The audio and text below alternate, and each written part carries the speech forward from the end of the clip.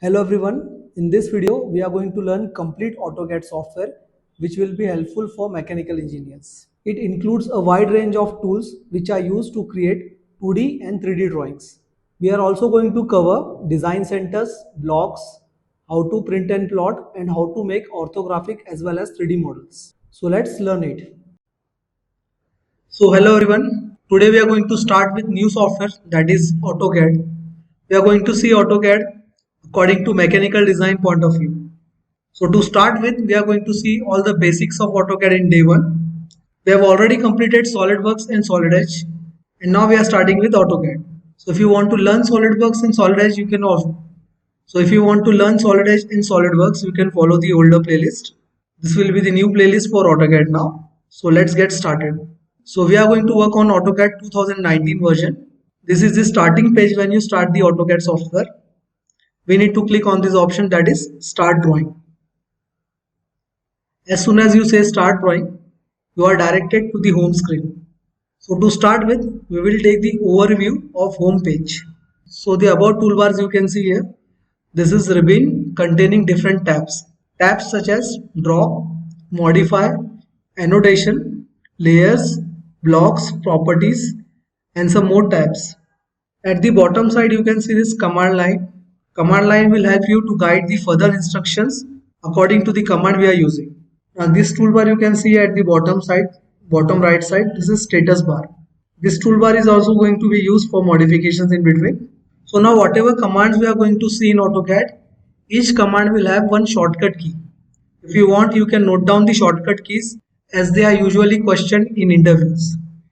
So we are going to discuss about the command as well as we are going to work with shortcut keys also. So if anyone required can note down the shortcut keys also at the time of using the commands. So to start with, first I am going to say unit. For unit setup, shortcut key for unit command is UN enter. So I am going to type here UN enter on keyboard. UN enter. One more thing, if you are typing any shortcut key, you don't need to concern about whether the text is going to be capital or small. You can go for any type of text whether it is capital or small. You just need to type UN enter. So for input, every time with each command you need to type enter after entering the shortcut key of the command. Now you can see here one window is coming showing the drawing units. At the left side the drawing units are for length. At the right side the drawing units are for angle. So in length we need to select the format for the length. Whether you want the length to be drawn in architectural type or decimal, you have the option for engineering. You want to display the length in fractions, or else you have the last option as scientific. Usually when you are going for mechanical designs, we are going to use decimal. So I'm going to select decimal here. Then you need to select the precision. So I'll select the precision here as 0.0. Now setting this precision, then the main thing, insertion scheme. So whether you want to work in millimeters, inches, feet, centimeters, meters, kilometers, micro inches, yards and microns. There are different types of units here, but we'll select the unit which we require. So I'm going to select millimeters only now. Now for angle, we are going to select the type format for the angle as decimal degrees only. We are going to take the precision in 0.0 and this angle is going to be measured in anti-clockwise direction. If you want to measure the angle in clockwise, then you can click on this option that is clockwise. After all the setup, you just need to say OK. Now I'll take one line here, but as I am drawing the line, you can see the length is coming in thousands. So it is better if you directly don't go for the line command.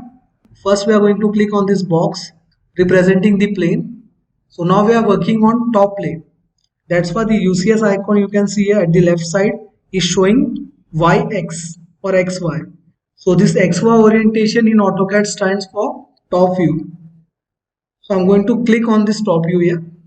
After clicking, you will see the setup will be adjusted automatically according to millimeters. Now if I take the line here, it is showing the values in millimeters such as 10, 20. It is not coming in thousands now. Still if I want to scale it more, I can scroll it here and now we'll take the line. So it is showing the length now in 40s and 50s. This green and red line, the intersection of both the lines is nothing but the origin for this page having UCS at the corner. If I want to set up this UCS at the corner left side so as it don't disturb the drawings, I just need to right click on the UCS, go on this option that is UCS icon settings, and select the option here as show UCS icon at origin. So this UCS icon will be shifted at the lower left side. If I scroll again for zooming zoom out, this UCS icon will not come in between the drawings. So these are the basic setups: setting the units, setting the UCS at corners, setting the page layout according to millimeters, and then we are going to start the drawings. The first command we are going to see here is line command. So after all the setup, we are going to go for line command. We need to draw one inclined line with the length of 100 mm as well as the angle we need here is 30 degrees. So to start with line, you just need to select the line tab, or else you can go for the shortcut as L enter for the line. Next, the prompt bar in command manager will ask you to specify the first point. So I'm going to specify the first point here. As we have discussed, we need the length of 100 mm. So I'm going to take in the first box, I'm going to put the value here as 100 mm. And to shift in the angle box, you can see beside the first box, the angle value is also coming in the box. So to switch in that box for the angle, you just need to click on tab button here. So I'm going to hit on tab, and you can see the length 100 mm is been locked there, and we have shifted for the angle now. So here I'm going to put the angle as 45 degrees and say enter. After enter, you will see this command is going to be continued. Means we can draw further lines also. But if you want to end this command here, you just need to click on escape on keyboard. Now after clicking escape, the command will be over here. Again, we want to continue with the line. I'm going to select the line, and you can continue with the line. Now I'll take one horizontal line here. But as we start drawing the line, we are not sure that line is going to come straight, vertical or horizontal. So to assure that line should come horizontal or vertical straight line, then we need to go on the status bar and going to select this command that is ortho mode. You can see at the bottom side, right side, this 90-degree icon. We are just going to put on this option, and here the ortho mode has been on. Now if I orient the line, it will either go vertical or it will become horizontal. In between, it will not take any inclinations here. It is because of this ortho mode. So whenever you need to draw straight lines, that is horizontal or vertical, you just need to put on or off this option that is ortho mode. Now the shortcut key for this ortho mode, you can see at the cursor point only it is showing that we need to click on F8. You need to select F keys on the keyboard, and in that F keys we are going to select F8. So if I click on this F8, this ortho mode will be on or off. You can directly click here also so as to control the ortho mode. If I put off the ortho mode again, you can see this line is coming inclined here. You can put up the angle also now. But if I don't want this line to be made inclined, select this ortho mode again, and the line will come straight. So I'll take this line here as 200 mm. Now I'm just going to specify the length here. We are not going to go for angle as this line is not inclined. Now to end the line, we are just going to say escape here. Now if you want to check the length or angle of the line made, you just need to select on the line, and when you place this cursor on the grip, it will show the length as well as angle. You can see there the length is coming 100 and the angle is coming 45. In this way you can cross check the dimensions here. Again, if I want to check the length of this line, I'll select this and put the cursor here. You can see the length is showing 200 mm. Now for the angles, suppose if I go for the line here, this line is coming horizontal straight. But if I go for the angle and put off the ortho mode, you can see the arc coming for the angle. The angle is coming from X horizontal, and if I go anti-clockwise direction, the angle is increasing. So here it will come 45 degrees, somewhere here, then 90, then here 135, and as soon as I complete this semi-arc, you can see if I come at 180 degrees, now it is 179.7, and if I go further downside, it will change the direction of the angle, and the arc of the angle will come clockwise, means the counting will start from the clockwise. So now this angle is being counted clockwise after 180 degrees.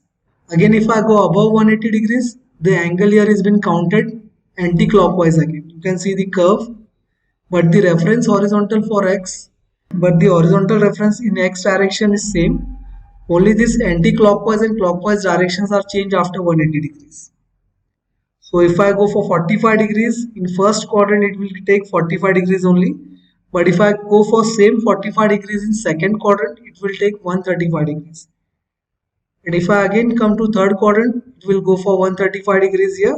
So by this we can say, if I drag this line in first quadrant and second quadrant, the angles will come according to anti-clockwise direction. But if I go in down direction, that is in third quadrant or fourth quadrant, the arc you can see here is coming clockwise direction.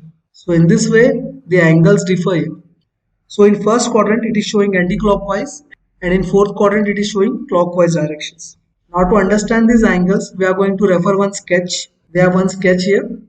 We'll start with the left bottom side, that is with the 80 mm line. So I'm going to take this line straight. I'm going to put on the ortho mode. Say this value as 80 mm. Say escape. We'll zoom out a little bit here. Again select the line. Length is 80 mm. Now all the length referred in this diagram are of 80 mm. And the angles are going to come either 135 or 45 degrees depending on quadrant and anti-clockwise clockwise system. So here if I put off this ortho mode, we'll take the third line, that is this line, length 80 and angle we are going to take here as 135. But as the angle is going to come from the horizontal reference, this 90 degrees will be ignored and we are going to go for the angle of 45 degrees only. So here length is 80. We are going to shift on the next box for the angle, pressing tab key, and here the angle will be 45 degrees. It is going anti-clockwise only. Again length is 80, tab, angle is going to be 135. Now we are going to draw two straight lines. So for that I'm going to put on the ortho mode. You can see this vertical and horizontal line here. So this same length 80, enter, horizontally also 80. Put off the ortho mode for the inclined line. Now we are going to go in the fourth quadrant. I'll take the length again as 80, tab, angle as 45. At the vertical side also we are going in first quadrant, so length will be 80 and angle will be 45 degrees. Put on the ortho mode. Now we are going to go for the straight lines here, these two straight lines, horizontal and vertical.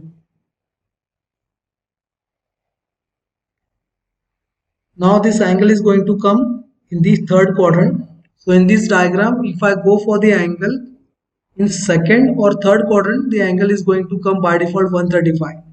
And in first quadrant and fourth quadrant, the angle is going to come 45 degrees. So now we are going in third quadrant, length is again 80, tab, angle is going to be 135, length is 80, tab, angle is 45. In vertical and horizontal line, say straight lines, ortho mode on, 80, enter, directly 80, enter. Next again the last two inclined lines, these two lines. So this ortho mode off, length is 80, tab, angle is 135, enter. And finally you can directly connect this line at the end point. So here this complete sketch has been drawn using line command, and we have also seen how to take the angles here, whether it is anti-clockwise or clockwise. According to quadrants, the angles values are going to be changed, even if the angles are similar. So this was line command. Now if I want to see the line type also here, you just need to go on this properties tab. You have these three options. This one, first one is for object color. It is coming by layer. Second is for line width. It is also coming according to by layer. And the third one is line type. So if you want to change the line type, you just need to click on this option in properties. You can see here by default there are three line types being shown, that is by layer, by block and continuous. All the three formats are having same line type. If I want to go for the other line type, you just need to select this other option, go for this load option, and you will get loaded with the different types of lines used in AutoCAD. So here I want center line, so we'll drag this cursor here. You can see we have this center line. We have two options more, 5x and 2x. Now these are nothing but the spacing between these dashes. 5x means we are going to have very small spacing in between the dashes, And if I go for this 2x, we are going to have the spacing larger as compared to the 5x. But instead of going for 5x or 2x, you can directly select simple center, say OK. Again, you can see here all the line types present were these three types: by layer, by block, and continuous. The center line has been added here. Say OK. Now you can see the list also. The center line is added in this list. But still the current line type is showing by layer. So if I want to draw any line in center, we just need to change the line type and we are going to set the current line type as center line. Now if I go for any object drawing, whether line, rectangle or circle, you can see here this line is coming in center line. Put on the ortho mode. If I go for the circle also or rectangle also, the line type by default will be in center only. It is because the line type, current line type is center. If I again go for bilayer, it will produce continuous line only now, as it was earlier. So in this way, you can go for the line types here. Select the other option, go and say load, and here you will get the different line types. If I go for hidden, say OK. Hidden line is also added. Select the hidden line as current line type, and you will see now the line type is coming as hidden. You can see the difference between center and hidden lines. Now if I want to adjust the spacing gap in between the hidden or center lines, we'll have one more command here, that is line type scale. Shortcut key is LTS. It is for changing the global scale factor in between the gaps. It will show the line type scale factor here as 1. The scale factor is for the dashing gap in between for the line types. So you can see here the value is coming 1. I'm going to say here as 3. As soon as I say 3 and click enter, the gap between the dashings of each line type will change. Say enter, and you can see the change. The spacing between these dashes is now a little bit larger. If I want to decrease this spacing again I'll say LTS enter, and I'll say 1 again. Say enter again. So the spacing between the dashes is being updated now according to the scale factors. So in this way you can increase or decrease the spacing here. Now if I move this line a little bit aside and if I zoom out, we can observe this line as a simple line. It is not shown as a hidden line. But if I want to show it as a hidden line, I'll say this scale factor as 10 this time, and you can see the difference. Now it is shown as a hidden line. So if you zoom in and zoom out, you can see the difference there. But one more thing to be noticed, if I go for LTS and change the spacing between dashes, all the line types present in the screen will change by the scale. Suppose if I want to individually change the scale, then we need to select the line, say right click, say properties, and in properties tab you will get these options. In general, we are going to have the 4th number option as line type scale. You can see up the upper left side. Select the value and change the value here. I'll set the scale factor for the spacing here as 3. Now only the dash spacing for this particular line is being changed. Spacing for this object, that is circles and line, will not change. So if you want to individually edit the line type scale, just click here and go for this properties, and here you can change the scale factor for that particular line only. You can see the change here. Say escape and finish. If I want to change the color of the line type, select the line, go for this color option, and you can change the color here. I'll select this circle, I'll apply yellow color here. If I go for the selection of these lines and go for the color again, you can see the changes in color. So for different line types, it is better if you keep different types of colors so as to specify or identify them individually. So this was line command, how to adjust the scale, how to adjust the line type, how to go for the ortho mode, how to make any sketch, how to change the colors. This was the first lecture for AutoCAD. We'll continue with the AutoCAD series further. Till then, thank you. So hello to everyone. Today we are going to start with AutoCAD day 2. We have already seen some commands in day 1 such as line command. We have one syllabus format here. Earlier we have seen line command, unit setup, how to set the line type. We have also seen how to apply the colors. Today we are going to start with the other commands remaining here. So to start with, we are going to start as rectangle command. So as I've said, every command is going to have one shortcut key. So the shortcut key for rectangle command is REC enter. I'll type here REC, and whenever you start the rectangle, you should start it from lower left side to upper right side. Means I'm dragging from lower left side to upper right side. You can see there are two boxes shown for the values. The first box will stand for X distance and the second will stand for Y distance. So here the X distance I'm going to take here is 1500, and for switching to the other box I'm going to say tab, and the Y distance we are going to put here is 1000 mm. So one rectangle is been made. As I said, we need to drag the rectangle from lower left side to upper right side. This is the first quadrant in which we are dragging the rectangle. Suppose if I go in second quadrant, you can see one value is coming negative and the other one is coming positive. If I go in third quadrant, again both the values will come in minus. You can see there. If I go in fourth quadrant, X is coming positive and Y is coming negative. That is minus value. So that's why we have said it is better to drag the rectangle in first quadrant only from lower left side to upper right side.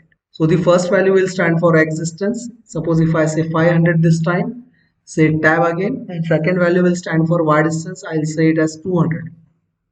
Again one rectangle has been made here. Now if I click on this rectangle, you can see it is coming as polyline object. Means it is combined object made of single line only. If I want to check the size of this rectangle, we need to place this cursor on the grip at any end. You can see both the values are being shown. So X distance is coming 500 and Y is coming 200, and it is polyline object. Suppose if we need to make this rectangle by line command, we'll put up the values here, 500, enter, then next 200, enter, again 500, enter, and last I'll connect on the end. So suppose if we make the rectangle in this format, it is not a polyline object. You can see each line is been selected as single line only, and here if I click once, complete rectangle is been selected. It is because of the polyline, and here the rectangle is made of 4 different lines. So this is the main difference if we make rectangle from rectangle command or from single line. Commands also will be applied in different ways for both the types of rectangles. We will see it later. The next command we are going to see here is ellipse command. There are total 3 types of ellipse command. The unit of measuring the ellipse is in major axis and minor axis. So if I say center ellipse here, it will start from center. You need to give the distance here. So I'm going to say it as 200 mm. The distance has been referred from center. Say enter. I've given the X distance. Next the Y distance I'm going to refer here as. The next distance I'm going to refer here as 300. So you can see this shape. This oval shape is nothing but elliptical shape. Ellipses are always made by showing the two distances, that is in X direction and Y direction. These both distances are known as major axis and minor axis. If the distances of major and minor axes are same, then it is going to be circle. So that's why to differ the distances, we need to take different values for X and Y. One will be the major distance and second one will be the minor distance. So here the major axis will be of 600 as the Y distance is taken from center as 300, and the minor axis will be of 400. It is because the X distance is taken from center as 200 mm. So in this way you can specify the ellipse by major and minor axis. So after that, second type is from axis end. So in center end, both the distances were taken from center. We need to take only the half value of major and minor axis. But if I go for axis and ellipse, you can see the second type. Here the first distance will be complete axis distance, whether it is major, whether it is minor. If I take this distance as 600, it will be from end to end, not from center, the first distance. And if I go for the second distance, it will by default come from center. If I want the second distance, that is minor axis distance, to be taken as 400, so I'm going to refer as 200 from the center. So here is the ellipse made by axis and method. The first distance is referred from end to end and the second distance is referred from center. Next, after this ellipse, we have this third one, that is elliptical arc. It is kind of partial ellipse. We can make an ellipse in a partial way. So to start with, it is going to start as an axis and point ellipse only. That is, end to end distance is taken for the first point and the second point is referred from the center distance. So we'll start it from left side. I'll say the major axis distance as 600 mm, and the minor axis distance we are going to take here is as 120 mm. Then we need to put off the ortho mode, and you can see here it is asking at the cursor specify start angle. So I'm going to say start angle as 0. Now as we have started it from left side, it is going to refer the 0 from the left side only. Next we are going to say the end point. So the end angle we are going to take here is 225. So in this way we can make the partial ellipse by specifying the start or end angle. Again one more time, specify the major axis first. I'll say it as 600. Then minor axis I'll say it as 200. Then specify the start angle. We have started it from left side. I'll say 0 degrees as the start angle. So it is taking a start from left side, you can see here. Next, the end angle I'm going to say here as 180 degrees. So the next command we are going to see here is list command.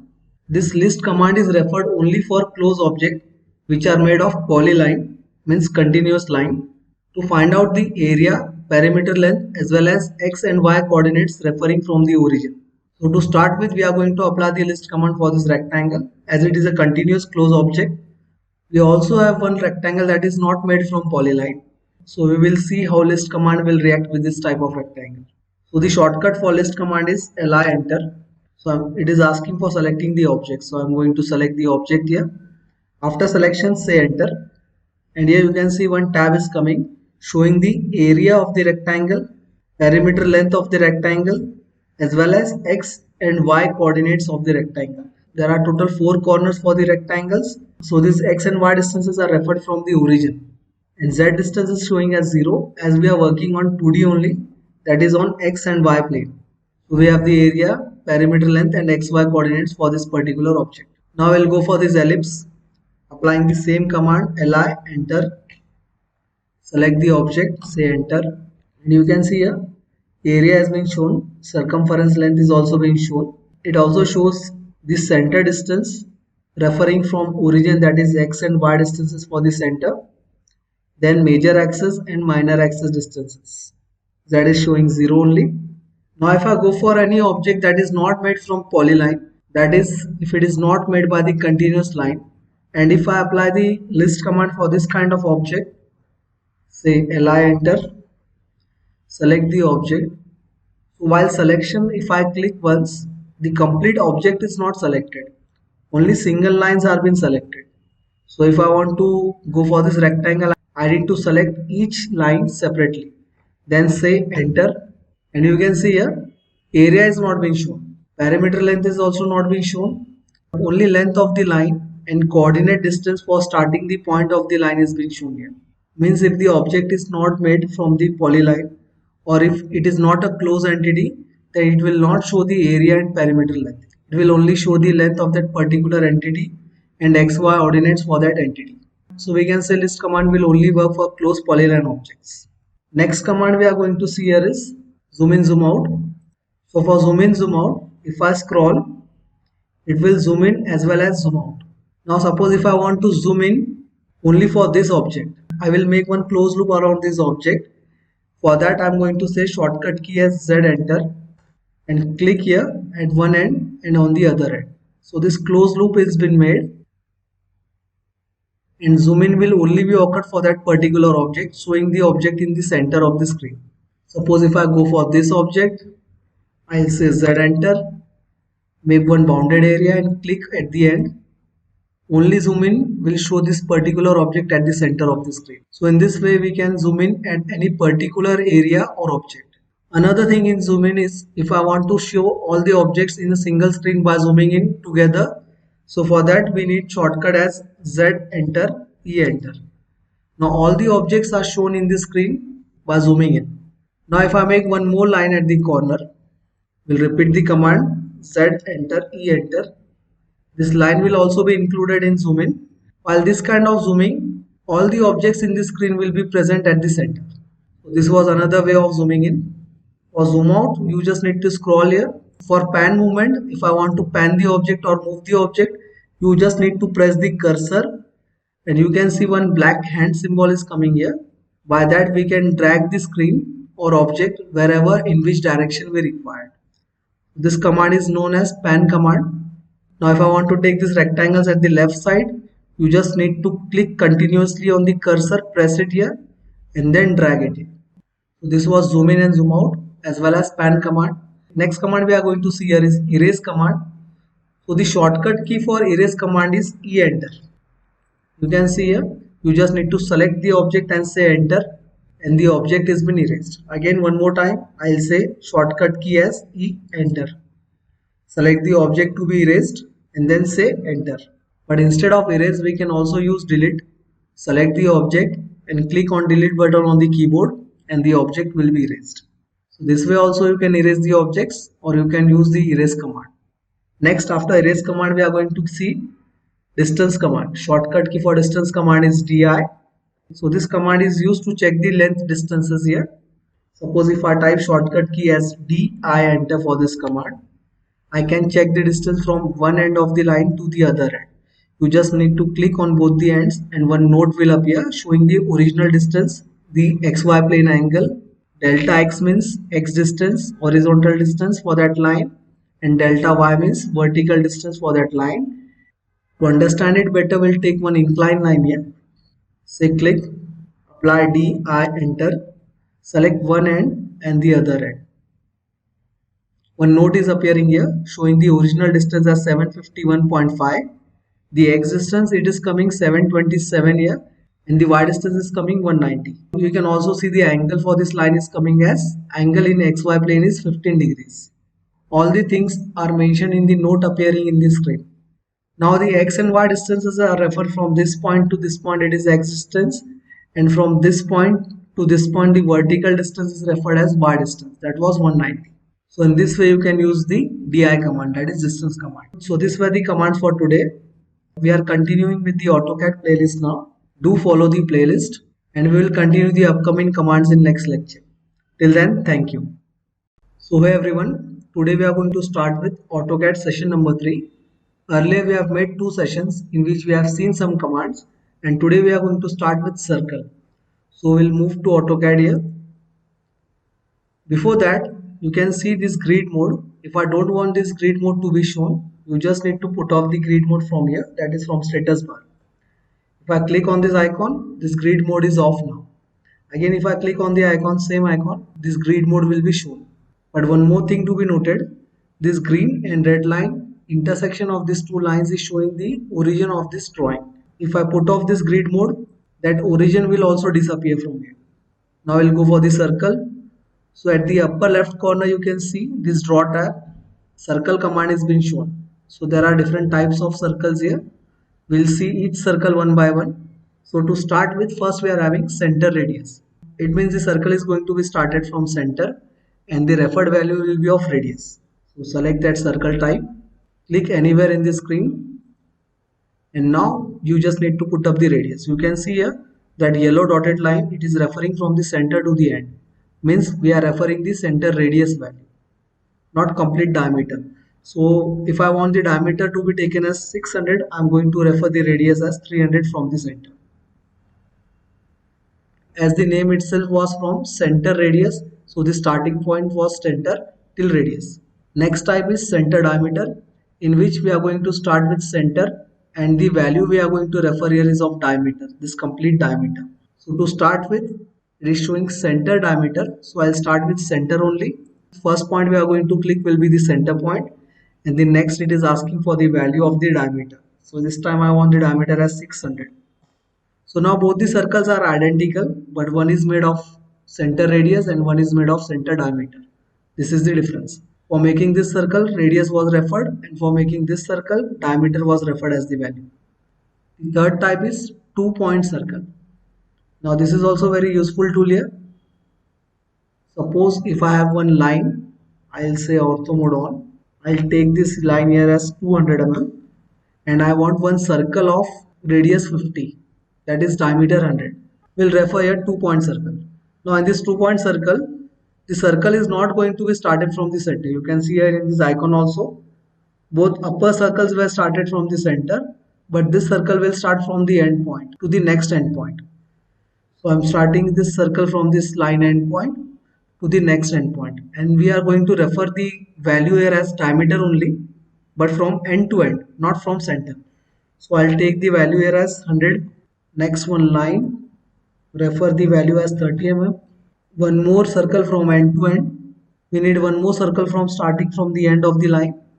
Select 2 point, click on the end point and put up the diameter value. We'll take this value for the diameter now as 200 mm. So the speciality of this circle is we can directly start from the circle from the end points. We don't need to refer center points here. The circle will be made from one end to another end, and the unit value which is going to be referred here will be the diameter. This is 2-point circle. Next one is 3-point circle. Now for this 3-point circle, we'll make one scenario here. I'll take this line as 100 mm. We'll keep the gap of 100 mm here. So for putting of the offset gap, you just need to put on this option, that is show object snap tracking. Next, select the line, and you can see one green dotted line is coming here. At the cursor, it is showing the extension distance. So I'll put up the distance here as 100 mm. So the next line will automatically start from 100 mm offset. And now we need to put up the second value. So I'll say the second value here as 100 mm only.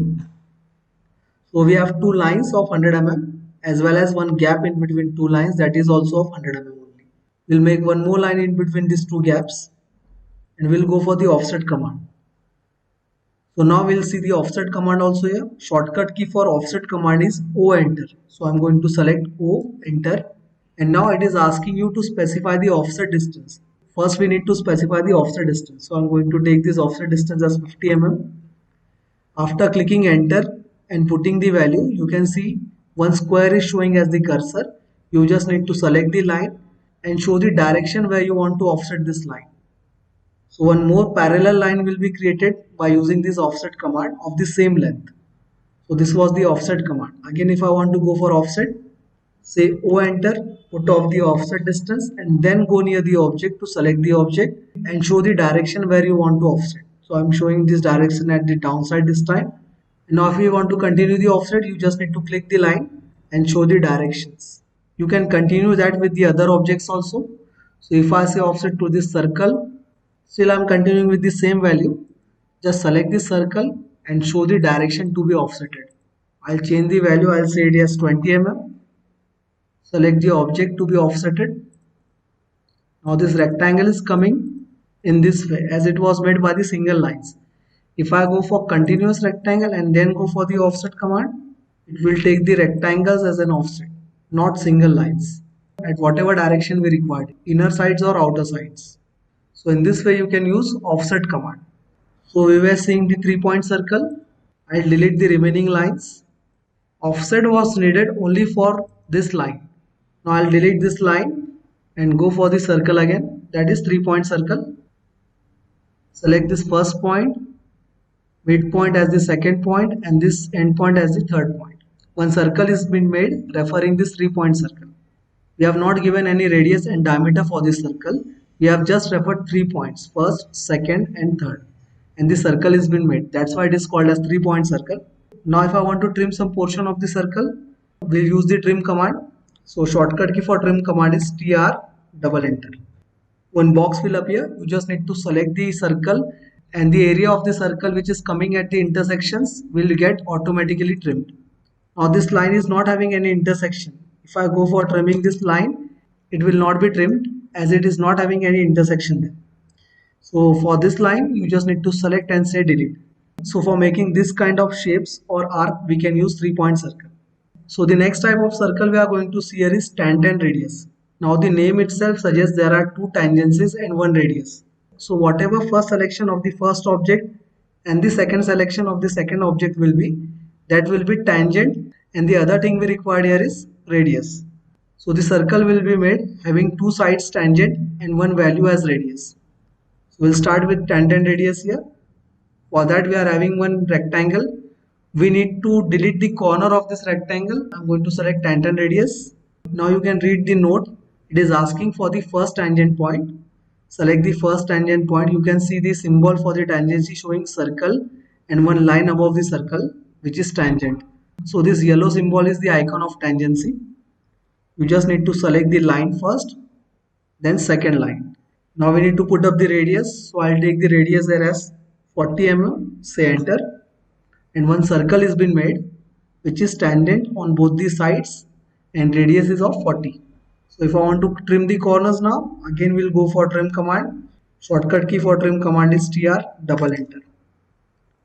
And we will trim the corners and unwanted arc of the circle. You can see the corner has been removed and this arc has been made having tangencies at both the ends of the lines.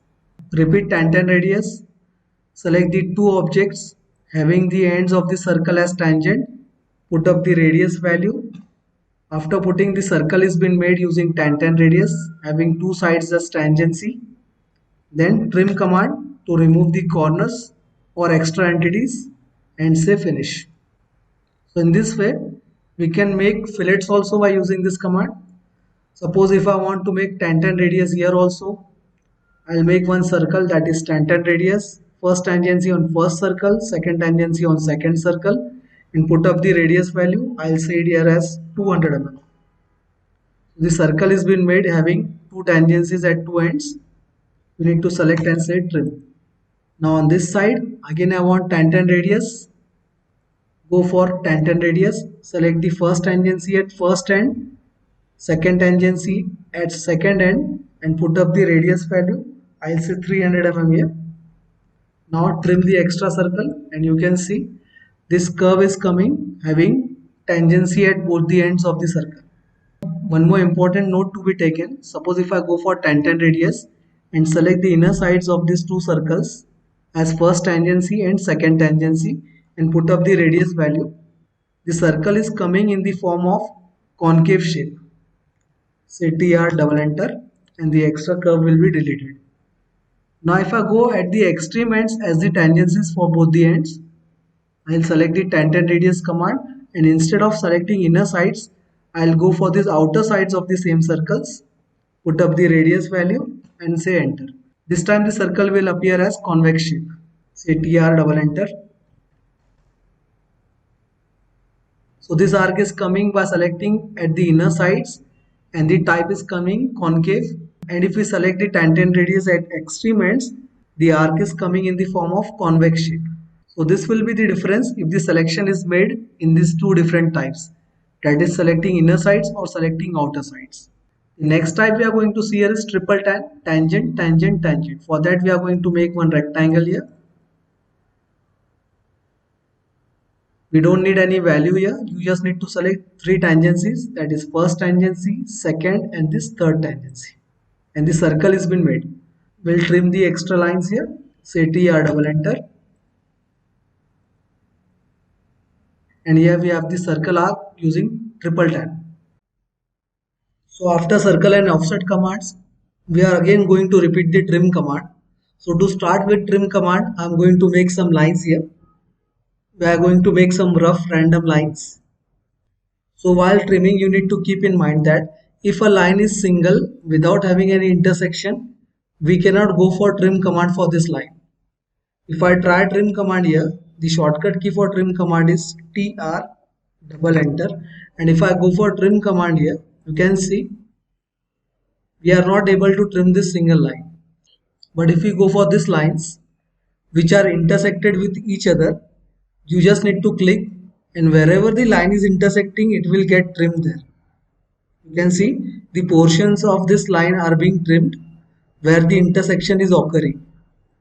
Now there is no intersection between 2 points of this line. So this line will not get trimmed here. But if I go for this line again, this inclined line, it is been intersected with this single line here. So if I trim this line, it will be trimmed. But this portion again, there is no intersection. So this portion will not get trimmed. So intersections are required for trimming the lines. If there is no intersection, the line will not get trimmed here. So the remaining lines we can see here will not get trimmed. It is because there is no intersection for this remaining lines now. So in this way trim will work. The only option remaining for removing this line now is just click on the line and say delete. Or you can select all the lines together and then say directly delete. So this was trim command. Similar is the extend command, that is inverse of trim command. So if I have one circle here, I'll make one line also. Now if I go and say extend to this line so as to intersect this circle, We can extend it directly. Say shortcut key as EX, double enter, and you just need to click on the line to be extended. If it is having support in front of it, it will get extended till there. You can see here, still one line is there, means one support is there. If I again click on the line, it will get extended. But further it is not having any support here. So again if I click on this line, it will not get extended that time.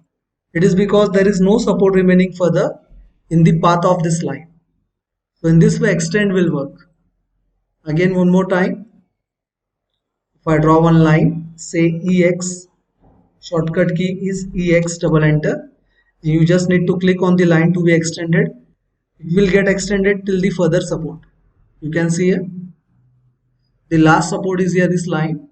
And after that, if I say extend, it will not get extended. It is because there is no support.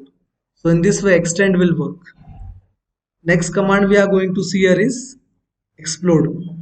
You can see this icon, this cubicle icon showing explode command. Shortcut key for explode command is X enter. So I'll say X enter here. You just need to select the object which is combined. You can see here this rectangle. If I click here, it is a combined object, or we can say it is a polyline object. So if any object is polyline and we want to make it in a single line or convert it to single line so that each line will be selected separately, you can go for explode command. Say shortcut key as X enter again, select the object which is a polyline object, say enter. And now we can see when I click on this rectangle, each line is being selected separately. One more time, if I make one rectangle, one more rectangle here, both the rectangles are made by polyline here. So if I click on this object, only single line is not selected, complete object is been selected. If I want them to be selected as a single line, then we need to say explode only. Shortcut key is X enter. Select X, say enter, select the object to be exploded and say enter again. You can see this rectangle is converted to single lines now. But this is still a polyline. Only one click is required to select all the object. So this is the difference we can make using explode command. The next command we are going to see here is fillet command. For that we'll make some more rectangles here. So for fillet command, shortcut key is F enter. I'll say F enter. You need to select the object to be filleted. So I want to make fillet on the corners of this rectangle. Before selecting the lines, you need to go on this command line manager and you can see some options are given here. Left down side you can see some options. I'll select the radius option here. And after selecting radius, you need to put the value for the radius. So I'll say the radius here as 100 mm. And I'll select the corners after giving the value for the radius only. So I'm selecting the first line and the second line here. You can see one fillet has been made with the radius of 100. We'll go for some bigger value here. It is not visible properly, so we'll take some bigger value. So repeat fillet, shortcut key is F enter. Select the radius, put up the radius value as 800, say enter. Select the corners of the rectangle and you can see the fillet has been made here. Corner is removed. Now one thing to be noticed, if I go for fillet command here, only one fillet is created at one time. If I want multiple fillets to be created at one time, then you need to select one more option, that is multiple, before selecting the radius. So we'll repeat the fillet command here, select F enter, and before going to radius, we'll directly select multiple first and then select the radius. I'll say the value again as 900 here. We'll select the lines and fillet has been created. But still command is continuing here. It is because of multiple that we can go for more fillets here. So I'll select these corners also. I'll go for other objects also. You can see here. If I want the fillet to be made between these two lines, we'll select the two lines here. Between this line and circle, but you can see this extended line will automatically get trimmed as I select line and circle. It is because the trim command is predefined here. If I want to put off the trim command, we can put off that also. We'll see it further. Again here also same, line and circle, the extended line has been trimmed and one fillet has been made. Value is continuing as 900 only as we have selected multiple. Next we'll trim this arc. PR, double enter. and this arc has been trimmed. So in this way fillet will work. We'll make some more rectangles. We'll see all the options for the fillet. Select F, enter, and we have seen multiple and radius.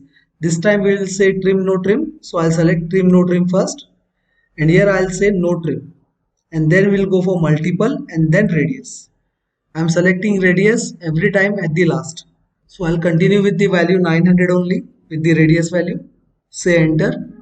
Select the rectangle corners, and you can see one fillet has been made, but rectangle corners are not been trimmed. This is the difference here. If you go for trim and no trim. If I want to trim the corners, I'll select the trim command again and say trim this time. You can see at the lower left side I'm doing that. Select the corners now. This time the corners will be trimmed. So this is trim, no trim. Next we are going to see this polyline option. For that we are going to make one rectangle here. And for polyline, only objects which are made by polyline can be used for this command. If the objects are made by single line, fillet will not be created there. So I've made this rectangle here with the polyline. I'll make one more rectangle and I'll say explode here. So now this is not a polyline object and this one is the polyline object. We'll see the effect of polyline in fillet on both the objects here.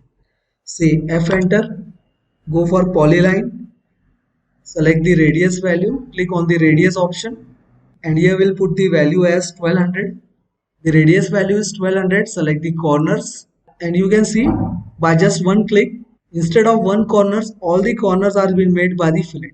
But if I go for this option, which is not made by the polyline, say F, enter, select polyline, then radius value, say 1200 only as the radius value, and if I click on this rectangle now, it is not been filleted here. It is because this is not a polyline, and you can see at the cursor it is asking for selecting the 2D polyline only.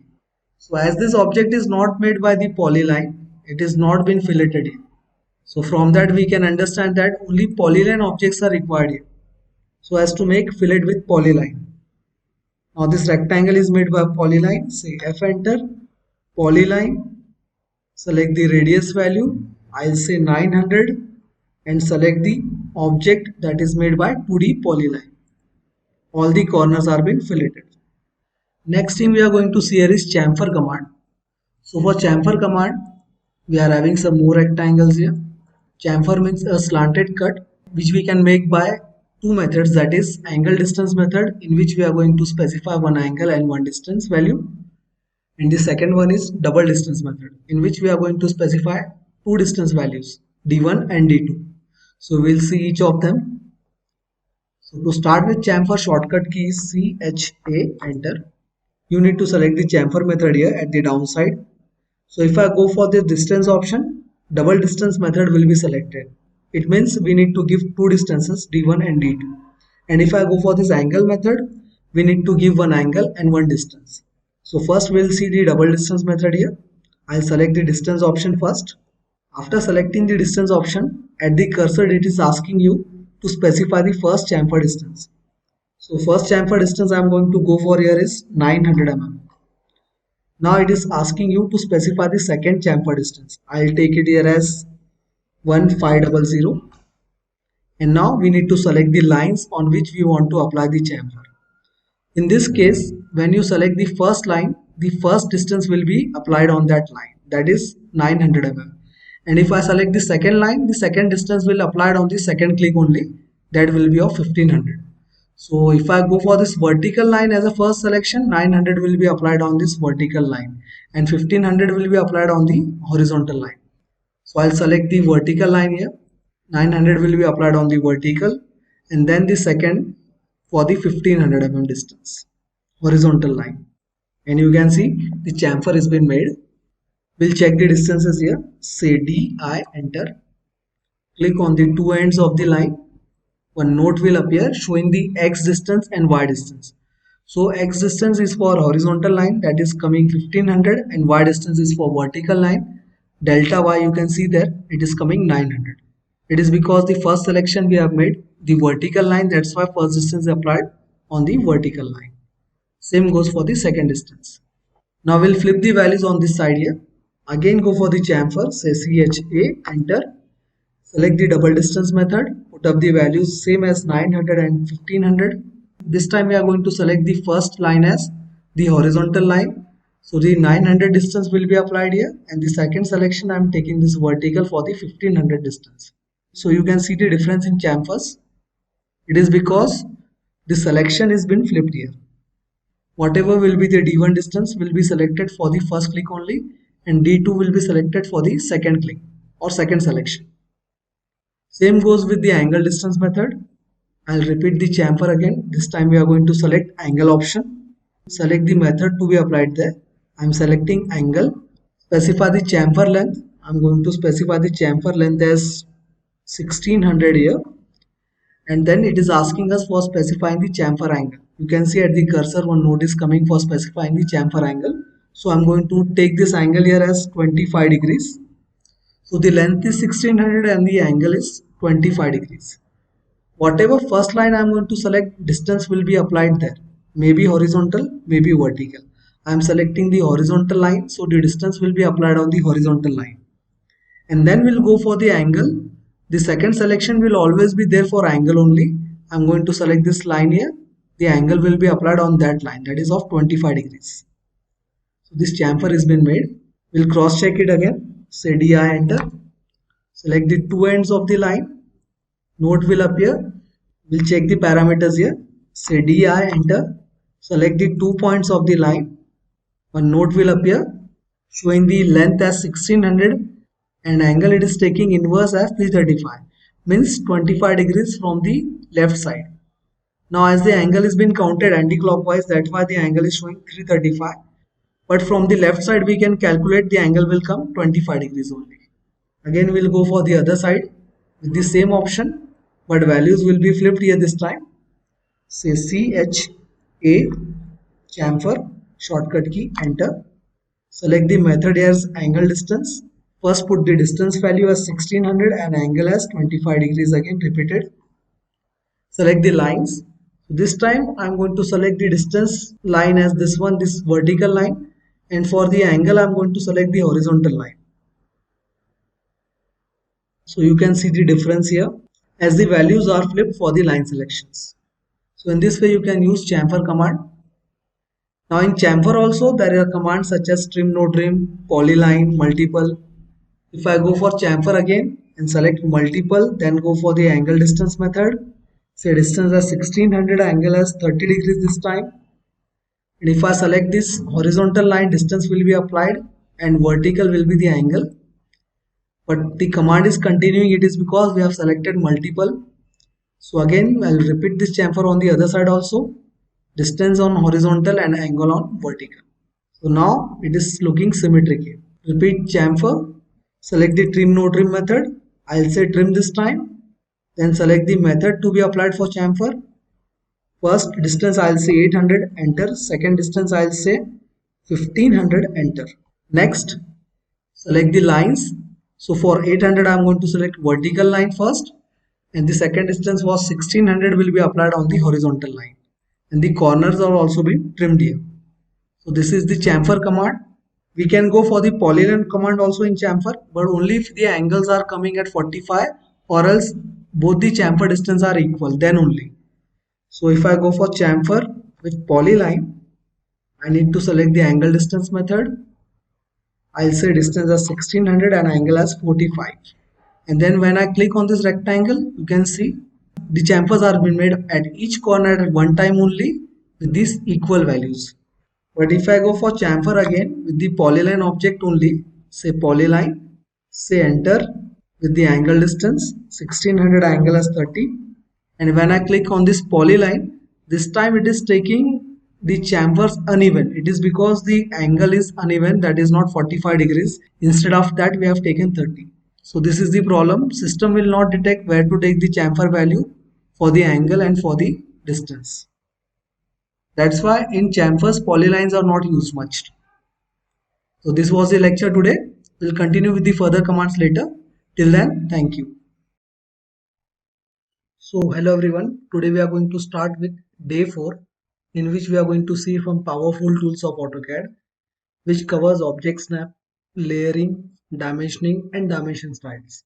So to start with, we are going to start with object snap. So the word snap means grasping any point or object. So the command object snap will lie in this status bar. You can see here at the lower right side, this blue color icon with rectangle. If I click on this option, you will get to see the object snapping points which are present in this setting. So there are different types of snapping points such as endpoint, midpoint, center point, geometric center, node, quadrant, intersection, and many more such as tangency, nearest, parallel, perpendicular. All these options are right now on. But if I click on these icons, they will get off. You can see here the click mark is being kept off here. Suppose if I put off this endpoint, midpoint, center point, perpendicular, and tangency. Say OK. And now when I go for taking a new object with the reference of line, center point of this circle is not visible now, neither for this circle. Same is the case for endpoints. We can see here endpoint is not being showing. It is showing nearest only. Suppose if I go again on object snap settings and I put off the nearest option also, quadrants also off, say OK. Now if I drag the line on circle, these quadrant points are also not visible now. Same case is with the nearest. Now I cannot grasp the nearest point or end point. It is just showing the extension point. If I start this line, referring this as the end point, and I click here, you can see here the line has been made. Still when you zoom out, you can see these points are not connected with each other. Means they are not starting at the correct point. Again, if I go for line command and if I try to start the line from this horizontal line endpoint, we can see here there is no highlight of the endpoint being shown here. It is because the settings in the object snap endpoint is been kept off. You can see here, say OK. If I start the line from here, still when I zoom it, we can see they are not connected together. Now in circle, if I go for the selection of center point of the circle, center point is not been highlighted here just because of the object snap setting being off here. So to start that, again say right click object snap settings and select all option. Means all the options will be put on here. Say OK. Now if I go for the circle center, it is grasping the center. If I go for the lines endpoint, it will grasp the endpoint here. And we can draw the straight line from the endpoint without having any connection gap. I did this one. Same way, if I want one line tangent to be made between these two circles, I'll say object snap settings, say right click on this icon, go to object snap settings, and I'll put off all the options. Just tangency will be put on here. Say OK. Now it will only show the tangency as a snapping point. The other snapping points are not been highlighted here. It is because all the snap points are being kept off. So here tangency has been started, and when I will drop this line on the circle, it will again show the tangency to end the line. So now this line is been made tangent in between both the circles by using object snap settings. I'll put on all the options again. There is another way of making this line tangent to both the circles. In that case, we don't need to put on the tangency option and the other options off. We can directly go for the line command. After selecting the line command, don't go directly on the circle. Instead of that, we will keep the cursor aside, hold the control key, right click on the mouse, select the option list here as tangent. And the tangency has been started. We can see the tangency symbol has been highlighted there. Click anywhere on the circle, the line will be starting from the tangency only. Now to drop the line on the other side, continue press hold the control key, then right click on the mouse and then again select the tangent. Here I'll drop the tangency again. So now both the lines are coming tangent to both the circles. The way to start taking the line tangency is select the line, continuous press control key, say right click while holding the control key, select the tangency starting point, again hold the control key, say right click, say tangency and drop the line on the other circle. In this way lines will automatically come tangent to both the circles or arcs. Now sometimes even if the settings are on, all the options are on, but this object snap option itself is off, Still we can't grasp any object or endpoints. It is because object snap option has been put off. So here the color on the display is showing black color. If I put on this option, the icon will be highlighted in blue color. Means object snap is on again and we can go for grasping the points. So this was object snap settings. Next we are going to go for layering. Till now, whenever we were making any objects such as lines, rectangles, circles, we always need to change the color from this option, that is from properties. Maybe color, maybe line type. But if I want this to be predefined, and then you can utilize them together itself without switching to these options, for that we can go for the layer option. We just need to go on layer properties, click on this option, and here you will get the option to make new layer. This option with orange dot, you just need to click here. Before that you can see predefined layer has been there, that is zero layer having color white, line type continuous. That's why whenever we were drawing the lines, they were coming in white color.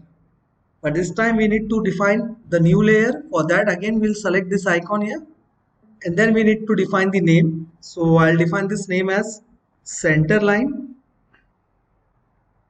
Click on this option for the color here. Put on the color. I'll select this color here. So the line type required. So I'll select this load option. So one thing more, we can select the line type from here also. Instead of going in properties, we can define the line type in layers also here. You just need to select line type, select load option, and you will get the list of the different line types. So I'm going to select the center line for the center line layer. Say OK. Again OK. But still this layer line type is not being changed. So I'll select it again and it is loaded here. So I'll select the center line and say OK again. So now for center line layer, we can see the line type is also been assigned as center only. If I want to assign the thickness for the line type, you can assign the thickness also here. So the line widths will go for the thickness. I'll say the thickness here as 0.4 mm. Say OK. Next, again we'll make one more layer. Say new layer here again. And go for the name here as hidden. I'm making the layer for hidden lines. I'll select the color here as yellow. And the line type I am going to select here is hidden line. So after saying load, you can see this option here, hidden line. Say OK. Select the current line type also as hidden only. Say OK again. And you can see this line type is being changed. If we don't change the thickness, it will carry forward the last layer thickness here. That's why it is showing 0.4. So I'm going to change the thickness also here. That is line weight. Select this option and say default only for this line type.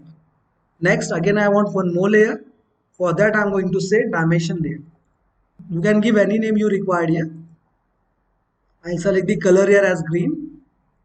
And line type I'm going to take for the dimensioning here is continuous only. Say OK. So now we have made 3 layers here. First layer was predefined. The layers we have made here are center line, hidden and dimension layer. We have also provided the thickness and line types here. We will get one more option, that is transparency. You can provide the value for the transparency from 0 to 90. It will make the layer transparent, or we can say it will make the layer faint a little bit so that it may stand out differently and in light colors. For that we can use transparency, but we are not providing transparency right now. We will see it later. Say OK now. So all the layers are been made. We'll just close the layer tab here, and we can see by clicking on this arrow in layers, all the layers been made are been highlighted here. Now we need to select the required current layer. So the current layer is coming as 0. So whatever drawings we are going to make will be made in 0 layer.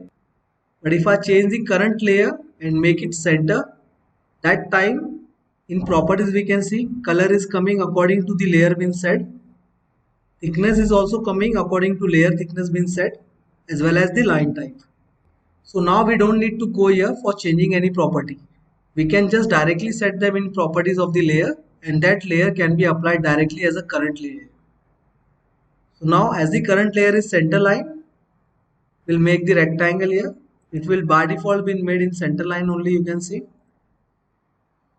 The line type is coming as center, and this rectangle is been made. If I want to increase the thickness little bit more, select the layer, go for this thickness option, update it as 1 mm. Say close. But still we can see it is having the same thickness as of the earlier objects. It is because if you want to show the thickness, you need to go in status bar and you need to put on the line weight option first, and then the thickness will be highlighted here. So here the thickness option is not being shown. So for line weight, I am going to select in the status bar this option, that is customization. Click on this customization option and here we'll get the line weight option. We'll just put on this option. So whichever option you want in status bar, and if it is not shown here, you can select this customization option and put on and off the option here, so as to display it in the status bar or not. I'll select on this option here, show height line weight, and now you can see this line weight that is of 1 mm has been shown here. But we need to zoom and then see whether this line type is coming or not. So to highlight that it is the center line only, we need to change the line type scale. We have seen this command line type scale in day 1. Shortcut key for that is LTS enter. And you need to select the scale factor. I'll say the scale factor as 10. You can see the difference now. Still, I want the scale factor to be made more resolved. For that, again, I'll say LTS enter.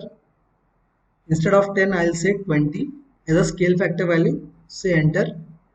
And now it is showing in the center lines. If I want to change the thickness again, go for the layers and change the value for the thickness. I'll say 0.5 only. Say OK. And now you can see the thickness of the line is been reduced. And we can clearly see the line type now. So in this way we can increase or decrease the line type scale, as well as we can provide the thickness and colors in layers itself. We don't need to use this properties option again. Now what is the advantage of using these layers? We would have get this result of line type, colors from properties also. But still we are using these layers. It is because I show you this with one example. We have this circle here. We'll make one rectangle also. So for that, select the rectangle command. I'll make this rectangle here. We'll change the layer first. I'll say this layer as hidden, and we are going to make one rectangle. So this rectangle has been highlighted. We'll put some offsets here. Say O enter, shortcut key for offset. Provide the distance required, and then we'll go for the offsets. 20 is showing very low value. Again we'll go for the offset and we'll increase the value as 200. We'll go for the circles also with this offset value, as well as this rectangles.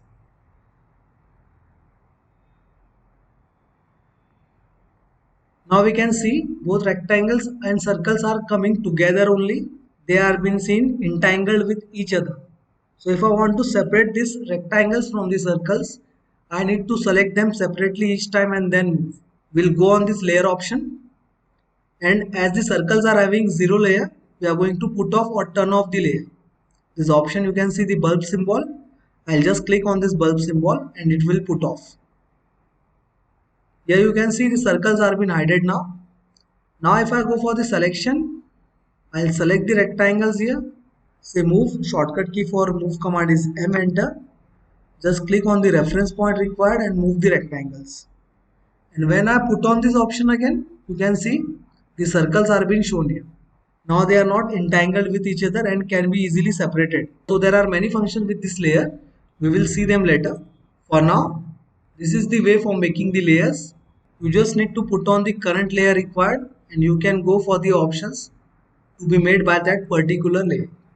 So the next command we are going to see here is dimension style and dimensions. For that we have already made one layer to give the dimensions. So all the dimensioning options are given here in annotations.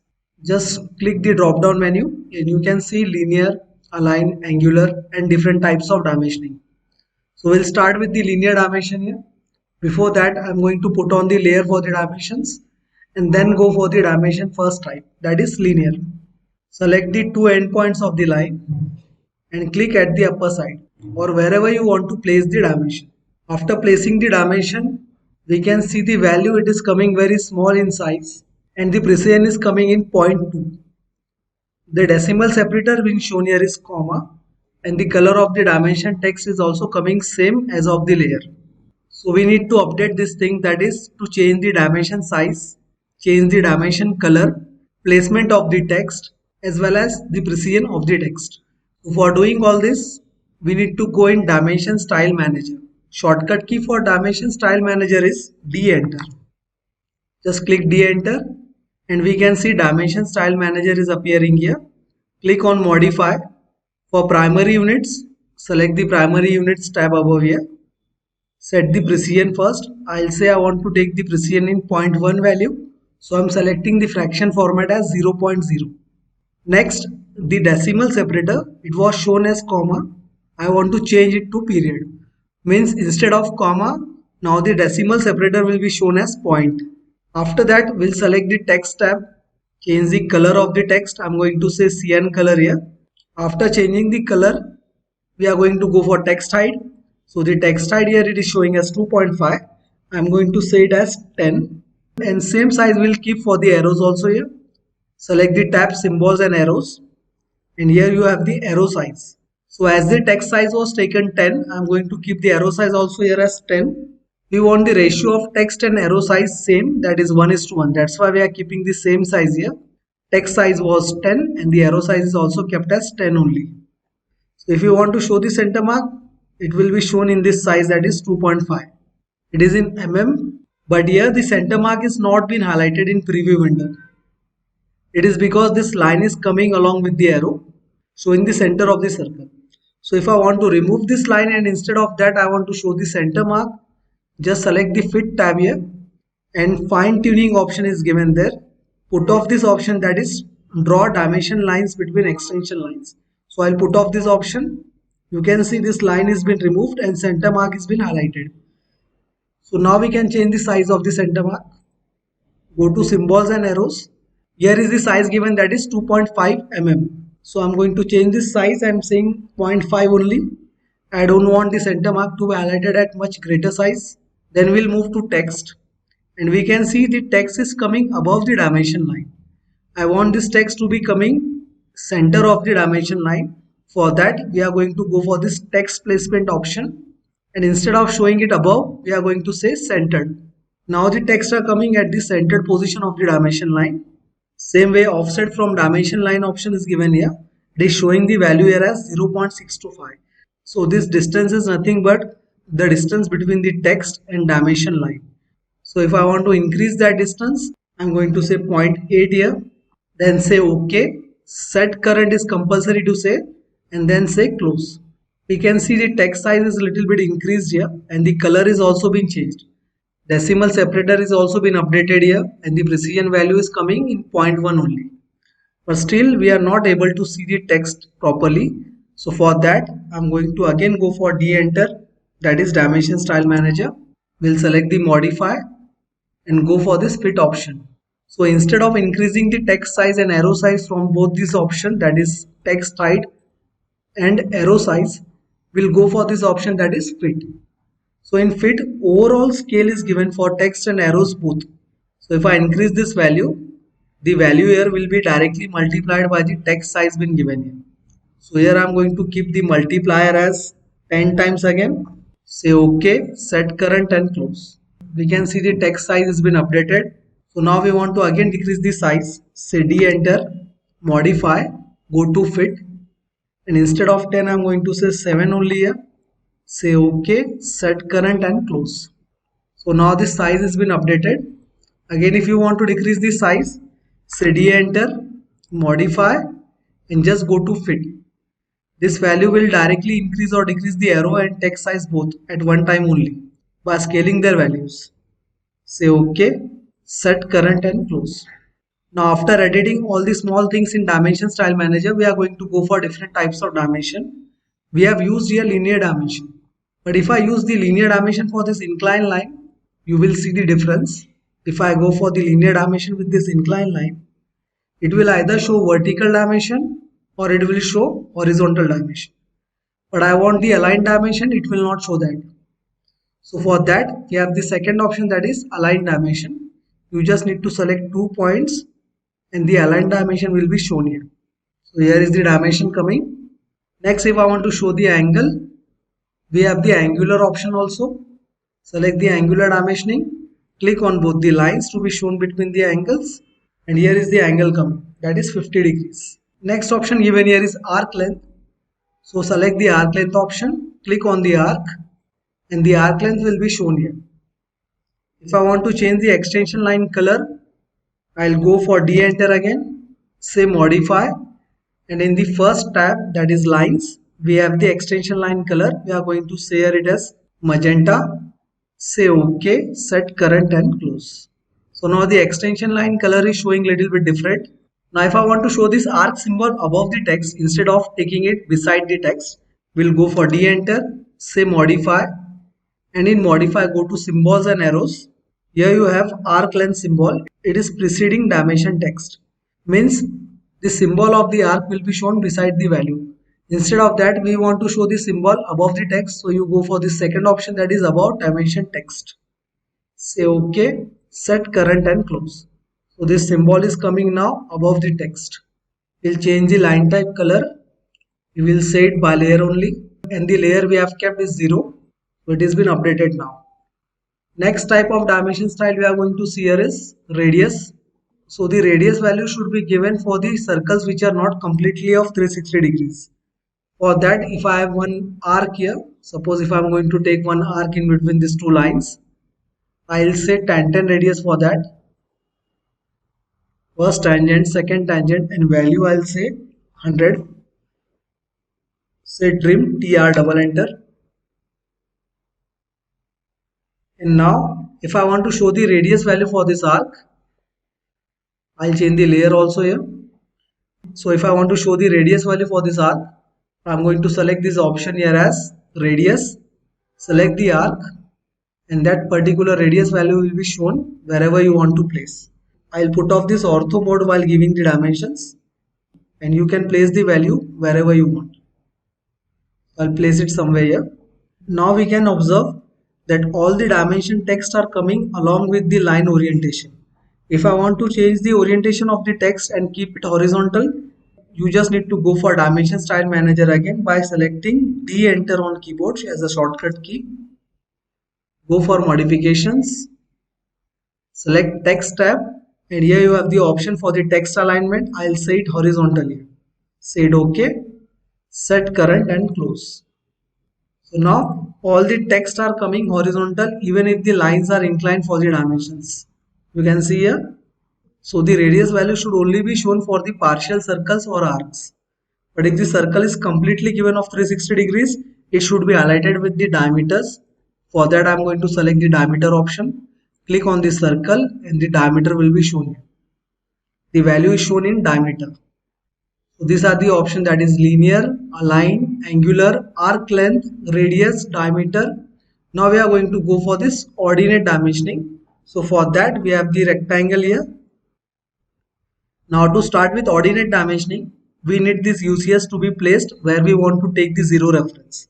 I am going to take the 0 reference at this lower left side end of this rectangle. So we need to place this UCS icon here.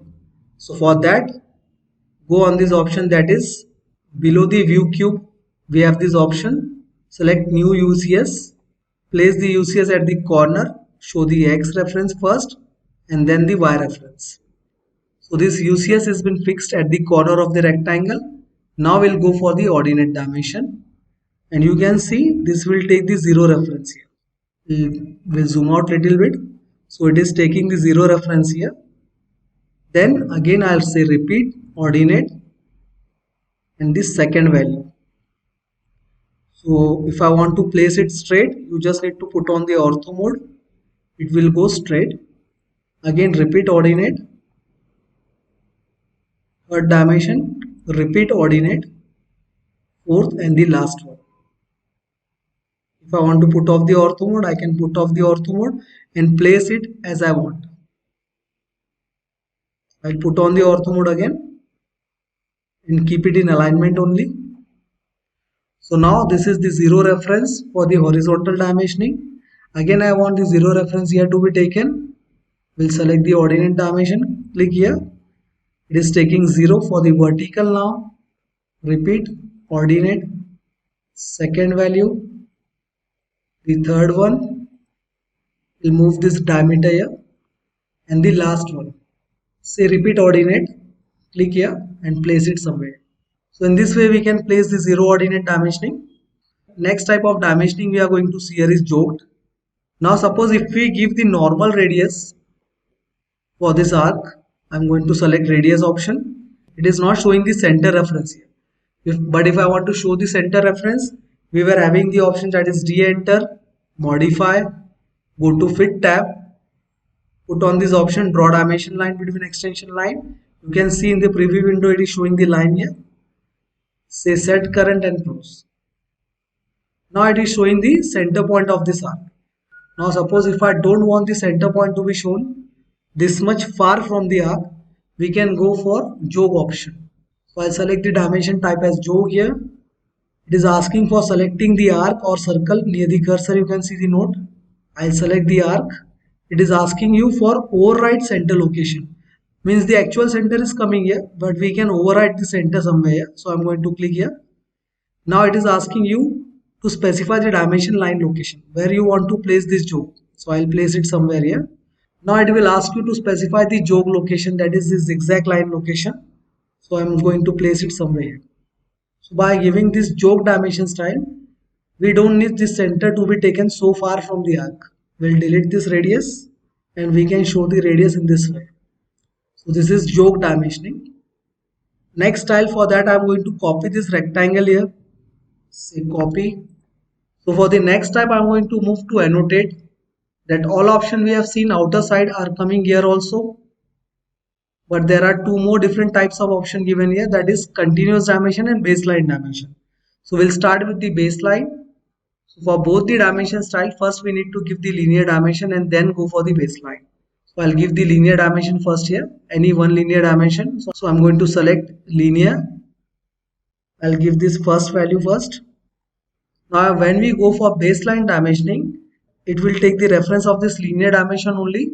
Whatever was the starting point for this dimension, the baseline will be continued as a datum from there itself. Here baseline, second point, third point and the last point. We'll just place the dimensions apart here so as to understand the values. Here all the dimensions are taken from the base, that is one common base. This line is considered, this vertical line is considered as datum, and all the dimensions are referred as a zero reference from here only. But one thing was that you need to take the linear dimension first and then go for baseline dimensioning and just click on the points which you want to refer from the origin. The next type is continuous line dimensioning. For that again I'm going to make one line in between. We have this line. Now we'll go for this continuous line dimensioning also. So to start the continuous line dimensioning also we need linear dimension to be given first. So I'm going to give this first entity as a linear dimension and then go for continuous line dimensioning. It will continue from the last dimension given in the screen. Same goes for the baseline dimensions. That's why linear dimensions are needed first and then these two options can be given. So continuous line dimensioning, you just need to click on the points and it will take the dimensions point to point. Instead of referring from the common point, it is taking point to point. It is not like baseline dimensioning. So in continuous line dimensioning, the points are referred from point to point instead of taking it from the common base. So this is the main difference between both of them. But both of them starting is to be done by the linear dimension only. So these were the different dimensioning methods we needed to see here. We'll stop here and we'll continue with the upcoming commands in next lectures. Till then, thank you. So hello everyone. Today we are going to start with some exercises for the AutoCAD. Lastly, we have seen some commands like fillet, chamfers, how to make circles, lines, how to apply dimensions, how to give center marks, and how to create layers. So today we are going to make them utilize by making this exercise. So to start with, we are going to shift to software and here we are going to start with the drawing. So we'll start from the left side. We have these two circles with diameter 24 and 52. So we'll start with diameter circle. Circle type I'm going to take diameter. We can take radius also, but I'm going to start with diameter. So here the diameter given is 24 and 52. First I'll take 24 diameter circle. I'll zoom out a little bit and then we are going to go for 52 diameter. that is this one. Same center reference, 52 as diameter. Next we are going to make one line referring this distance as 150. So for that we need one reference line, as well as we are going to need some center lines also. So it is better to make layers first. So I'm going to start with layers. Say new layer. For center line, I'm going to select the color here as this orange color, faint orange color. Next we are going to go for line type. So in line type I'm going to take center here. Say OK. Again, next line type we are going to take as a reference line. Next I'm going to take the color here as a little bit off brown color. Line type I'm going to take here is dash dot. In layer itself we have the option for taking the line types. I'm going to take ISO dash dot. Say OK. Apply the line type as ISO dash dot. Say OK. Say close. Now we are going to make that line here. Before that I'm going to activate the layer for that reference line. So here we need the reference distance of 150. That's why we are taking this line. Say ortho mode on and distance as 150.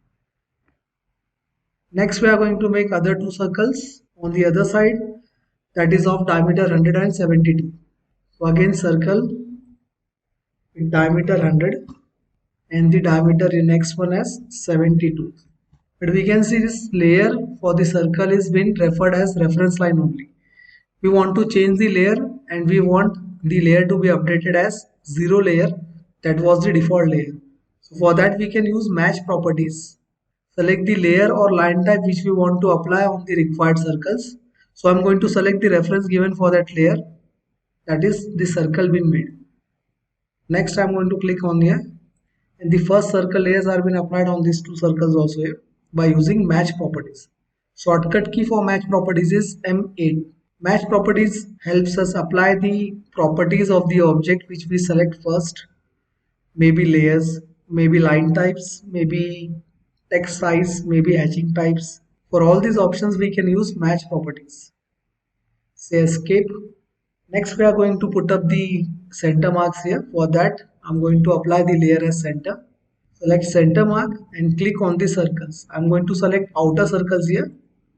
The center mark has been created. Now it was the reference line, so I'm going to delete this line here. Next we are going to go for the line that is been made tangent. We can see here tangency on both the sides. So for that I'm going to select the line command. Before going near the circle, I'm just going to control press continuously and right click on the mouse so as to select the relation here as tangent. After selecting the relation, when I start the line, it will by default take the reference line as tangent only. We'll change the layer first. Then again select the line, press Ctrl continuously and right click on the mouse to select the relation as tangent. When you click on the circle, the line will by default come tangent only. You can click at any point you require. And for dropping the line on the other circle, that time also, we don't need to drop the line directly here. Again, we'll press Ctrl, right click, go for this tangent relation and then drop the line on the circle. It will by default take the tangency relation on both the sides. Same here on the other side also. Say Ctrl, right click, tangency. For dropping also, press Ctrl continuously, right click and then tangency. Now we can left the Control key and then drop it here. Next we need to draw this line. For that we are going to take offset of 14 mm. So we can use offset command here. Shortcut key for offset is given as O, enter. Specify the distance required, say enter, and then select the line and show the direction to place the line as the offset line. Same here on this side also. So we have made the offset lines also here. We are going to trim the extra lines which are intersected in the circles.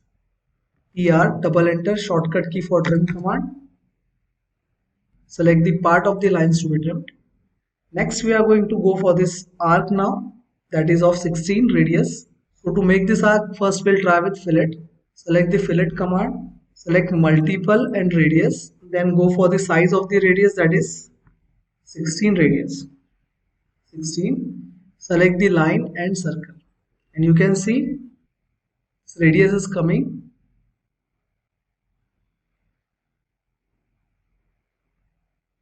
I just pressed undo, and we are going to try this radius with other method now.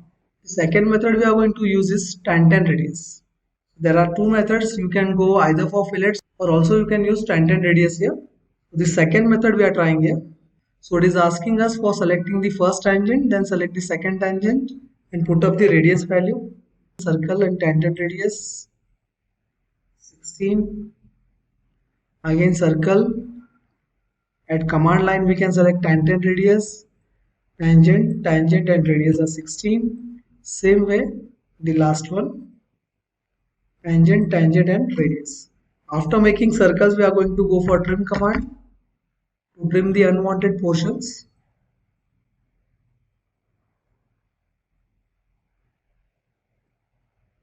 We are going to zoom here.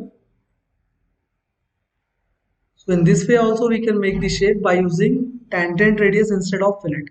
So we have both the options. It depends on the convenience whether you want to use tangent radius or you want to go for fillets. Now this object has been made completely here. Next we are going to go for dimensioning.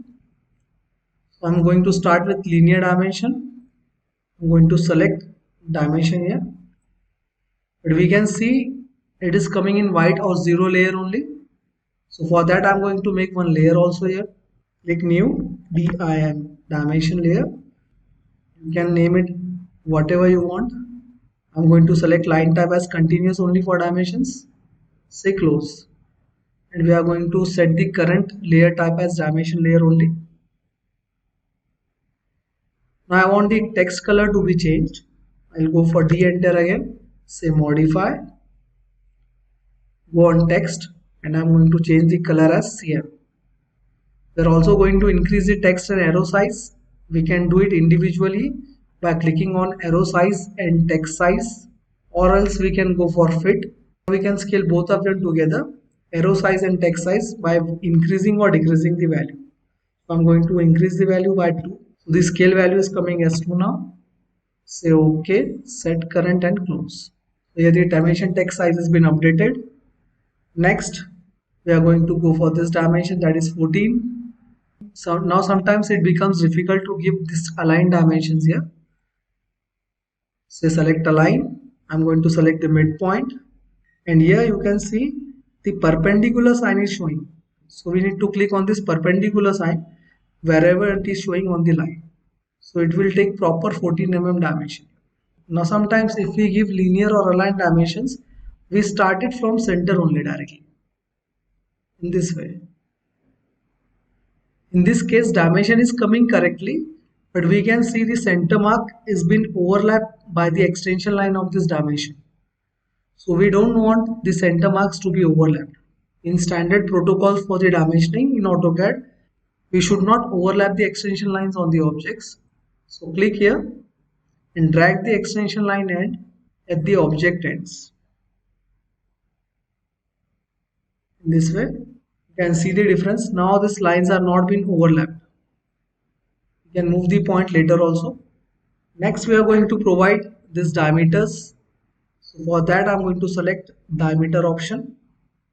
Click the first diameter, repeat, right click and repeat the command. Click on the second diameter. Now both the diameters have been given, but you can see this line is coming with the arrowhead continuing towards the center of the circle. If you don't want this line, this connect line, you can put off this option. You just need to select D enter, go to modify, select the fit option, and here you have the option that is draw dimension line between extension line. We can see in the preview window, if I put off, this line has been gone. If I put on again, this line is coming. So I'm going to put off this option, say OK, set current and close. So these lines are disappeared now, this connecting lines, but the center mark size is coming very big here, this center mark size. So we want to decrease the center mark size also. So for that, again go to D enter, say modify, and in symbols and arrow tab, we are going to decrease the center mark size. It is coming 2.5, I'm going to take 0.5 only. Say OK. Say OK. Set current and close. Now the center mark size is coming a little bit small now. It is sufficient now. Next we are going to go for placing these dimensions here. I'm going to say diameters only. As we have taken the complete 360-degree circles, it is better to show the diameters there. And for this one we need radius. As these are not complete circles, these are arcs. So we are going to define the dimensions in the form of radius only here. We have the radius option in dimension styles. I'm going to select the radius and we can place it here. If I want to show the number of radius that are equal in size, we can double click on the text of the radius. We can double click on the dimension text and here we can add the text to caps lock on X. I'll say NOS. It is coming 4 here. There are total 4 number of radius of the same size. So I'm going to take 4.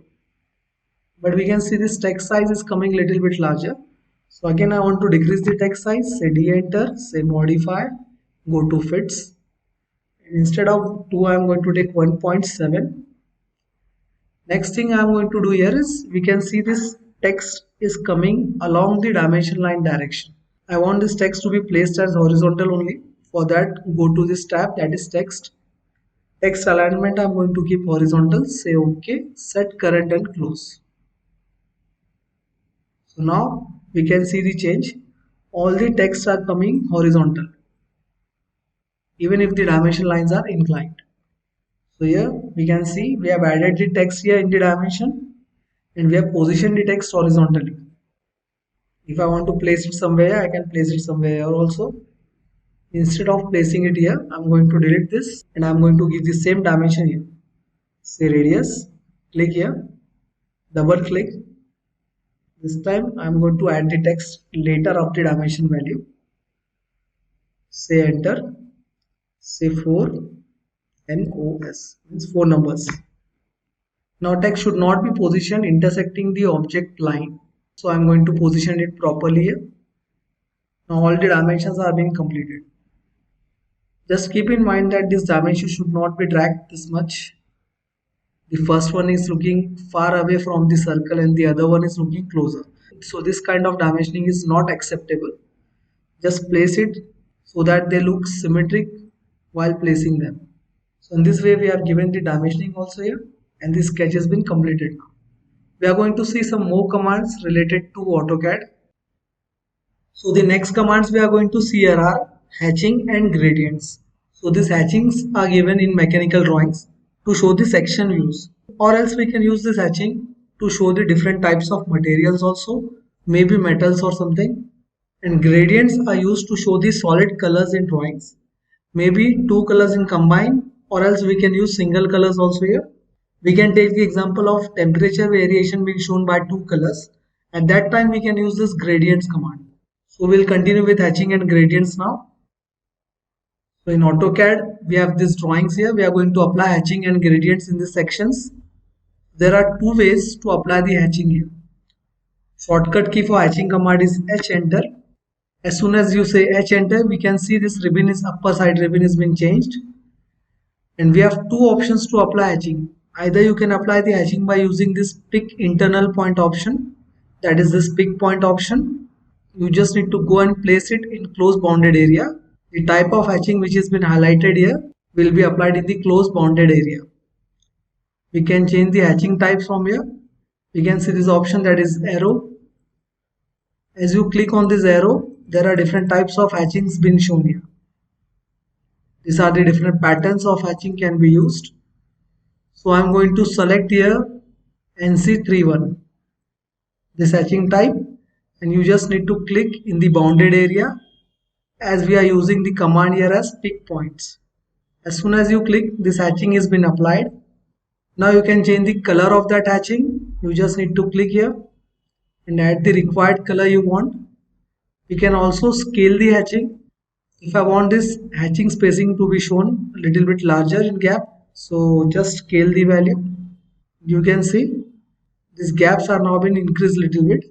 If I want to change it again, I'll say 1.5. So now the scale value is coming 1.5. We'll return to 1 as a scale factor.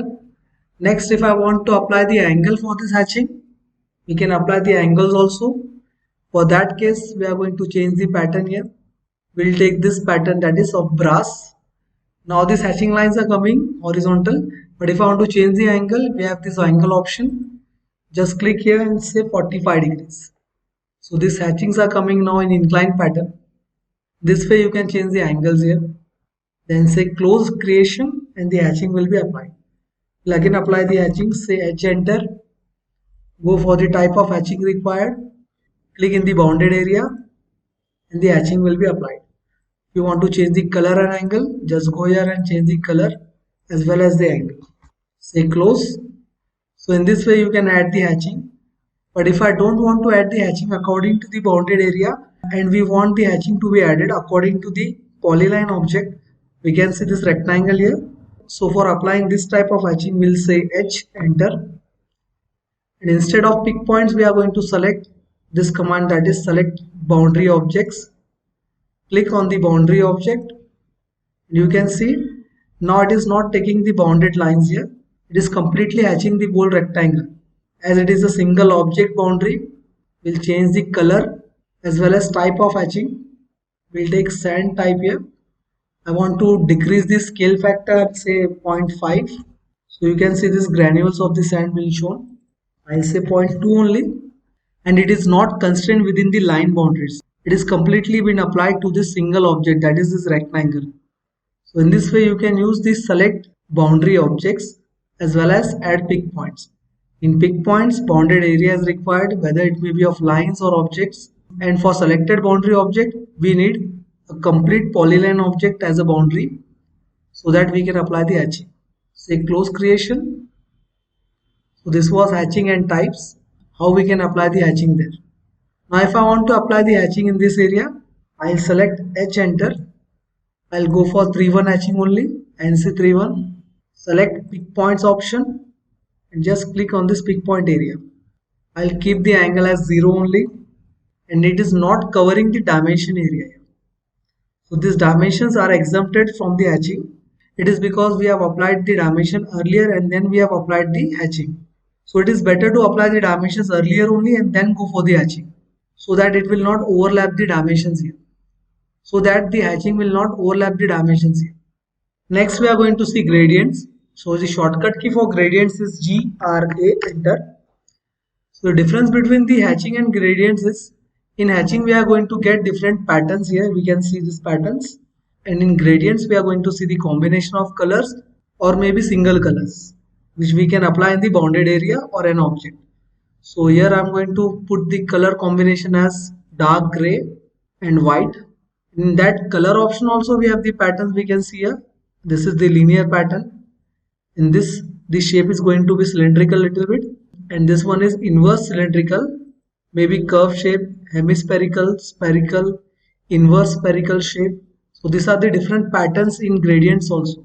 So I'm going to select here cylindrical only and click in the bounded area, and we can see the gradients have been applied. We'll change the pattern type. I'm going to take spherical. Click here. So it is coming spherical in shape now. Say close creation.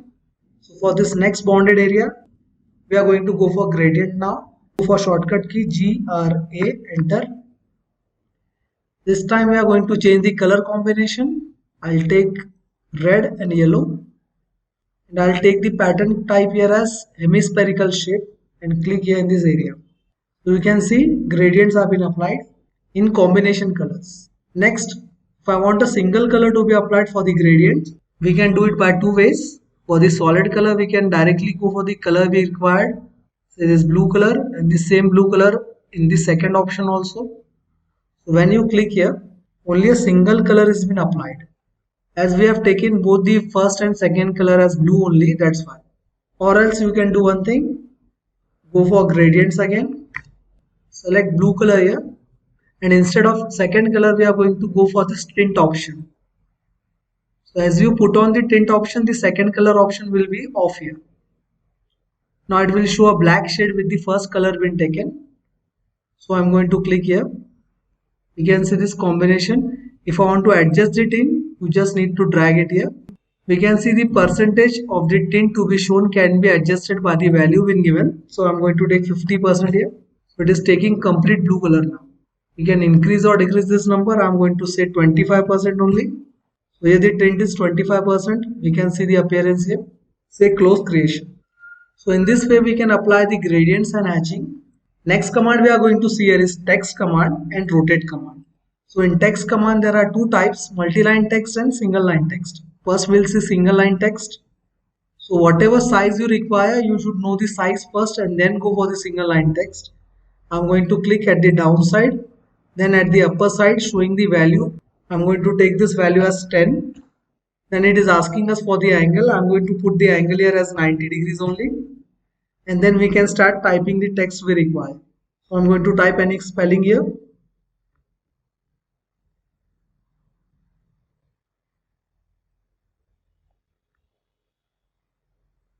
It is taking the height we have mentioned earlier. As we have given the angle as 90 degree, so text is coming at 90 degrees. We can see here the orientation of the text. If I want this text to be taken horizontal, again select single line text. Click here, specify the height first for the text. We can see it is asking us to specify the height. I am going to take this height this time as 5. Say enter. Now it is asking the rotational angle. I am going to say 0 degrees. And now we can type the required text.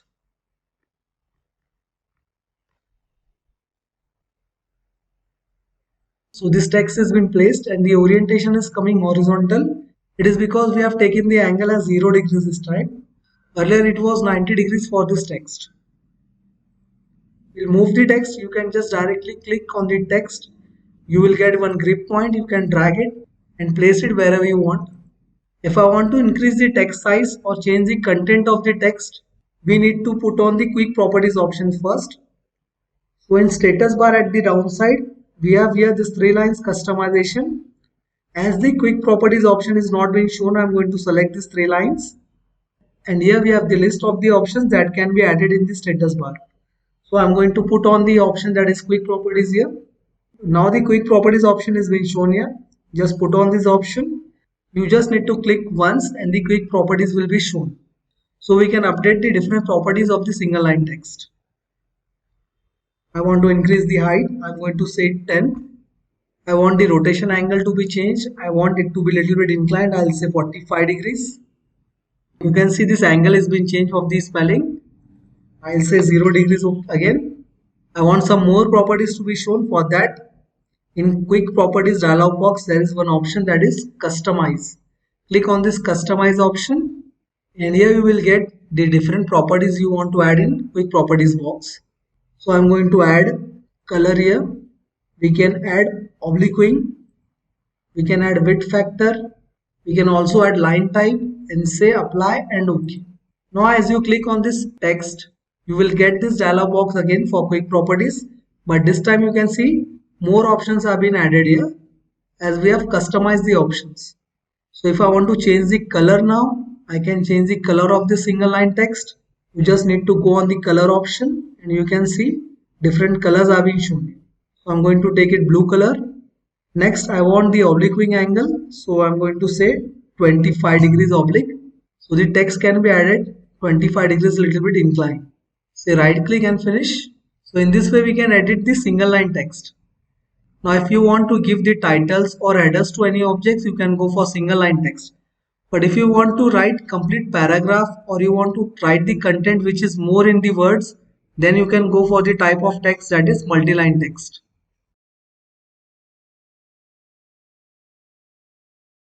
Just click on this option. Start with the lower left side and click on the upper right side. And you can see the one case is coming in the form of rectangular shape. It is highlighting the width of the text we are going to take. So whatever the width of the text, the upper right rectangle end should be clicked in that way. We can see this width here. Now we are going to write the text we require. Save.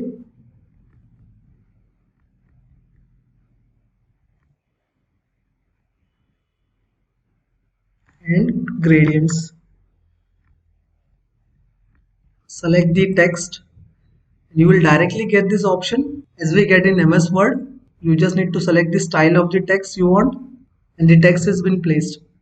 Now if I want to change the color properties or any properties related to text, you just need to double click here and select the complete text for which you want to change the properties.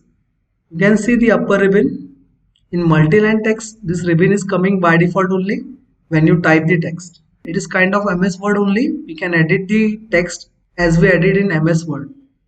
So you have the text styles, colors, you can add the different symbols also here.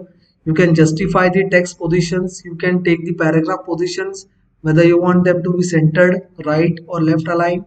You can justify them by distributing in this total window. Whatever editing you require, you can do it here. So it is more flexible as compared to single line text to edit the multi-line text. So we have selected the text. Next I'm going to change the color.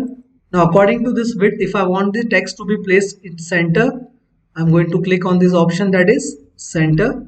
So we can see this text is coming in the center of this window. I want left or right, we can do that also. If you want to distribute this text in this complete area, just click on the distribute option. You can see it is completely distributed in this window. Again I'll say center align only. If I want to add any symbol here, just click beside the text first, unselect the text and then go for the symbols. I want degrees, I want plus minus sign, suppose I want diameter symbol and many more. If I want the other symbols also to be shown, I can go for this others option. And here you can see different types of symbols being shown, whether they are letters, numbers, plus minus sign, greater than or equal to sign. You can also go for the GD&T symbols here. Just type GDT here. Then we can select the GD&T symbols also. Now suppose I want the symbol to be shown for the flatten. I'm going to select the symbol, say select and say copy. After saying copy, just close this tab and you can paste it here. So this symbol has been added here. If I want to change the color for that symbol, you can change the color also here. I'll say it red color. So in this way you can utilize this multi-line text. If I want to decrease the width of this text, just click on this arrow and drag it somewhere here. The size of the width frame has been decreased here. If I want to move this text, click on the last grip point in the square shape and you can move it wherever you want. Just close this. Now whenever I am clicking the object, it is showing the properties here. It is because we have put on the quick properties option for the single text. After completing the single text, we must put off this option and then we can go for the selection. So this quick properties chart will not come again and again after selecting any object. When you are moving the text, you can put off the ortho mode and then move the text. So this were the single line and multi-line text options. Next command we are going to see here is rotate command. Shortcut key for rotate command we are going to use here is RO enter. So I am going to say RO enter. Select the objects to rotate. Say enter again. Now it is asking you to specify the base point. You can see in command line manager it is asking specify base point. So I am going to specify the base point here. Now it is asking us for specifying the rotation angle. So I am going to take the rotation angle as 90 degrees. Earlier the orientation for this object was vertical, now it is coming horizontal as we have taken the rotating angle as 90 degrees and we have rotated the object. I'll undo it again. Say RO enter. Select the objects to be rotated. Say enter. Again specify the base point. You can specify any base point you require. Say RO enter. Select the entities to be rotated, base point and specify the rotation angle. I'll say it 45 degrees this time. So it is coming 45 clockwise. If I want 45 to be taken anti-clockwise, then I can do it by two ways. Select the object, say RO enter, say specify base point and I'll say minus 45 degrees. But I want to create the copy while rotating, then we can do that also. Say RO enter, select the objects to be rotated, specify the base point you require and then instead of directly going for rotation you can go for this option, that is copy. So on the command line we can see at the lower left side this option is given copy. Select the copy option and then specify the rotation angle. I'll say it 90 degrees. So now these two objects are been copied and then rotated. So in this way we can use rotate command here. So these were the commands for today. we are going to go for the further commands also in next lectures. Just follow the playlist. Till then, thank you. So hello everyone. Today we are going to start with day 6, in which we are going to see some modification commands such as mirror command, stretch, move, copy, join, spline, break, and some more commands. So to start with, we are going to start with mirror command. So the shortcut key for mirror command is MI enter. We have this command here in modification tab. You can see here. So to start with, I'm going to select the command. It is asking us to select the object. I'm going to select this object here. Say enter. Now it will ask us to select the point for the mirror. I'm going to select this as the starting point, and here I'm going to select the end point. So I'm taking the vertical orientation of the points. The object will get mirrored against this orientation of the points. Say enter, and you can see this complete object has been mirrored now at the opposite side with reference to these 2 points. Now suppose if I want some distance apart of this object, then we can do that also. Now suppose we want to mirror this rectangle at the opposite side at some distance. We'll assume the distance as 100 mm. So here I'm going to select the mirror command, select the objects to mirror, say enter, and I'm going to place my cursor at the corner of the rectangle. I'm not going to click there, I'm just going to place it, and then I'm going to drag the cursor there at the right side. Now you can see near the cursor it is showing the distance value. So if I want to mirror the object at 50 mm distance, I am going to put this value here as 25. So it is asking us specify the first point of mirror. I am taking the value as 25 from the tracking line. Say enter. Now it is asking us for the second point. Suppose I want the vertical orientation, then I am going to put on this ortho mode and click anywhere in this vertical orientation. Now it is asking us to erase the source object. Whether you want to erase the source object or you want to continue with the copy. So I'm not going to erase the source object for that. So I'm just going to click enter and it will take the input as no. Now this rectangle has been mirrored here. And we can see the distance. If I want to check the distance, I'm going to say di enter. Distance should come 50 mm here. So it is coming 50 mm, we can see there. You just need to say the point orientation mirror line at the half distance where we want to mirror. Again, one more time, if I want to mirror this object by taking the distance of 100 mm in both the objects, then we just need to select mirror command, shortcut key is MI enter, select the complete object to be mirrored, say enter again, and just keep the cursor at the corner of the rectangle and then start dragging.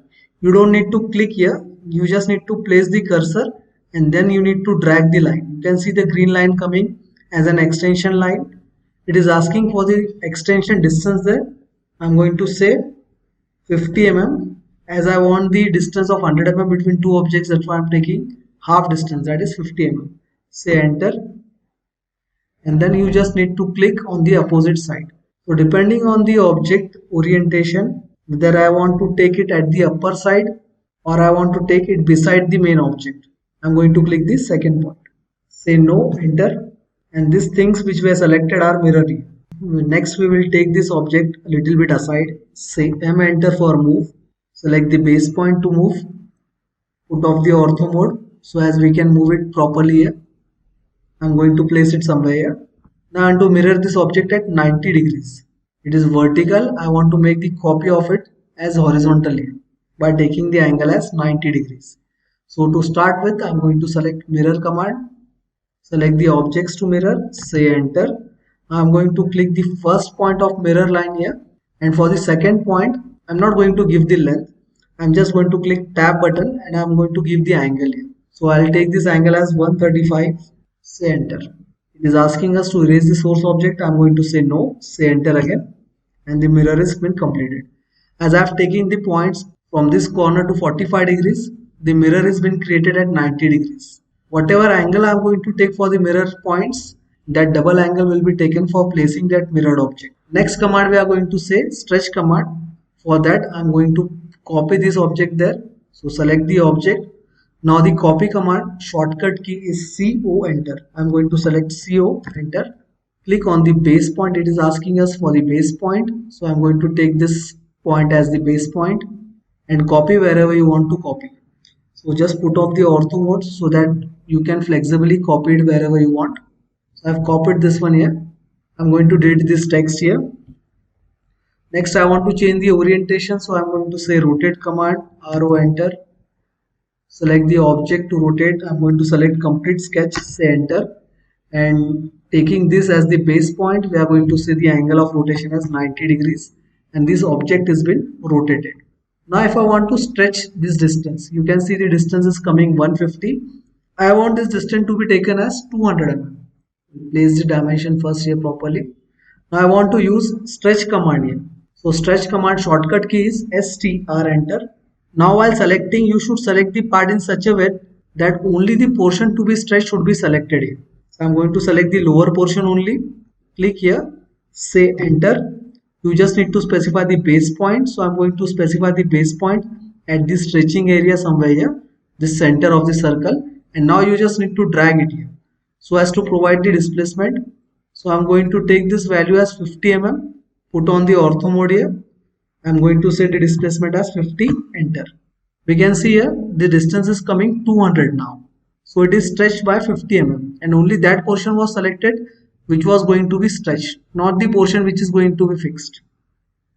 So in this way you can use stretch command. Again one more time, we'll take it some simple example here. Now we have the rectangle.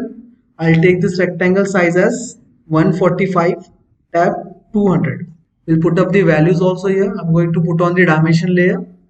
Just go for the dimensions, select the linear dimension. This value is coming 200. The other value I want here is 145. Place it properly here. If I want to increase the dimension size, say D enter, go to modify, select the fit, put up the value here. I'm going to say 2.5 here. Say OK, set current and close. Now I want this rectangle to be stretched at the upper side so that this length becomes 400. Only the upper portion should be stretched. This line should be stable at one position only. Select the object in such a way that only the part to be stretched should be selected and the fixed part should not be selected here. Say enter, show the base point and you need to drag it. So it was 200, I'm going to drag it by the length of 100 mm. So the value is coming now 300, you can see here. Same way I want to stretch it at the right side. Now it is 145, I'm going to stretch it by 55 so as this value become 200 mm. So to make it stretch, select the command STR enter. Now the back side I am not selecting, only the three sides are being selected in the rectangular portion. Click at the midpoint or any corner point to specify the base point and now you need to drag. I have kept the ortho mode on so that it should be dragged in a straight way. Now the displacement value I need here, it was 55 mm. So you can see this value is coming 200 now. Earlier it was 145, we have stretched it by 55 mm. So in this way you can use the stretch command. Shortcut key for stretch is STR enter. Next command we are going to see here is move. We have already seen move earlier. Shortcut key was M enter. Select the object, say enter and then specify the base point here. So any point I want here has to be taken as base point. I'm going to click it here. Now you can move the object both ways by having any reference or by giving the distance. So if I want to move this object by giving the distance, you just need to put the displacement value. As I'm moving it horizontally, I'm going to keep the ortho mode on only and I'm going to displace it by 500 mm. Say enter. The object earlier was placed somewhere here. Now it is moved by 500 mm. Now if I want to move any object by reference, I'm going to make one reference here. I'm going to take one line. Then I'm going to say M enter. Select the object to move, enter. Select the midpoint of this rectangle at the lower side and place it at the line's upper end point. So we can see here this rectangle has been completely moved. I will delete these reference dimensions here. Next command we are going to see here is copy command. It is same like as move only. Select the shortcut key as C, O enter. Select the objects to copy, say enter. Specify the reference point from where you want to start the copy and then you can place it wherever you want. Suppose if I want to copy it at the distance of 500, so I'm going to click on the tab here and I can put the angle also, say 45, and now this copy has been created at the distance of 500 and the reference angle as 45 degrees. Now I want to make some more copies in the horizontal direction. Say C O enter. Select the objects to be copied. Say enter. Specify the reference point or base point, and we'll take the copies now. So I want the center to center distance to be taken here as 500 mm. So I'll say first distance as 500. Now as the distance has been referred from the first origin only, if I want the regular interval again, I'm going to take the other distance as 1000 mm. Incremental distance of 500 I'm referring here. This time I'm going to take 1500, next 2000, and then 2500. Incremental distance is been taken 500. Now these copies are being created. So in this way you can make copies here. Next command we are going to see here is join command. Now suppose if I want, next command we are going to start with here is join command. Now suppose if I have this line here, straight line I'm going to take. So put off the ortho mode, say 200 mm distance, and in this same path I'm having one more line, maybe of 200 again. Now these are two different lines, but the alignment of this line is same. So if I want to join and make it a combined line, then I'm going to say join command, say J, enter, select both the lines, say enter again, and both the lines are being joined now. But suppose if I have taken this line a little bit offset with each other, not having the common alignment, then we cannot join it here. Suppose if I want to try, I'll say J, enter, select the objects to be joined, say enter. You can see these objects are not joined this time. It is because they are not having same alignment. Still, if I want to make any connector line here, I'm going to select the line command, start and end point. Now this line is coming in between these two lines. So for this type, we can make it join. Say J, enter again, select the lines to be joined, all the three lines, say enter again, and now you can see it is coming as a combined line when you click here. So in this way we can use join command. We can refer the join command for partial circle also, so as to make them complete. For that we are going to refer arc, put off the ortho mode first. Then we are going to say arc by 3 points, first, second and third. Now it is not a complete circle, it is just an arc. So if I want to transform it into complete circle of 360, I am going to say join, J, enter, select the arc to be joined, say enter again. After saying enter, you will get this option that is close in command manager line. So I'm going to say close here. Now you can see this complete circle is been made. Instead of arc, it is converted to circle now. Now the join command is usually preferred for joining the lines only. Suppose I'm going to make some object with the line. When you select this object, each line is been selected separately. It is not a polyline object. But if I want this object to be converted to polyline, I'm going to say join, say J, enter, select the complete object, again say enter, and now you can see complete object is being joined. Now sometimes suppose if I am having one object here, one circle only, by using 2 point, we can see this line and circle is coming together. So if I try to join these two objects together by saying J, enter, they are not going to be joined. Only lines can be joined using line command. So this was join command. Next command we are going to see here is break command. So for that I am having one line here. Now I want this line to be trimmed from the center only, but without having any intersection. If I go for trim command saying TR double enter, we cannot trim this line as it is a single line. But we can use break command so as to remove the half section here. Shortcut key for break command is BR. Select the main object to be broken. It is asking us to specify the second break point. You can see at the cursor one note is coming, but we have not given the first point yet. So go to this command manager line at the lower left side. We can see the first point option. Select the first point option earlier. Then click here at the end point as the first point and as the midpoint as the second point. That portion will be broken here. Second example, if I want to break this circle from the half, select BR, enter, select the circle, specify the first point. I'm going to select the first point option from the command line at the below side, and then I'm going to select the second point. So you can see only semicircle is been left, half circle is been removed.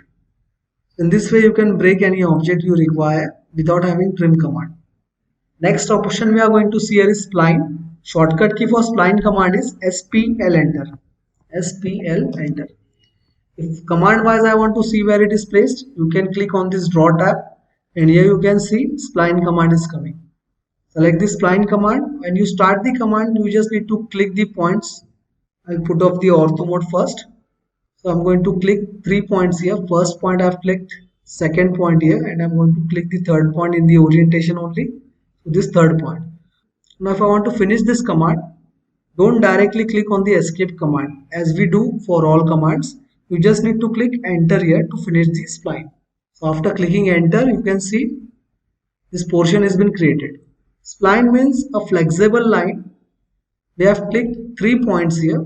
So we can use these 3 points to be dragged and stretched wherever you want to mold it into a specific shape you want. Now I'm going to say mirror command again. MI enter. Select the mirror command. Say enter. Specify 2 points. You can see this leaf type portion has been made. Again splines. SPL enter. Click wherever you want. As soon as you start clicking, grip points are being clicked there at the line. Say enter to end this line. You can see wherever I have clicked in the screen, these grip points are coming. We can stretch or drag these points so as to make any intricate shape you want. And we can also drag this point as we want to place them. So it is a flexible line where accuracy is not needed and we want some shape, you can use that spline command here. Shortcut key was SPL enter. So this were the command we were going to see in day 6. We'll continue with further commands in next lecture. Till then, thank you. So hello everyone. Today we are going to start with day 7 of AutoCAD, in which we are going to see some powerful modification tools which will make an impact while drawing and modifications. So to start with, first we are going to see array command. It is also known as pattern command. For that we are going to make one rectangle here. So there are total 3 types of array. We are going to see all the 3 types. First we are going to make one rectangle, 20, tab 20. Now we need to pattern this rectangle in a rectangular form. So we'll start with array command. We can see here in modification tab, array command is given and there are total 3 types. First one is rectangular array, second is path array, and third one is polar array. So we are seeing the first type. Select the type, select the required object to array. Now we can see there are total 3 rows and 4 columns by default coming. In above ribbon you can see number of columns and number of rows are also given. The center to center distance columns is 30 and same for that rows. The center to center distance between row spacing is 30 mm. So if you want to change the values, you can change it directly from here. We can also see one command, that is associate. It means all the patterns being made will be associated with each other, or we can say are connected with each other. Next, I'll change the number of columns. I'll say 6 here. So the number of columns are now 6. If I want to change the spacing, I'm going to say 60 mm as center to center spacing between columns. So we can see here spacing is being changed. Say escape, say DI, enter. And now we can see the center to center distance, that is coming 60 mm between columns. And in rows it is coming 30. Now if I want to edit the array, again I'll click once. The above ribbon will appear again. And here we can change the values. So if I want to change the number of rows now, I'll say 5. I'll change the column spacing first. This time I'll say 40 mm only. And the row spacing we are going to take here as 25. Say close array.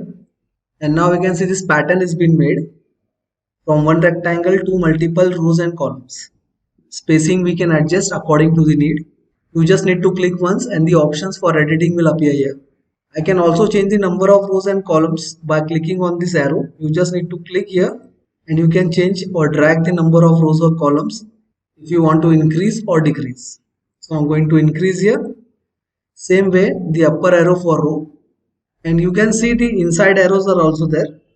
So this horizontal arrow will be for spacing between columns. I'm going to say 30, and this inside arrow will stand for spacing between rows. I'm going to click it and say 30 mm. So here the rectangular array has been used and this pattern has been made. Say escape. Next we are going to see path array. For that we are going to take one spline. Shortcut key for spline is SPL enter. So we have started with spline. Say enter to end this spline here. Now we'll make one circle. I'll take this circle as 15 mm radius. Now the circle is to be patterned along this line. For that we are going to say array command, shortcut key AR enter. Select the object, say enter again, and type we are going to select this path. Select the path curve and the pattern has been made. We can see the items coming are 13 and the spacing between each item is coming 45. So the center to center spacing is coming 45 and the total number of items that are placed on this path are 13.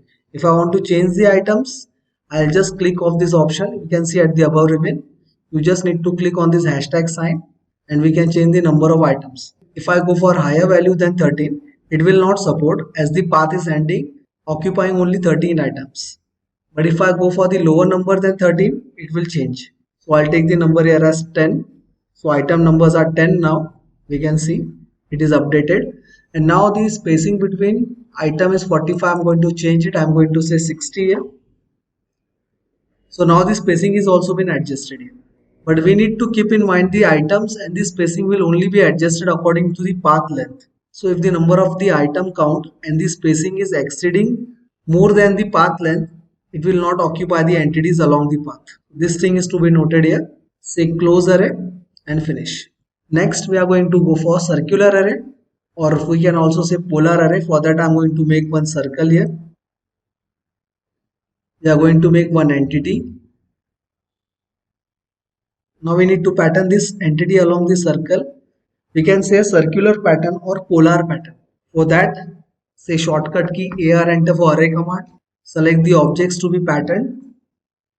Select the type of pattern we want. So I'm going to take polar. Now it is asking for specifying the center point of array. So we are going to take the circle center point. Now it will ask you to show the number. Now I'll input the number here. So the total items by default coming are 6. We are going to say here 10 items. And we can see this array has been completed.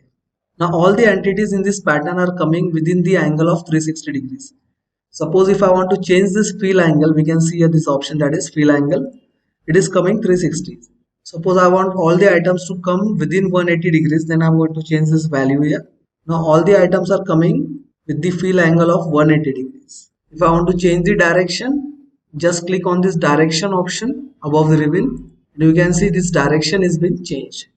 Now the next thing in polar array, when you select this polar array, we can see this in between angle.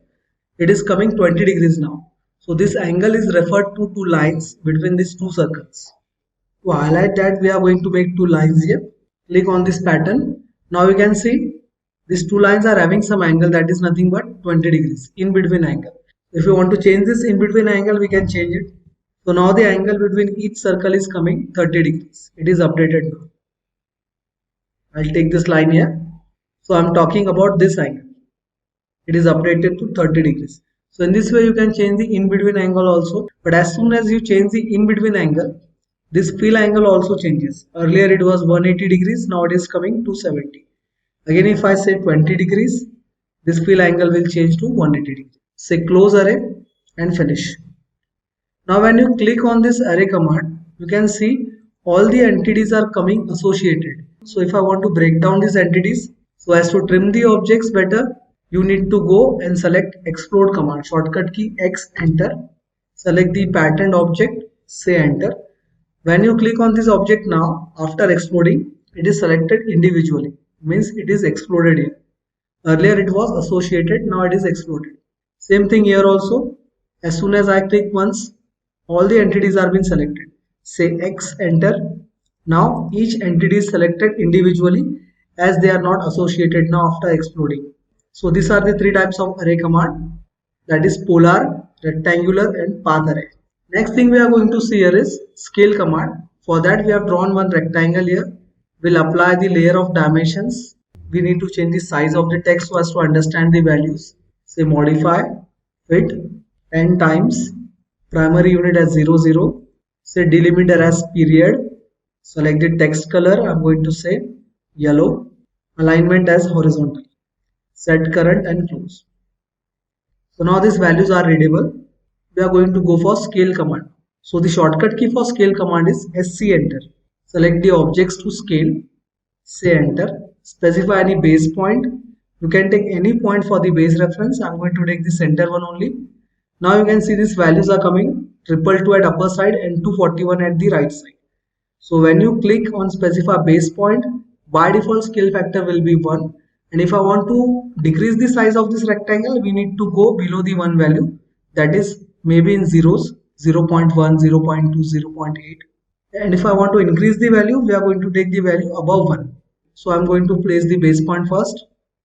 After placing the base point, it is asking for the scale factor. I'm going to say 2 as the scale factor. So you can see these values are also doubled here. So the scale command not only scales the geometry, but also the values are being updated by scaling the geometry. Again, if I want to take the half size of this, I'll say SC, enter, select the objects to scale, enter, specify the base point, and for half I'm going to take the scale factor as 0.5, that is below 1 only. Again, it is updated with the values. Now if I want to increase this rectangle size by 20%, then the scale factor should come 1.2, as 1 is referring to 100% and 2 is referring to 20%.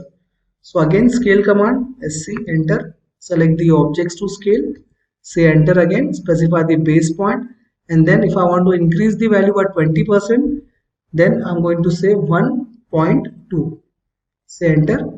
These values are also been updated with the scale factor. If I want only to keep the 70% size, again say SC, enter, select this rectangle, say enter, specify the base point, and now if I want to keep the size as 70% only, it is coming below 100%, so the scale factor will come 0.7. Now the size is updated only to 70% of the original one. So in this way we can change the scales, but we also need to keep in mind, after scaling the objects, the dimension values also change. Now the next command we are going to see here is polyline command. Shortcut key for polyline command is PL, enter. PL, enter. I'm going to make some lines here, and when I click on this line, it is selected as a combined line. It is because we are using this command, that is polyline. Same thing I do with regular line. We are making some lines more here, and when I click this line, it is select individually. So this is the difference between polyline and regular single line. Objects made by the polyline are combined objects, also known as polyline objects, such as rectangles, but objects which are not made by polyline will be selected with individual lines only. Next command we are going to see here is lengthen command. So this command is used only to change the length of the lines.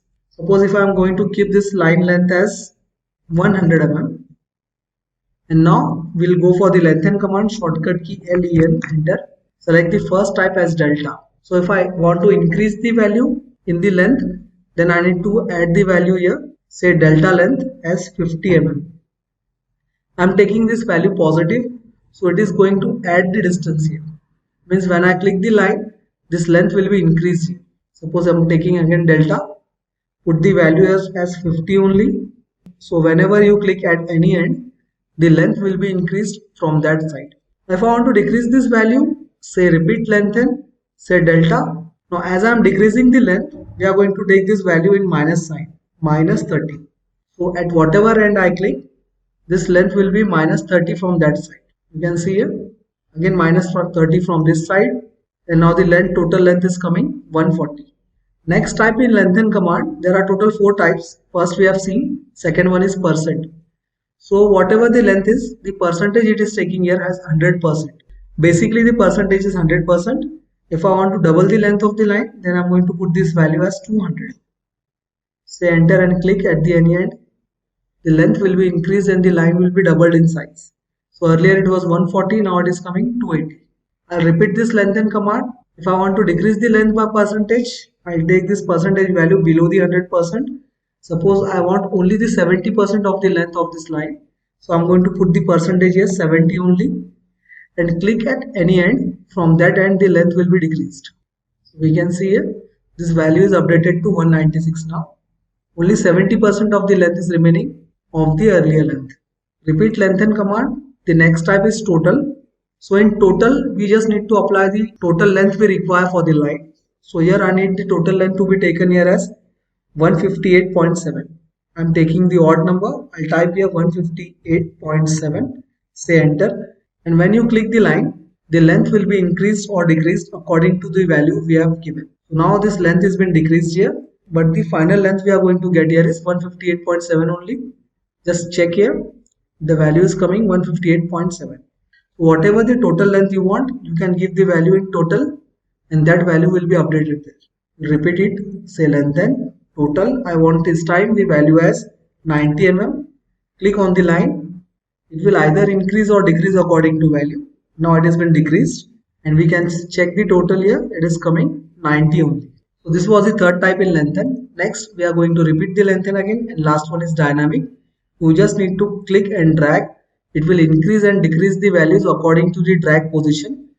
If I am going in positive side, the value will be increased. If I am going in negative side, the value will be decreased.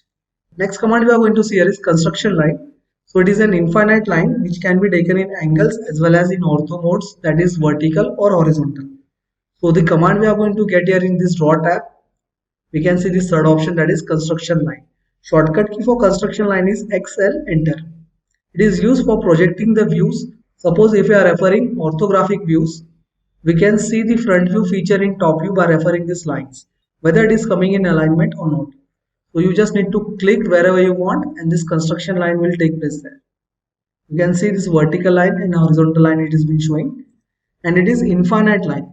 So if I drag the cursor, you can see this line is coming infinite. We are not defining any length, but we can define angle if you want. Again, construction line. Now I want this line to be taken at 45 degrees from this referring point. So just put off the ortho mode, say tab and put up the angle. You don't need to put up the length, just angle by using tab command. Now this angle has been given and this construction line is coming at 45 degrees this time. We can also use construction line in one direction, that is known as ray. Shortcut key for ray is RAY, enter. And this time this construction line is only made, but only at one direction, not on the opposite direction. You can see here, if I take it on the upper left side, it is not coming at the lower right side. Only at the one side direction it is coming. You just need to put up the angle. I'll say tab at 135. So in this ray, only at one side the line is coming, not on the opposite side. You can see here, it is kind of construction line only, but at one direction. Next command we are going to see here is donut. So shortcut key for donut command is DO, enter. You need to specify the inside diameter and outside diameter to make the donut. If I want to put the input value of the inside diameter, I'm going to take it small only as compared to outside diameter. So the value I'm going to take here is 20 mm for the inside diameter and 40 mm for the outside diameter. So now wherever I place this donut, it will be placed there. These are nothing but donuts. If I want to change the colors, we can change the colors also. They can be used to specify any mechanical elements such as washes. The inside diameter was 20, the outer diameter is coming 40. So these were the commands for today. In the upcoming lectures, we are going to complete the further commands. Till then, continue watching the AutoCAD series and do like, share and subscribe the channel, that is 4 Dimensions Infotech. For today, we'll complete here. Thank you. So hello everyone, today we are going to start with day 8 and the first command we are going to see here is block command. So shortcut key for block command is B, enter. Say B, enter.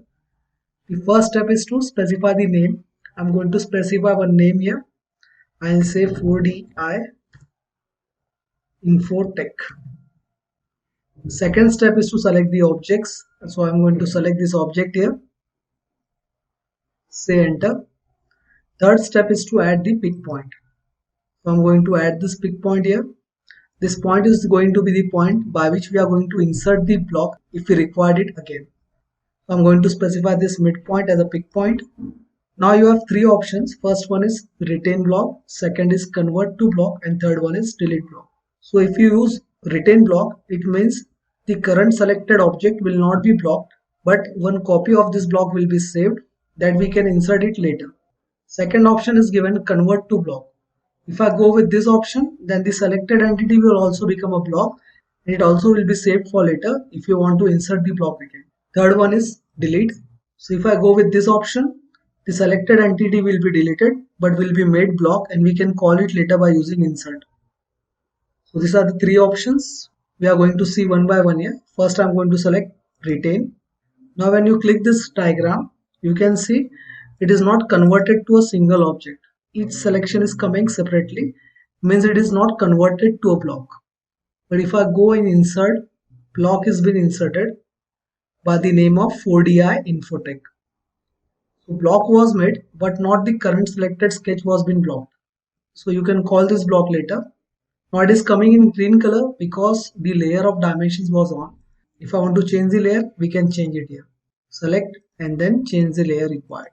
Next, again we are going to go for block, specify one name here, but this time we are going to say convert to block, then select object.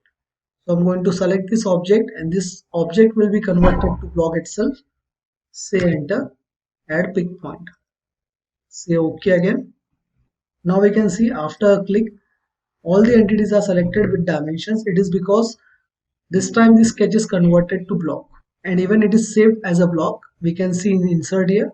So this was the name RTY and we can see it is converted to block. The third type in block we are going to see here. Say B, enter, specify the name. This time we are going to say as delete. Then select the objects we require to make the block. So I'm going to select this sketch here, say enter again and say delete and then add the pick point. Say OK. Now this sketch has been deleted but it is converted to block. We want to see, then we can go in insert and here we can see FGH named block is been created. So in this way we can use that three options in the block. Whether you want to retain, you want to convert to block, or you want to go for delete option. Each condition block will be made, but the current sketch will have the different conditions. Now if I want to insert this block again, we can directly go to insert and drag whatever named block you want. It will be placed here in the drawing. But suppose if I want to take another drawing, say this drawing 1, and I want that block to be called here also. The blocks which were created in the last drawings are not been displayed here. It is because we are working on the next drawing. So if I want to call that block here also, then we are going to make it block by different method. So for that we are going to use right block.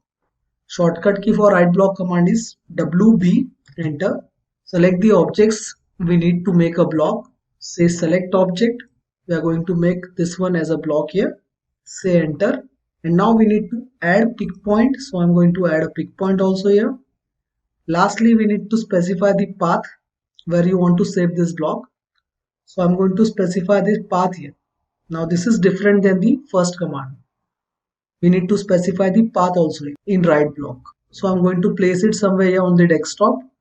We'll name it, say 4DIB1. Save it on the desktop. Say OK and finish. Now we'll go to drawing 1 and here we are going to call that block which we have saved here. Go to insert and instead of calling it from directly here, we are going to go for this more options. Here we are going to browse the file which we have saved. So here we have this file 4DIB1. Select that file, say open, say OK again, and we can see this drawing has been called here as a block. So in this way you can use right block by which we can call the block in another drawings also. One more time, we have this drawing here. We are going to use right block here. Say WB as a shortcut key. Say convert to block instead of retain this time. Then select the objects. Say enter.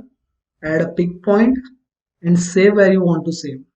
So this time we are going to change the path. We are going to save it in D drive. Here I am going to give a different name. So I'll say block 2. Save it in D drive. Say OK again. And now when you change the drawing, you can call it here also. Go to insert option, more options, say browse, and we are going to go on D drive. And here you will get the required block, that is block 2.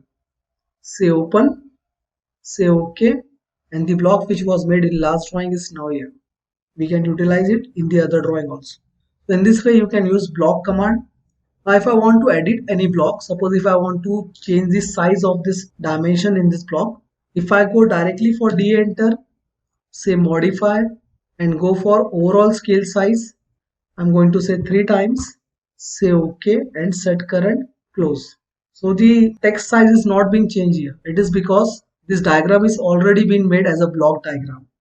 So if I want to change or edit the sketch or diagram or edit any size of the dimensions, then you need to say edit block. For that you need to double click on this block. This option will appear there asking edit block definition. So here we need to select the required block you want to edit. I'm going to say block 2, say OK again. and here we can edit the block. We can see the background is going to come in white color. Go to home tab, and now if you want to add any sketch, if you want to add lines, if you want to make layers, if you want to change the sizes of this text, every editing work which can be done outside can be done in block editor also. So we are going to edit the text size here. For that we are going to say D enter for dimension style manager. The earlier texts were edited in this dimension style that was named Sagar. So I'm going to select SGR, say modify, and here I'm going to change the fit size. So fit size I'm going to keep this time here is 6 times, means double. I'm also going to put off this option, that is draw dimension lines between extension lines. You can see in the preview window. I'll put off this option so this line will not appear there as you are showing radius.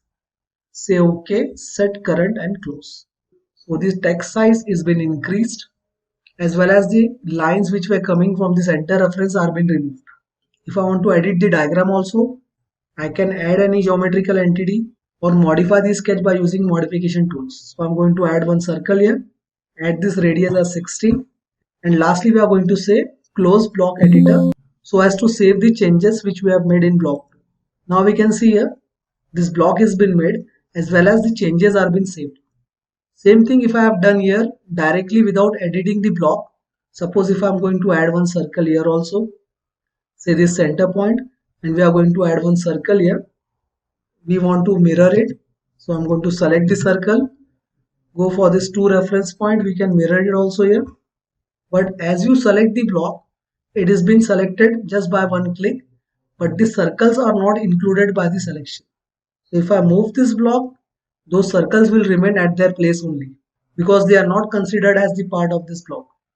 So if you want to change any diagram or you want to edit or add these sketches, better you go for this double click and edit block definition option only, and then you modify the sketch you require.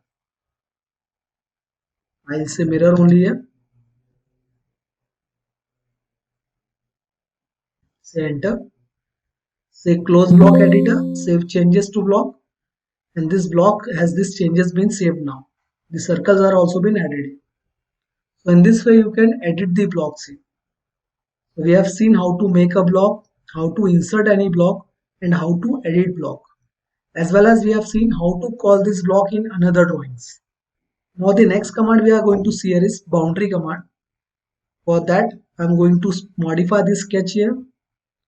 Suppose if I go for line command and if I add some cutouts here,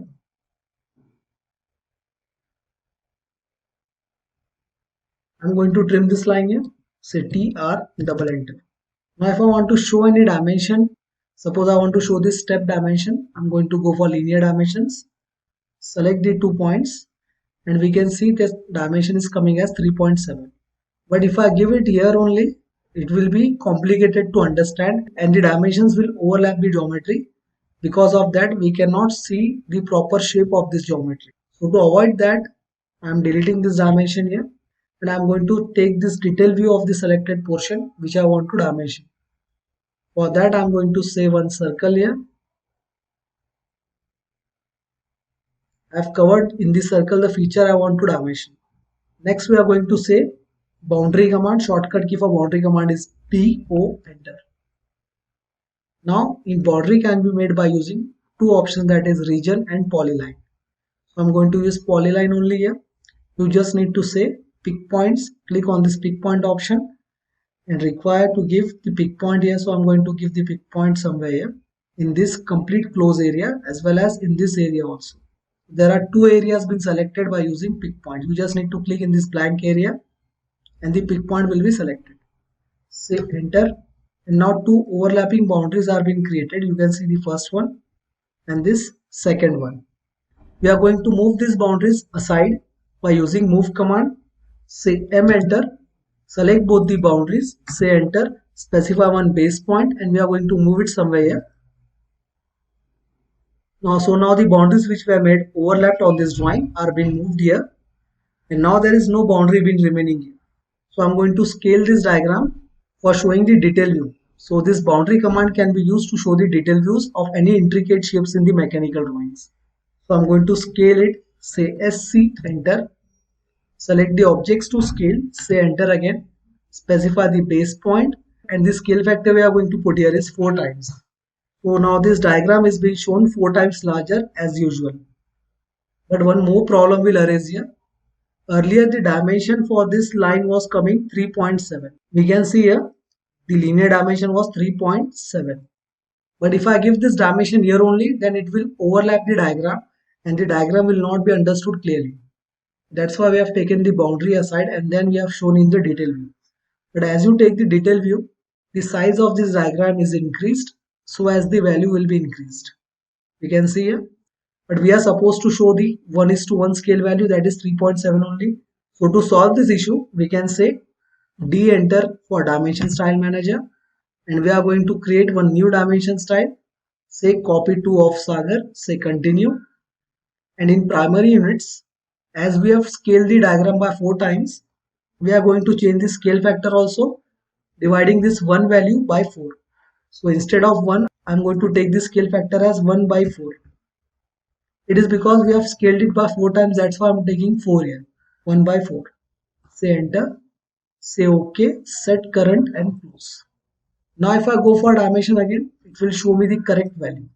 That is 3.7. It is coming now. So in this way you can use the boundary command to show the intricate parts by moving it aside and scaling it and then specifying the values here. In mechanical concept, it is very important to use boundaries so as to show the detail views. Next command we are going to see here is wipeout. Shortcut key for wipeout command is WI enter. Say WI enter, and now we need to click the points so as to create a boundary around the sketch you want to hide. Suppose I am creating one boundary around this sketch. I am going to cover all the sketch in the boundary and then click the last click. Say escape, say enter. Now to use wipeout, the shortcut key command is WI enter. Select the object you want to wipe out. Wipe out means this object will be hidden within the boundary. So I'm going to make one boundary around this object, maybe of any shape. And when you click the last click here, just say enter and the object in between the boundary will be hidden here. Only when the cursor will be moved over it, it will be shown. All the things coming in the boundary are been hidden. Even the grid is also been hidden here. Now if I move this boundary, say M enter from one point to another. So whatever object is going to cover, it will hide that objects here. You can see. Now suppose if I want to hide this wipeout boundary also, then again use the same shortcut WI enter. Go for this frames option below here. It is asking here whether you want to show the display boundary or you want to off the wipeout display boundary. So I'm going to say off. Now the boundary is also been hidden here. And suppose if I put off this grid option also, then it will be hard to judge at which area we have made that boundary here. Only when you drag the cursor, you will see the boundary. After putting off this grid option, it will be more difficult for us to find out the wipeout sketch as well as the boundary. So if I want to show them again, I'll say WI enter the same shortcut key. Go to frames in command manager line. Put on the frames option and the frame will be shown again here. Select this frame and say delete. The object covered in the frame will be visible again. So in this way you can use wipeout command. I'll say WI wipeout, say enter. This time I'm going to hide both these objects here. So I'm going to make one wipeout boundary around these two objects. Make sure that other things are not selected in this boundary. Only that two objects are been selected. Now say enter. If I want to hide this frame border also, say WI enter again. Go to frames. Put off this frame option here. At the lower left side we can see this in command manager line. Put off this option. And this wipeout boundary is also been hidden now. Now if I want to show this wipeout boundary again, say WI enter, go to frames, put on the display for the frame, say on, and this wipeout boundary is visible. If I want to delete it, select it and delete it directly. The objects included within that wipeout boundary are being shown now. So this was the wipeout command. We have seen how to make blocks, how to use write blocks, how to use boundary command as well as how to use wipeout command. These were the points we are going to see today. We are going to continue with the further drawings and commands in later lectures. Till then, thank you. So hello everyone. Today we are going to start with day 9, in which we are going to see commands like arc, point, table, region, overkill and some more commands. So to start with, we are going to start with arc command. So here in draw tab we can see here this arrow is given. Just click down to drop down the arrow, and we have the different types of arc. Now here are a number of arcs, but all of them are not used. Particularly the most used arc are 3-point arc and start end radius. But we'll see all of them one by one. So to start with, first I'm going to say 3-point arc. You just need to refer 3 points, say first point, second and third. And we can see one arc has been made here. Make sure that ortho mode is off when you use arc command. Next we'll see the second type, that is start center end. So as the name suggests, we are going to click the points. First point was start, then second was center, and third one was end. So start, center, end. This is the type of arc. Next we are going to see start center angle. So for start center angle, I'll say this as the start point, this as the center point, this as the center point, and here we need to give the angle. You can see angle value has been displayed here. You just need to put the input. So I'm going to say 60 degrees angle. So this arc will come at 60 degrees, considering this point as an origin. If we draw one line here, now to check the angles, we have one more tool here. Go to Tools palette, and here you have the option that is Inquiry. So in Inquiry, I am going to check angle here. Select the option. It is asking us to select 2 lines. So I am going to select first line and the second line. Now it is showing the angle as 60 degrees. So using this command, we can see the angles also.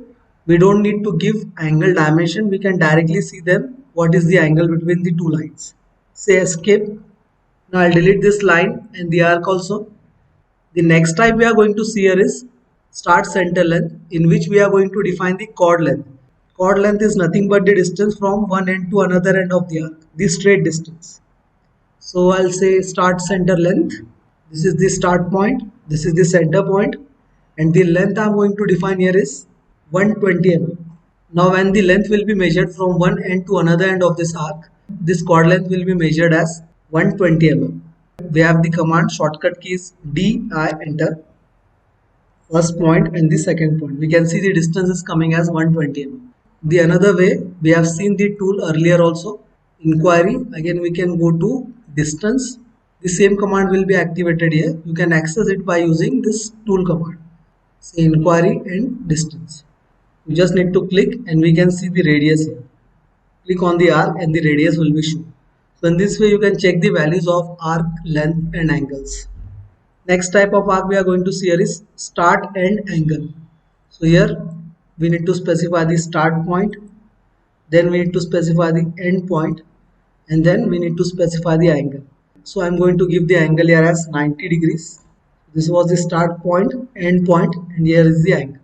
Next type, same start end direction, start end radius. Center points are not used here. Start end direction. So for start end direction, this is the start point, this is the end point. In direction we can take it by using angles. You can see the angle value is coming. So I'll say this angle value as 160 here. This arc has been made. So this is start end direction. Again, start end direction, start point, end point and direction, whatever we want. So this time it is taking angle anti-clockwise. Angle I am going to give here is 30 degrees. So in this way we can use start end direction. Select and delete. So the next type we are going to see here is start end radius. I am going to say this point as the start point. We have given the offset of 40 mm between these 2 lines. So the radius I am going to take here is 20 only. We can see here this semicircle has been created. Same way, if I start it from the upper side and then go on the lower side, having the same radius of 20, we can see there are 2 arcs been made.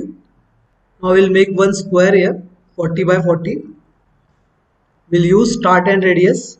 Say give this as the start point, this one as the end point, and radius we are going to give here is 40. So this arc is coming in a convex shape. Again repeat this command, start and radius. Now this time I'm going to give the start point at the upper side. Earlier we have given the start point from the lower side. This time we are referring upper side and then the lower side, and the radius we are going to take here is 40 again. Say enter. Now we'll delete this square. say delete, and we can see this shape here. It has been taken by using start and radius. Next command we are going to see here is center start end. We'll select this center point, this as the start point and this as the end point. Second type is center start angle. So this is the center point, this is the start point, and we need to specify the angle here. So I'm going to take this angle as 45 degrees, say enter. This was center, this was start, and if I want to check the angle, I'll draw this line here. I'm going to go to tools, say inquiry, and check the angle. Just click from the start. This angle is coming 45. So in this way we can use center start angle. Next type we are going to see here is center start length. This time this is the center point, this is the start point, and the length we are going to take here is 120. So this chord length again, say distance command di, click here to check the start and chord length. We can see it 120 it is coming here. Lastly we have the option that is continuous arc. So in continuous arc you just need to click the arc and it will continue from the last arc with tangency. We'll repeat continue. It is by default taking start from the last arc's end. So here we can see it is coming with tangency also. So these are the different types of arcs. Next command we are going to see here is point command. For that I am going to change the color here. I'll take yellow color. Now to start with point, we have the shortcut key here as PO, enter. Specify the point where you want to place. So I'm going to place somewhere here. First point, repeat point. This is the second one. And we can take the reference line for the alignment. This is the third point. So this is the first point, second point and third point. But they are not properly visible in this format. So if you want to change the sign of this point, we can go to format option, and here we have the point style option. Select the point style option and you can specify the symbol for this point. I'll take this one. It also shows the size of this symbol. It is coming 5% this time. I'll say OK, and we can see the difference now. Now the symbol for all 3 points is being changed here. If I want to change the size of the symbol, repeat that point style option, and here we have the point size. So I'm going to say 2 only, and we can see the point sizes are being changed. Now if I want points on this line equidistant, total 5 points, we can use divide command and the points will be applied at equidistant on this line. So to use that command, we have the shortcut key as div, enter. You need to select the object. It may be arc, circle or line. So I'm going to select this line. Now it is asking us to select the object for divide. I'm going to select this line. Enter the number of segments. I'm going to say 5, say enter. And we can see there are total 4 points dividing this line to 5 segments. First, second, third, fourth and fifth. We can use the same command for arc or circles also. I'll say I want to divide this arc into 7 sections now. Repeat the command divide. Select the arc. Define the number of segments. I'm going to say 7. Say enter. We can see this arc is divided into 7 segments. If I don't want these points to be highlighted on the arc, again we'll change the symbol here by going to format, say point style, and say this point style as regular only. Say OK. Now still we can see this arc is there. We also have the points existing there. We just need to go on the line command, select the center point, and we can see it will directly take the point as a node. So again start point, end point, I'm going to take this point only. So the points are still there, but as this symbol is being changed, they are not been highlighted on the arc. But we can refer them as a node so as to intersect the line on them.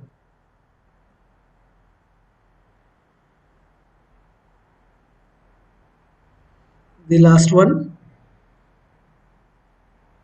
So there are total 7 sections now. First, second, third, fourth, fifth, sixth and seventh. Equidistant by common angle in between them. So in this way we can use point command. We can apply different symbols for the point. We can change the size of the symbols. And we can divide any geometry by using divide and points command. So after arc and point we are going to see table command. Shortcut key for table command is TB, enter.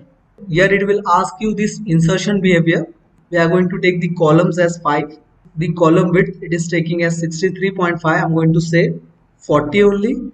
Now we have to specify the number of rows. So the data of rows I'm going to take here is, I want 4 rows, and the row height I'm going to take here is 1.5. Next it will ask you for the set styles. So I'm going to take this style, the first row cell as title, second row cell as header, and all the other cells as data. We can see here the format. This preview window is showing the format. First the title will come, then all the headers, and then the data. If I want to change this format, I can say header first, then data. So if you want to skip the title, we can go for this format also. And suppose if you want to skip the header also, click the option here as data. So only data will be referred here in this table. The insertion behavior we have kept here is specify insertion point. What does it mean? We will see this. Say OK. And now when you are going to click here, this table will be placed according to the insertion point. That's why the option was specify insertion point. So this table is been placed. Second way, again repeat table. Insertion behavior I'm going to take here as specify window. Instead of inserting the table by reference point, we are going to use specify window. Columns will by default come 5 only and the row height will be by default 1 only. Format has been set here. I'll say OK. Only difference is when you click here, we can add the number of rows by dragging it, as well as the column width also will be adjusted by dragging only. So in this way you can add the table here. So these are the two different ways to insert the table, by reference point or by specifying the window by dragging it and changing the number of rows with column width. Now we'll see the further formatting. So if I want to type the title here, just double click in this cell and you can go for the title. I'll say 4 dimensions infotech. We can change the color and style also here. I'm going to change the color as well as style. We'll keep this style here as this rounded one. You can change the colors also here. I'm going to keep this color here as sky blue. We can make it bold and italic. Say close text editor. Next we need to add the headers. So for that we are going to click on this upper cells now. This complete row of the upper cells. Double click here. I'll say SR number. Say tab to shift in the next cell. Here I'll say name, tab, date, tab, phone number. Now if I want to change the colors and style and text size, we can change them here. I'm going to take the size here as 3 only. Say bold. And color we are going to take here is green. So in this way we can do the editing also. Now if I want to merge all these 4 cells together, you just need to click here and drag one window. You can see the dotted line window is coming there at the cursor point. Just drop it here and all the 4 cells are selected. After selecting all the 4 cells, so I'm going to say merge all. If I want to merge them by rows, I can say merge by rows. If I want to merge them by columns, I can say merge by columns. But here I'm going to say merge all. And we can see now it is complete one single cell, merging all the 4 cells together. In this way we can merge the cells. Next, if I click in this cell, it is asking us insert this cell above. So if I want to insert one more cell, we can see this number is coming as 5. I'll say insert above, and now this number is changed. It is showing 6 here, means one more cell is added above this cell. If I want to add this cell below, you can see the last number is showing 12. I'll say insert below. One more cell is added below the selected cell. If I want to delete the rows, I can delete the rows here. If I want to insert the columns at the left and right side of the selected cell, I'll say insert to left. So here the left side column has been added. If I say insert to right, then one more column will be added at the right side. The letters are showing here till F. It will take the G cell now. I'll say insert to right. You can see here one more cell has been inserted. Now if I want to delete the columns, we can click here. So it will be deleted from the right side, we can see there. Now if I want to apply color for the selected cell only for the borders, we can say edit borders. Here you need to select the color you require. I'm going to say magenta and click here this option that is outside border only. Say OK, say escape. We can see this cell is looking different in color. Now if I want to match other cells also with the same color border, I'm going to use match cell. You just need to click on these cells. This border will be applied to all the selected cells. If you want to fill the color in specific cell, just select this cell here and we can fill the different colors also here. If I want to merge these three cells now, select them and say merge by column. They will be merged together by the column. If I want to select these two cells and say merge cells, if I want to select this, if I want to merge these two cells by the help of rows, if I want to merge these two cells as rows, select them together and say merge by row. One more thing, when you type any text here, and if I type here something, I'll change the size. I'll say 2 only. Now this option is use justification.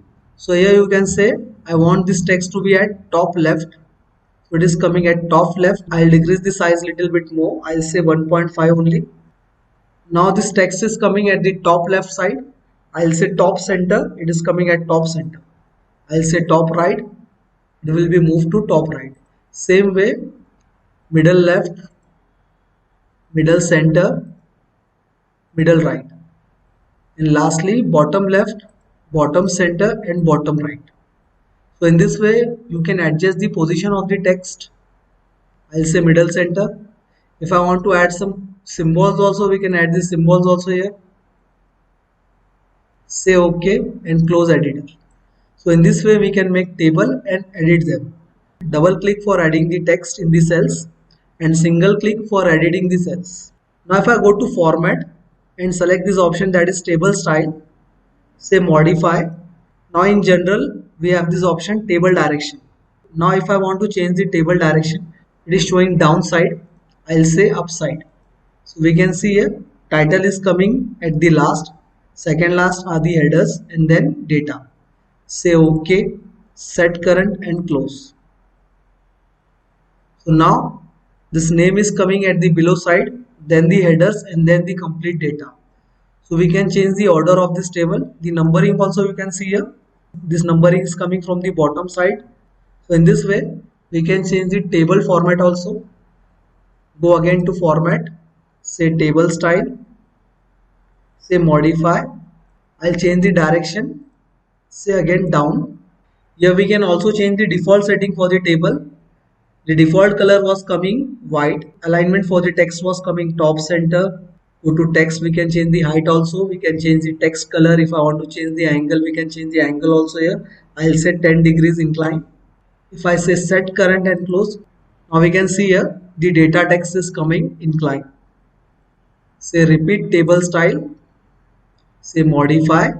I'll change it. I'll say 0 degrees only. Say set current and close. Next, if I am taking two lines here, I'll take this as the first line. Say ortho mode on. I'll take one circle also here. I'll take one more line. I'll change the color first. Say blue color. And I will make one more line overlapping to this first line. I'll make one more circle overlapping to this circle again. We'll add one more line changing the color. Now there are total 3 lines here and 2 circles being overlapped with each other. So if I want to see the overlappings here, we'll put on this option, that is selection cycle, and click here. It is showing all the 3 lines. Suppose if I want to delete the yellow line, I select this yellow line, say delete. This yellow line will be deleted. If I click it here again, it will ask you for the selection, which line you want to select or edit and delete. So I'm going to select sky blue line here, say delete again. Only one line is left. So this selection line help us detect the overlapping objects. These 2 circles are coming now. I'm going to select yellow circle and say delete. So in this way, overlapping objects can be detected and modified by using selection cycle. If this selection cycle symbol is not showing here, you can go in this list of the status bar and put on the option for selection cycle. It is by default on, that's why it is showing here. Next command we are going to see here is overkill. For that, select this drawing tool. I'll make some lines. We'll make some overlapping lines also on these lines.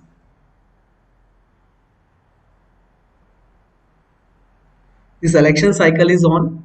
When I select this, it is showing 2 lines here. If I select on this line also, it is showing 2 lines. Now I don't want these overlapping lines to be remained after completing the drawings. Then we can remove them by just one command. Instead of selecting and deleting them one by one, we can use overkill here. Shortcut key for overkill command is OV, enter. Select the objects to overkill, say enter again. It will ask us whether you want to ignore any property while overkilling. I'll not select any property here, I'll just say OK. Now when I select here, we can see still the selection cycle is on, but overlapping has been removed. It is not showing two lines after selection now because the overlapping lines are being killed. So we can use this command overkill so as to remove the overlapping lines in the drawings. Next command we are going to see here is region command. For that I am going to make one sketch, one open profile and one close profile.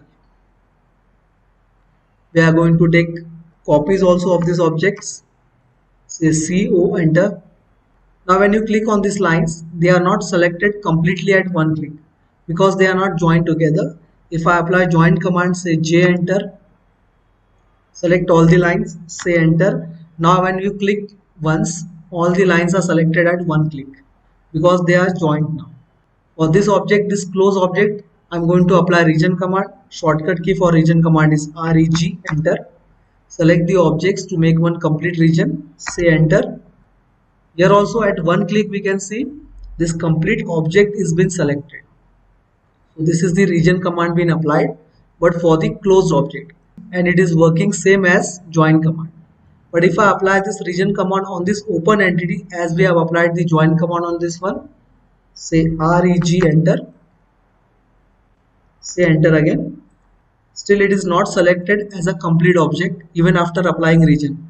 The reason here is the main difference between join and region command, that is if the object is not completely closed then we can join it together but we cannot make region out of it. But if the object is completely closed then we can make the region. One more difference is there between region and join. Now I have done region at the upper side. We'll say join for this object. Say J, enter. Select the object. Say enter again. When you click we can see the difference. Here there are total 4 grip points are coming, and here total 4 grip points at the corner, and the mid grip points are also coming here. This middle grip points are added in join only, not in region. This grip points helps us stretch the object. We can stretch the object here. But if I have made this object completely joined by using region command, then we cannot stretch the object. We can just click and drag the object, it will move instead of stretching. But here, if I made this close object by joining instead of region, we can see it is stretchable. So this is one more difference between join and region command. This was region command. So these were the commands we were going to see today. We'll continue with the further commands in the upcoming lecture. If you want to learn AutoCAD completely, just follow the playlist of the AutoCAD which is uploaded earlier. Do share, like and subscribe the channel. Till then, thank you. So hello everyone, today we are going to start with session number 10 of AutoCAD series. We have already recorded sessions from lecture 1 to 9. This is the session number 10 in which we are going to cover layers 2, means how to modify layers. We are going to cover match properties, how to make new dimension styles, as well as design center.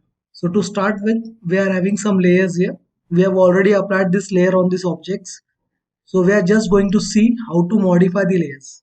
In session number 4, we have already seen how to make these layers. Now we are modifying it. So to start with, I'm going to select this center line layer. And when I click on this option, that is lock, you can see the objects made by the layer. We can see the objects made by this layer are being locked now. When I drag this cursor near this layer, we can see the lock symbol is being shown. Now when the layers are being locked, we cannot edit them, neither we can delete them. And the transparency of this layer is also being changed. So if you want to unlock this layer again, just go to the layer tab and unlock this option, that is layer unlock. We can see the transparency is again changed, as well as editing options are also been put on now. Next thing we are going to see here is how to freeze the layers. So to freeze the layers, suppose I go to layer tab. Now I'm going to take this hidden line layer now. Just click on this mid option, say freeze layers. So whatever the objects made by these layers will be freezed here, means the transparency will be removed. They will be hidden here. We can see here this layer has been freezed, and all the parts made by this particular layer are being hidden here. Same is the command of turn on and off. So if I on or off the layer also, it will work same as freeze only, but only one difference is there, that if the objects are made by the current layer and we are putting off the current layer here, suppose I go for this center line, as this is the current layer being present here. So if I put off this layer, it will give a notification asking whether you want to turn off the current layer or not. As it is a current layer, that's why this notification is coming. So I'll click on this option, that is turn the current layer off. Objects made by this center line layer are being off now. You can see the center marks are also not visible. I'll put on them again. Here we can see the center marks are now present. This objects also. And if I freeze this current layer instead of putting off, suppose I try this freeze option here, then it will show the notification that this layer cannot be frozen because it is a current layer. So this is the main difference, that current layers cannot be frozen, but it can be turned on or off if you want to remove the transparency, or if you want to remove the objects made by this layer in the drawings, or if you want to hide the objects that are made by this layer in the drawings. So in this way, these three options work, that is lock layer, freeze layer, as well as turn on and off the layer. Next command we are going to see here is match properties. The shortcut key for match properties is MA enter. So for match properties, I am going to type here MA enter. Now I want to select the source object. So I am going to select this circle here, which was made by the hidden line layer.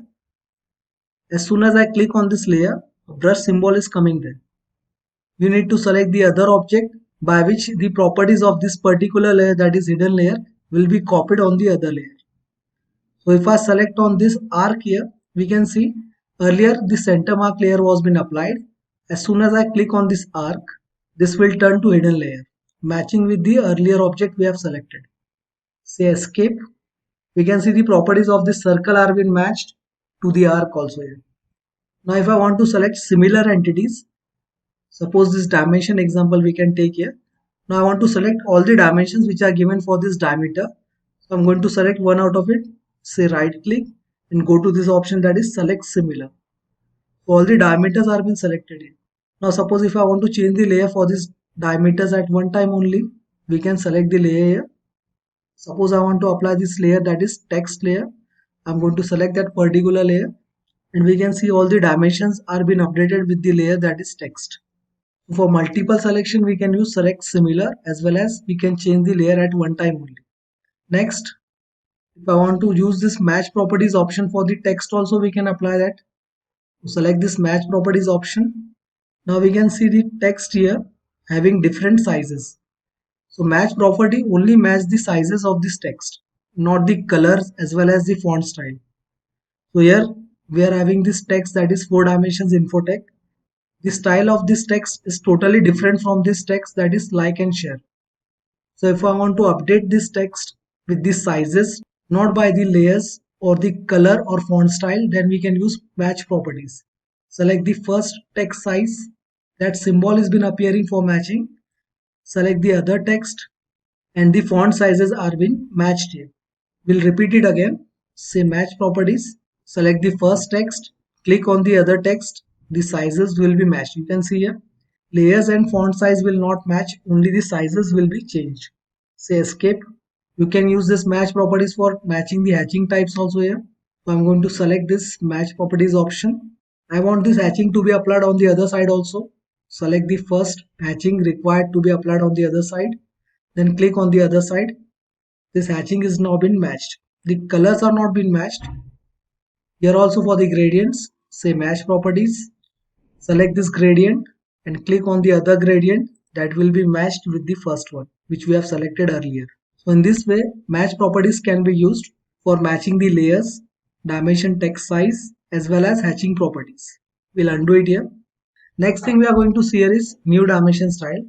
So for new dimension style, we need to say shortcut key as D enter. Go on this option, that is new, and I'm going to make one separate dimension style here. Now I'm going to name it as 4DI only. Say continue, and you can customize the styles, whatever the text size, primary units, symbol of arrows and sizes, as well as text colors, primary units. We can update them all together and make a separate dimension style which will be different from the current style which is being used now. So for that, I'm going to change the text color here. I'm going to say yellow. We'll change the arrow types also. We'll take the arrow type as dot. We'll change the arrow size, say 3.5. We'll go to primary units and change the decimals here. I'm going to go for double digits now. Instead of point, I want comma as a decimal separator. Change the dimension or extension line colors also here. Say OK. I'm going to select 4DI and then say set current and close. Now if I go for one more dimension, as I have changed the dimension style, I'll try one linear dimension here. We have set 4DI as the new dimension style. So I'm going to select this point and this other point. We can see here, this dimension are coming little bit different from the earlier one. This is because we have changed and applied the new dimension style here. Even for this radius, I'll say radius value, we can see here, it is coming little bit different now. Text size is also being changed, text colors are being changed, arrow type, as well as the extension line colors are also being updated here. If I want the earlier dimension to be applied again, just go and say D enter, say ISO, say set current and close. Repeat the dimension here, say radius, change the layer, and this radius will appear similar as the earlier dimensions were. So in this way you can apply the dimension styles or new dimension styles. One more time I want to make one new dimension style here. Say D enter, say new, next say continue, and we can change the requirements here. Say precision as 000. This time I am going to take the dimension style as architectural or fractional. Next the arrow type, I'll say oblique. Say text size, I am going to increase the text size also here, say 2.5, and the text color we are going to say magenta. Align with dimension line. The alignment of the text is also being changed. Say OK, set current and close. You should set the current style which you have made here. Now if I apply the dimension, say diameter, now the dimensions are being applied according to the updated dimension style. Say D enter to change it again. Say 4DI, set current, close. This will be other dimension style now. Go to this diameter option again. We can see the difference here. And for the default style, again say D enter, say ISO 25, set current and close. It will go to default settings now. So we have applied here 3 different new dimension styles. We can see here. So this was new dimension style. We can make multiple dimension styles here according to the unit or need we require for the drawings. Next command we are going to see here is design center. Shortcut key for design center is ADC enter. ADC enter. Now the use of this design center is, earlier in drawing 1 we have made multiple layers. We have taken different line types also here. We have made different dimension styles. We can see here 4DI and Sagar. Next we have also made blocks here.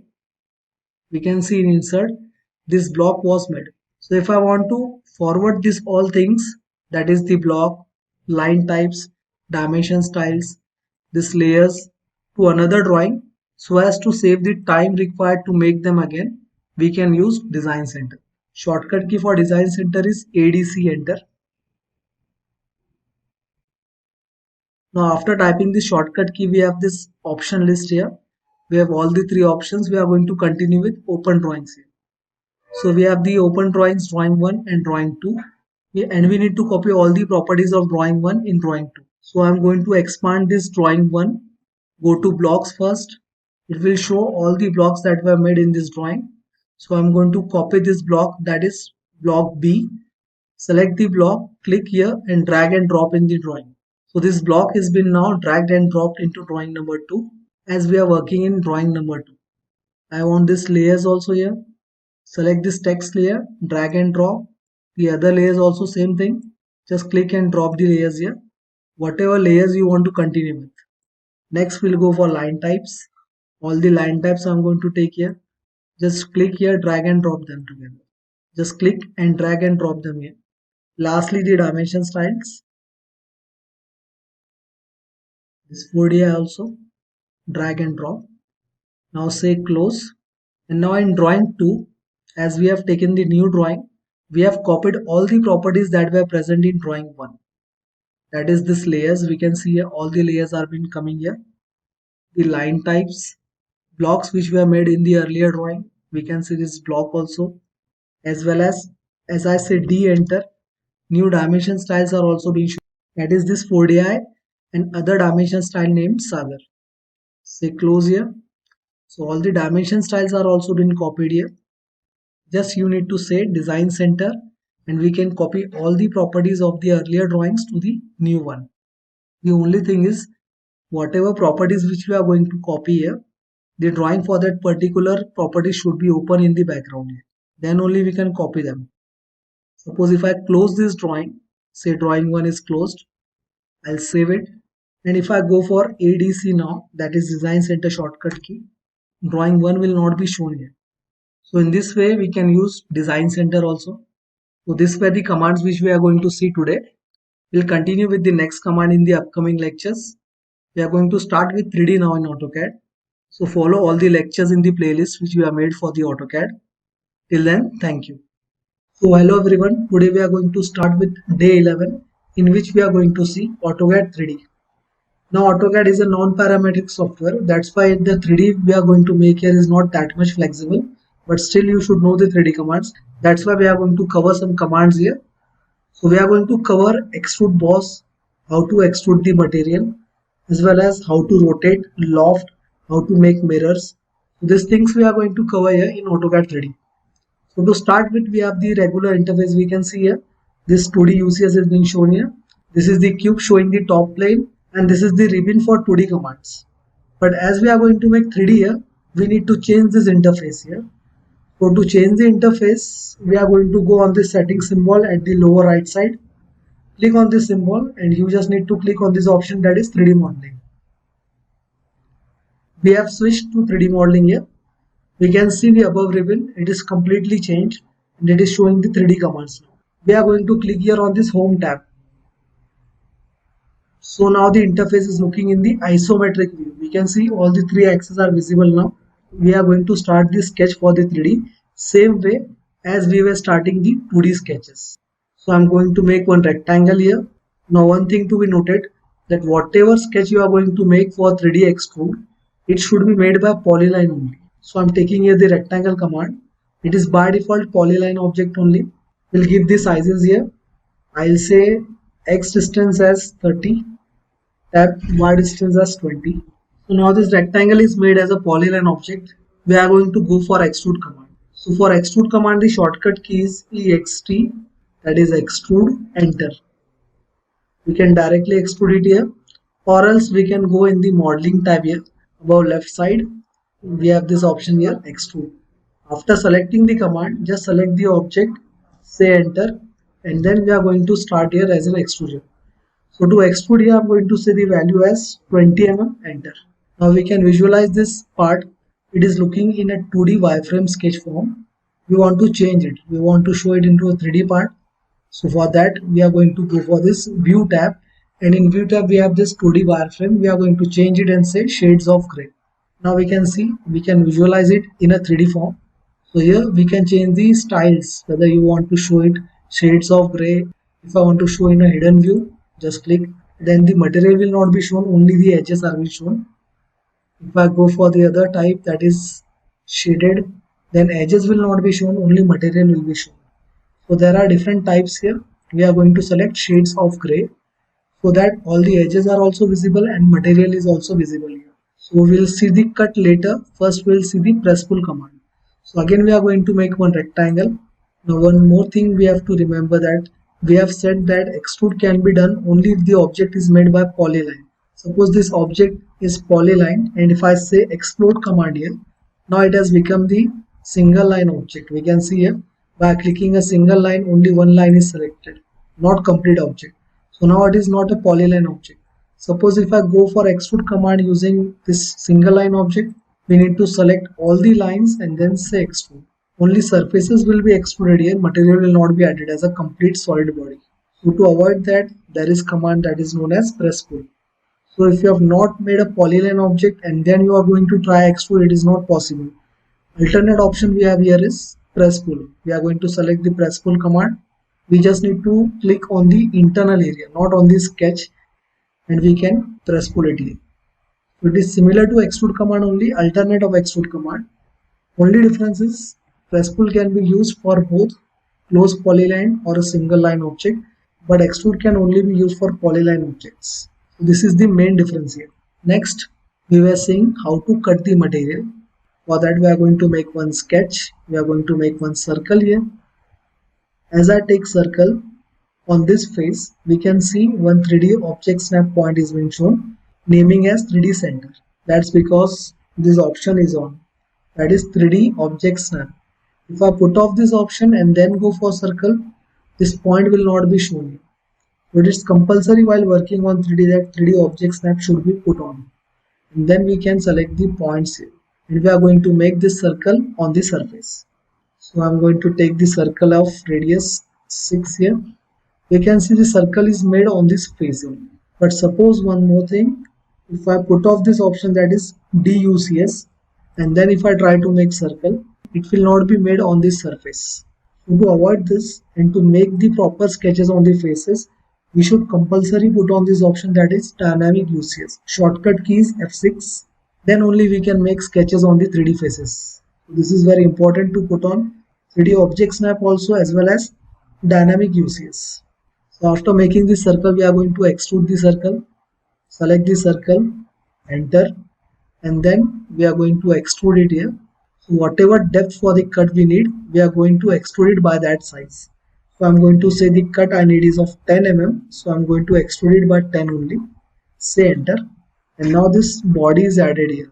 You can see this 3D solid body as well as the earlier body. Now if I want to make this as a cut, we need to go for this command that is solid subtract. Select the command. First we need to select the main body, say enter, and then we need to select the body which we want to subtract. Say enter here. So here we can see this material has been cut here. To visualize it properly, we are going to use this command that is orbit. Just click here and then you can click on the mouse and rotate the body so as to confirm that whether the cut has been made or not. In this way we can visualize this part or a 3D body completely 360 degrees. So this was subtract. Say escape and finish. Next command we are going to see here is offset face. So for offset face we are going to go on this solid editing tab in the third column, that is offset faces.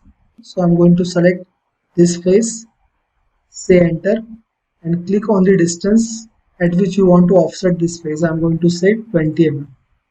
I'll say enter again to end the command. And we can see it is offsetted by 20 mm more.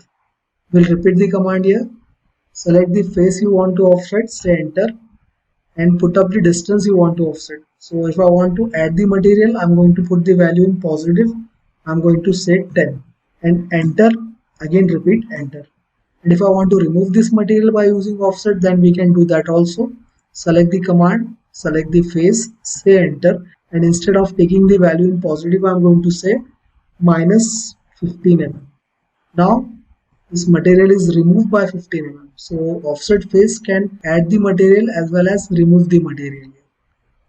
We can do the same thing by press pull also. Select the press pull command, click on the face, and you can add the material, say the distance as 10 mm, and even this press pull can be used to remove the material from one side face. So I'm going to drag it in the negative direction and say the value as 10.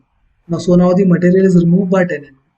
So offset face as well as press pull both can be used to add the material at one particular face in a parallel direction.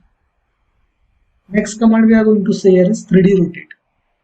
So if I want to make this cubical shape to stand vertically, I need to rotate it by 90 degrees. For that we have this command that is 3D rotate. Shortcut key for 3D rotate is 3DR. Select the object you want to rotate, say enter.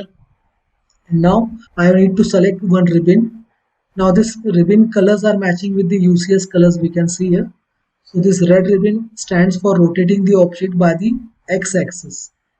I'm going to select here this red ribbon as I want to rotate it by x-axis. Now you just need to put up the angle. I'm going to say here the angle as 90 degrees. We can see here this part has been rotated and it is standing vertically now. But the hole which we have made has gone on the opposite side. So if I want to see that hole also, you just need to go on this option that is orbit, and we can rotate it here and see this whole cutout is coming at the bottom side, not at the back side but at the bottom side. After rotating this, we are going to rotate this object here. Select 3D rotate, select the object to be rotated, say enter. I'm going to select this green ribbon here, say rotation angle as 90 degrees, and we can see now this object is been rotated and it is standing here. So if you have made any part by extrude command, the sketch will be merged by the extrude. But if you have made the 3D by using press pull command, the sketch will not get merged. So I'm going to delete this sketch. Now we can see both the parts are being rotated using 3D rotate. If I want to move it, then we can use 3D move. Select the object and you can directly use this axis to move. I'm going to select this direction as an X direction. So if I want to move it here, I can put up the distance also and can move, or else I can just directly drag it here. If I want to move it at the bottom side, move at the bottom side. If I want to move in the Y direction, just move in the Y direction. Same here. We can also use this command, that is move command only. Select the move command, select the objects to move, say enter. We'll say this as a base point. We'll move it and keep it here at the first extrude, at the vertex point, but we can see this vertex point is not being shown properly. So at this time, before moving, I'm going to go at the object snap, 3D object snap, and I'm going to put off this option, that is nearest.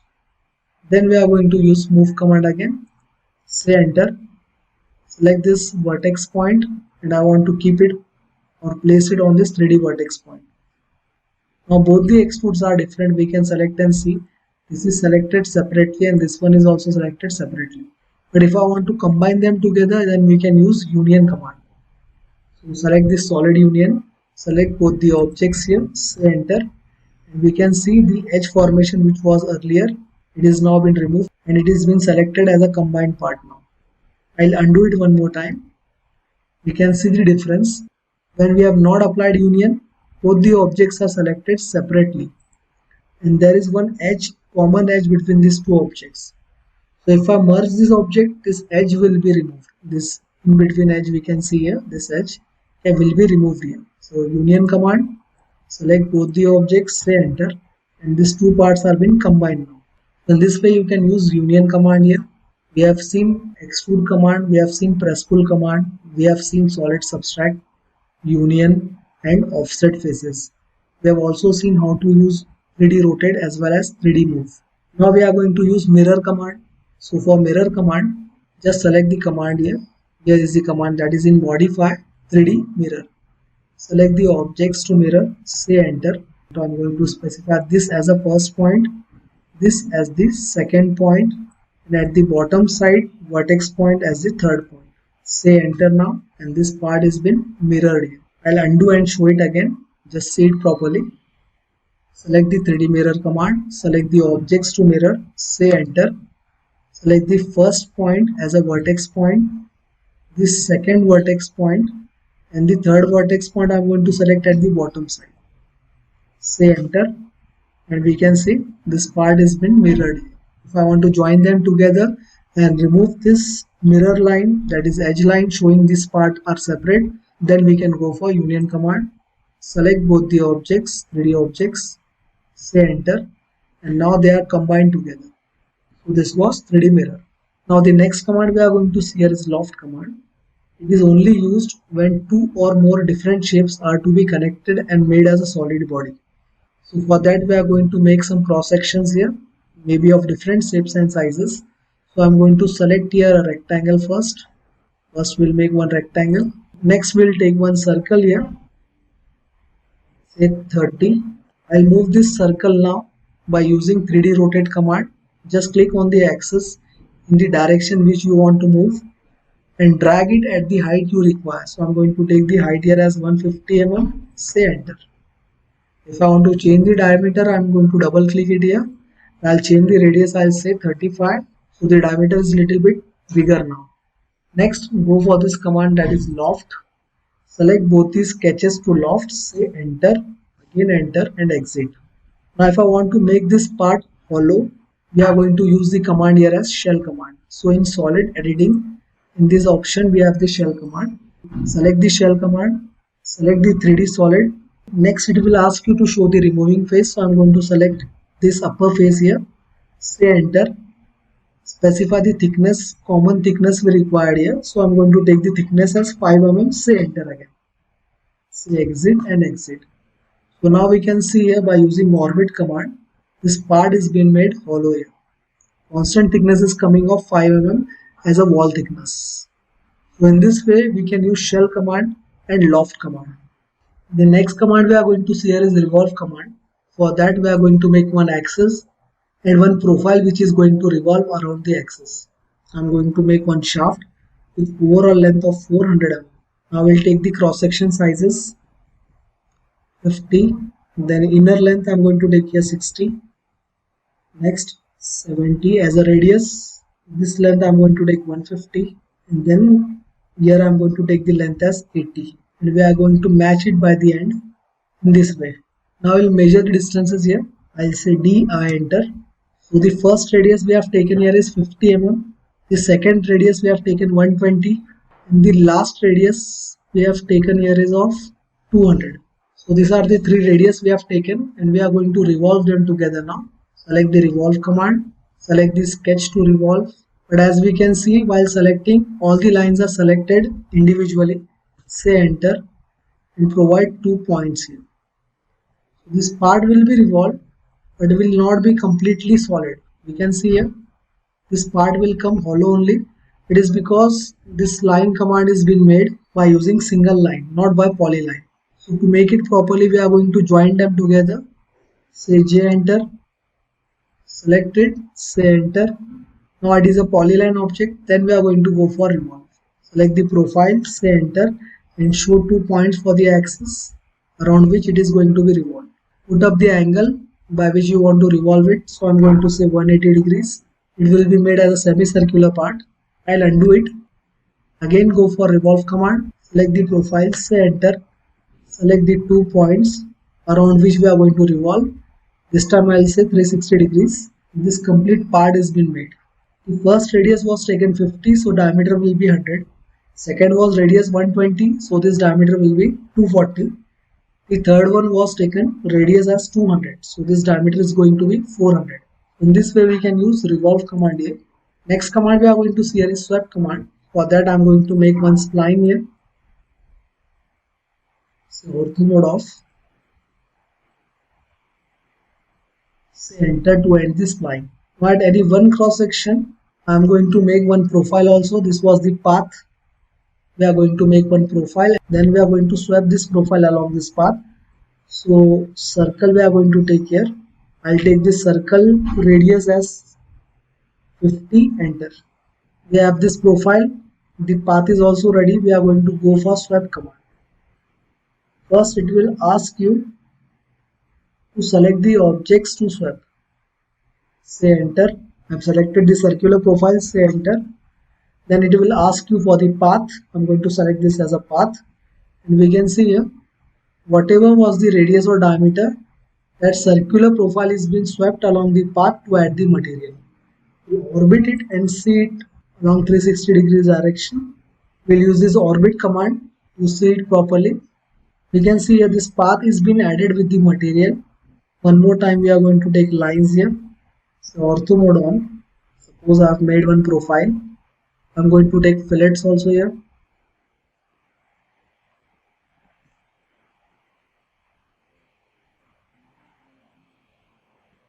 Next, I'm going to add one cross section. So for cross section this time we are going to take rectangle. I'll take the rectangle size here as 250 by 300. We are going to move it and keep it at the center. Say move command, select the object, say enter, specify the base point and keep it here. Now we have this path as well as this profile. We are going to swap it now. Select the swap command, select the parts to swap, select the swap command, select the profile to swap, say enter and select the path. We can see this part is been swept but only along this single line. It is because we have not selected this line as a polyline. So for making it polyline, I am going to use join command, say J enter, select the lines and arcs to be joined and make them as a complete path. Again go for swipe command, select the profile, say enter and then select the path. We can see here this cross section has added the material along the path and this swept command is being used. So in this way you can use swept command. So this were the commands we were going to see for this lecture. In the upcoming lecture we are going to make 3D model using these commands. Till then, thank you. So hello everyone. In last session we have seen how to use 3D commands for making 3D parts. In this lecture we are going to make some parts just to show how the commands are being used in 3D and how the interface will look. So to start with, I have inserted one image here. We can insert any image in AutoCAD by using this insert command. This is the menu bar, and in menu bar we can use this option that is insert, and we have this command that is raster image reference. So by using this command you can browse the parts or files you want, maybe images. That images can be opened here. So I am going to take another image here, say open, say OK, and when you click in the screen it will ask you to scale the image. So I'm going to scale this image. In this way we can insert the images also. So we have taken already one image there. I'm going to delete this. We are going to use this image later, and we are going to start with this part now. So to move in 3D interface we are going to select this option, go to 3D modeling. So in 3D modeling, after changing the tab we can see the above ribbon is also changed. The commands are being updated to 3D. Now we need to click on this home icon so that all the axes are visible and we are in isometric view now. You can see here X, Y, Z are visible now. Next we need to start with this front view side. So we have this height here 42 and this length is 76. So we are going to start with this figure. I'm going to consider this side as a front view. So take line command, put ortho mode on. Here the length is given 42. Image is looking very small, so we'll scale the image first. We have taken this height of 42 with this line. Next one horizontal line, then 76. Say escape. Next line, then 12 mm. Now we need to make this upper side. So the length here given is 14 mm. We have started with this edge here. Now we are going to make this horizontal line of 14 mm. So here I'll take the length as 14. At the downside, the total height was 42 and the length given here is 12 mm. So I'll minus this 12 from this 42 and we'll take this length as 30 mm. Then close the sketch. We'll move the image here. After making this L portion, we are going to make this backside portion now. For that we are going to make this rectangular face that is of 7 by 42. Again one more rectangle. X distance as 7, tab, Y distance as 42. Now one more feature remaining, that is this rib. We are going to make this triangle here. So to start with, we have one line. This height I am going to take here is 30 mm. The next distance we are going to take is the rib base. So this base length, the total length will be 62. So here this horizontal line we are going to take here is 62. And we are going to make this triangle lines combine by using join command. As for the extrude command we need polyline objects, that's why we have used join command here. Each line is selected individually, we need to join them together so as to extrude. So I'm going to select the object, say J, enter. This combined object is now joined. This is L shape, this is the rectangular shape, this is the triangular shape. We need to go for extrude command now. Before going to extrude, we are going to shift to isometric view. For that we are going to click on this home icon. Now the extrusion size we are going to take here is 31. We can see here we have drawn this L shape and we are going to go for this extrude of 31. Select the extrude command, select the sketch, say enter, and we are going to extrude it by 31. Next extrude here. So this backside feature that was of 7 by 42, we are going to extrude it by 13 mm. Extrude, say this distance as 13, and this triangular rib we are going to extrude it by 8 mm. One more extrude, select the triangle, say enter, say 8 mm as a distance for extrude. We'll move this image little bit further side. We'll change the view style now, shades of gray. Now we are going to rotate each feature here. Select the 3D rotate command from this side. that is from modify toolbar. Click on the object to rotate, say enter. Select the required ribbon around which you want to rotate and provide the angle here. One more time, 3D rotate, say enter.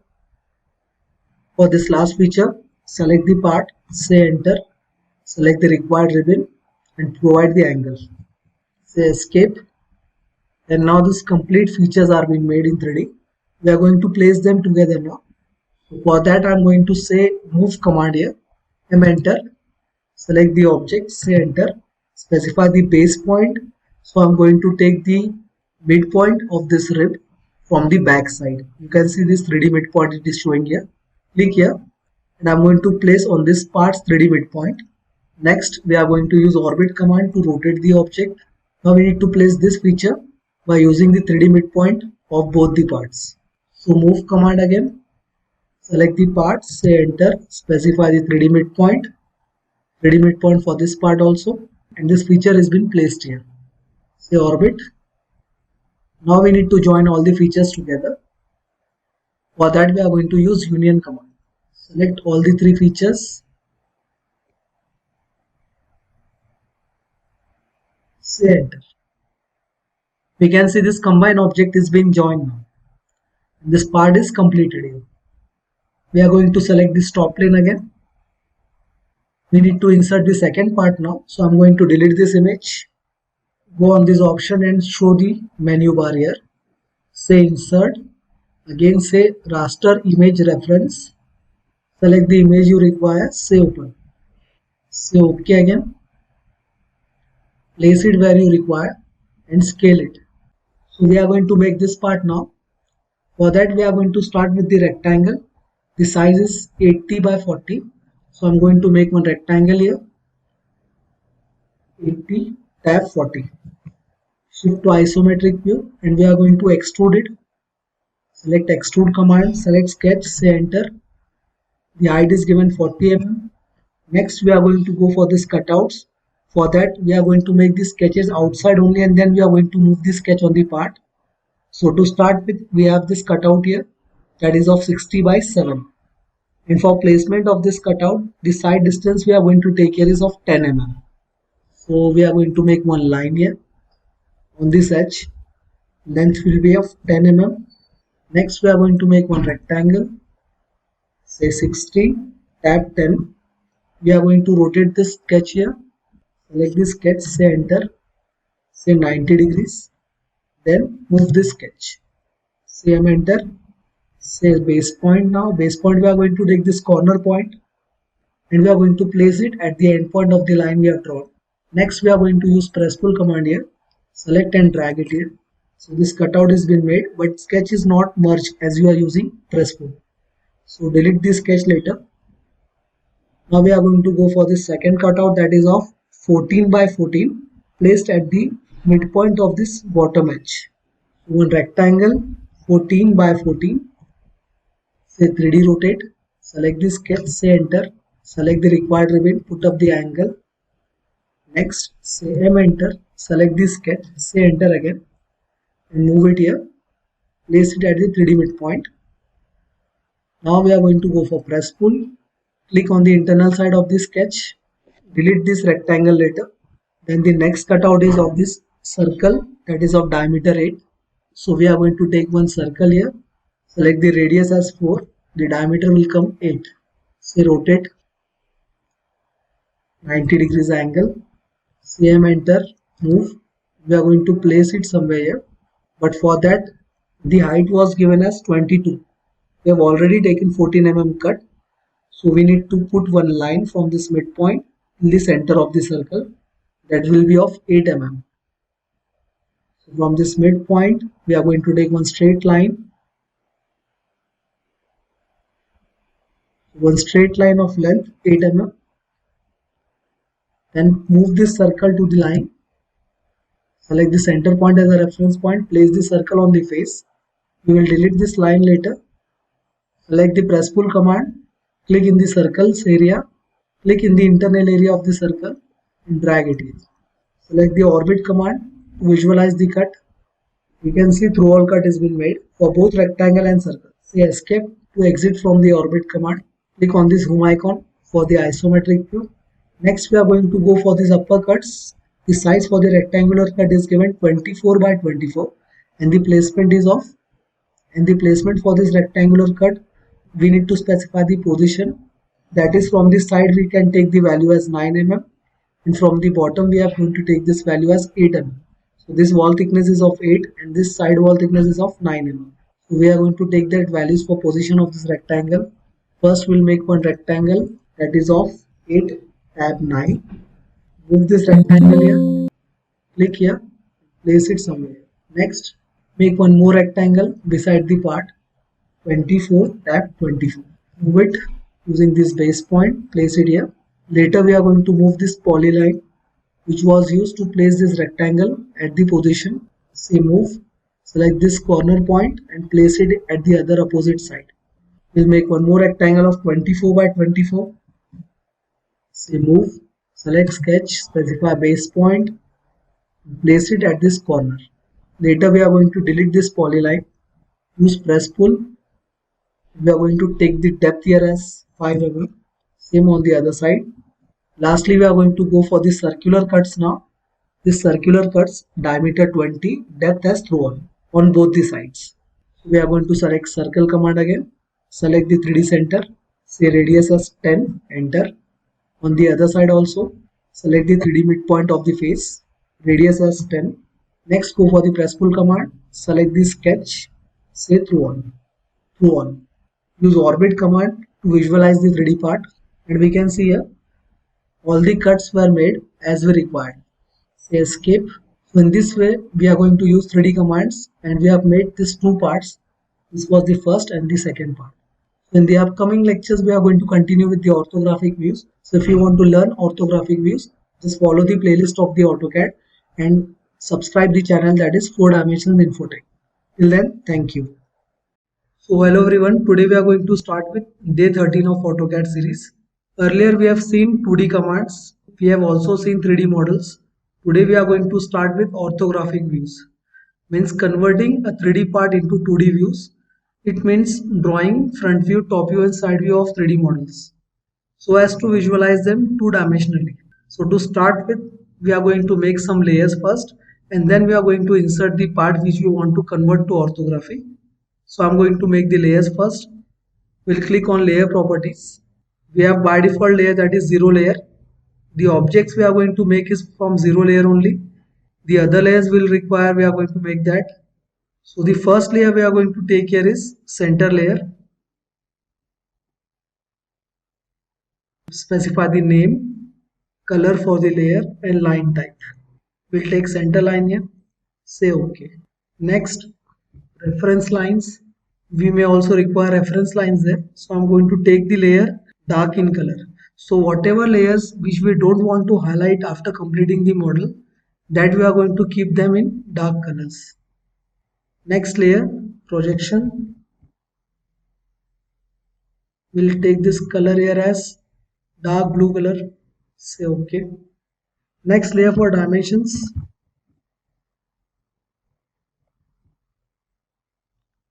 After dimension we are going to take here is hidden layer.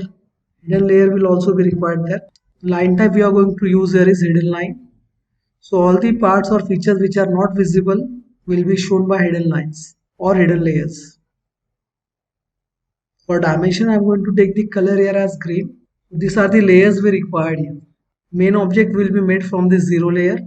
For center lines, center layer, dimension layer. For hidden lines, hidden. For projection lines, projection layer has been taken. And for reference lines, reference layer separately you have taken here. Close these layers now.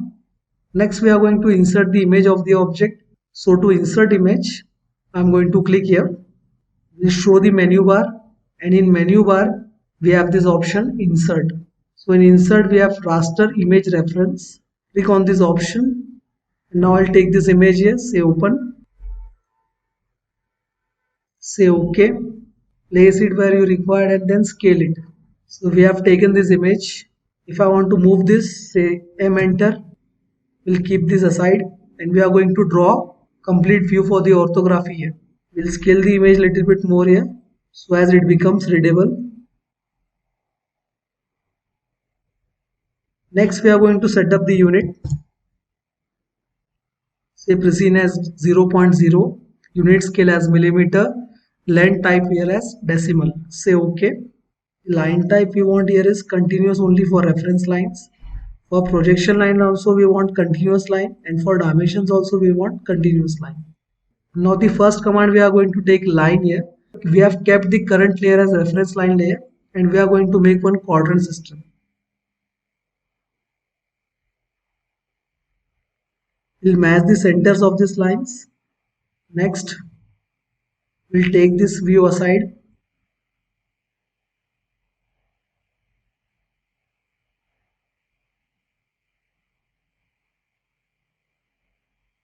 Place it somewhere in the quadrant system only so as to read the drawing. So to start with base, we have this length as 90 mm. So I'm going to take 0 layer first, and we are going to draw one line with the length of 90 mm. Next we are going to draw this circle, this semicircle with radius of 20 mm. So in the midpoint of this line we are going to draw this circle here with radius 20. We'll trim the extra portions. We have started this front view at random position in the third quadrant. We are referring here the third angle method, and in third quadrant I am going to draw this front view here. So for that only we have taken this base as 90 and this circle of radius 20. Next we need to go at the upper side with 10 mm length. Now the length I am going to take here is 10. The height here for the next step is given as 40 mm. We can see here. And the width for this step is given 60 mm. So I'm going to take one line of 60, one more line from the center with the height of 40. So we have taken this line here to represent this height and 60 mm line to represent the corners here. We just need to move this line, say M, enter, midpoint of the line to be attached on this upper end of the vertical line. We have placed it somewhere here. We'll delete this line. Now we need to connect it. One more line. Now it will be length of 50 mm.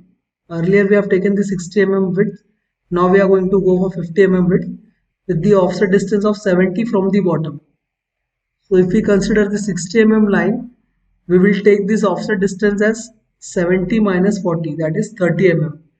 So I'm going to take this vertical distance here as 30 mm. For that we are going to offset this line by 30.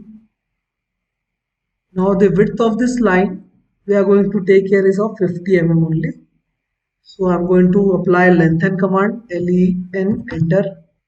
Say delta. Earlier it was the length of 60 mm.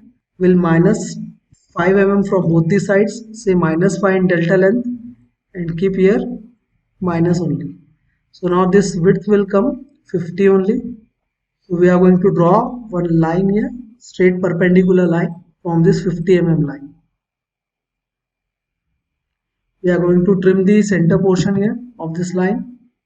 Next we are going to draw as this circle with radius of 15 at the midpoint of this line. So the radius of this circle will be 15 here. We'll mirror it. Say enter.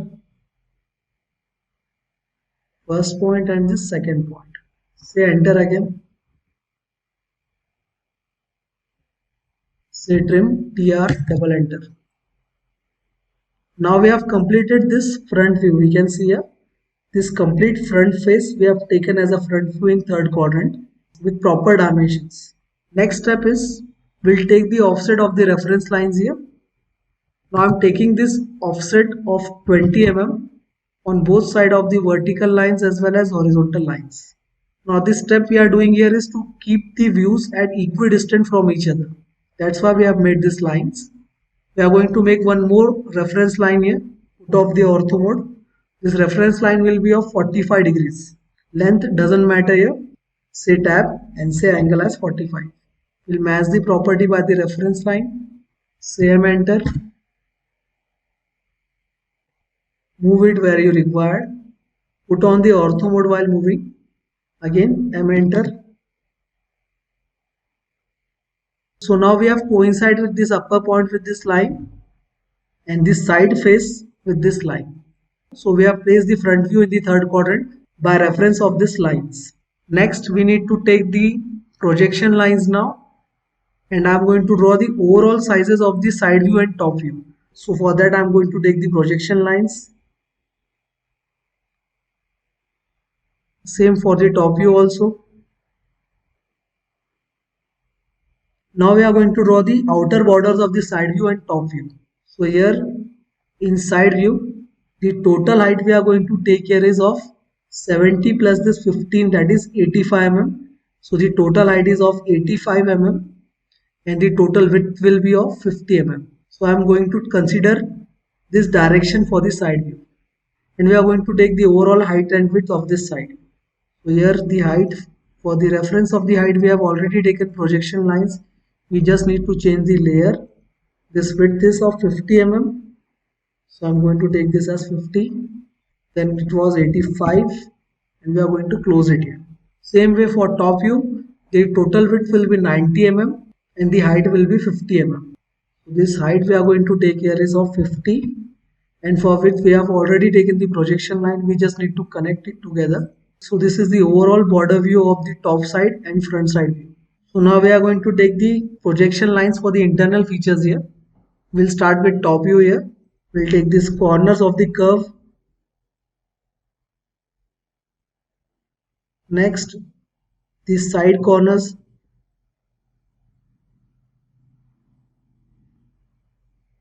Next, the shoulders.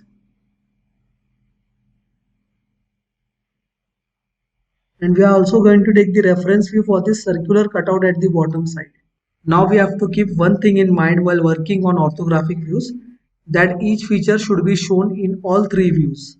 There is no condition that only one feature will appear in that particular view and in other view it is not going to appear. That condition will not come. Now from top side, so all these edges which are visible from the top side directly are to be shown by the solid white line. But whatever features such as this cutout, these internal edges of this cutout are not visible from the top side. So whichever features views which are not visible directly, that are to be shown in hidden lines. And the features which are visible directly from whatever side we are observing, that are to be made by the solid lines. These are the two things to be considered. So I am going to put on the zero layer here. First we'll draw the solid edges. So this edge will be completely visible here from the curve corners. These two edges will be completely visible. We can see here this edge and the opposite side similar edge. These two edges will be visible from the top side. That's why we have taken the solid line. Next, this edges. Now from this corners, that is of 50 mm corners, here this edge distance will be of 10 mm and the depth here is taken as 6 mm. We can see here. So we have the pocket here of 6 mm depth with the length of 30 mm and then again 10 mm edge. So we are going to make these edges here now, this complete face. For that we have taken the references earlier only. So here this will be of 10 mm. We have taken this 10. Now we are going to go for this 6 mm line at the inner sides. So 6 mm distance.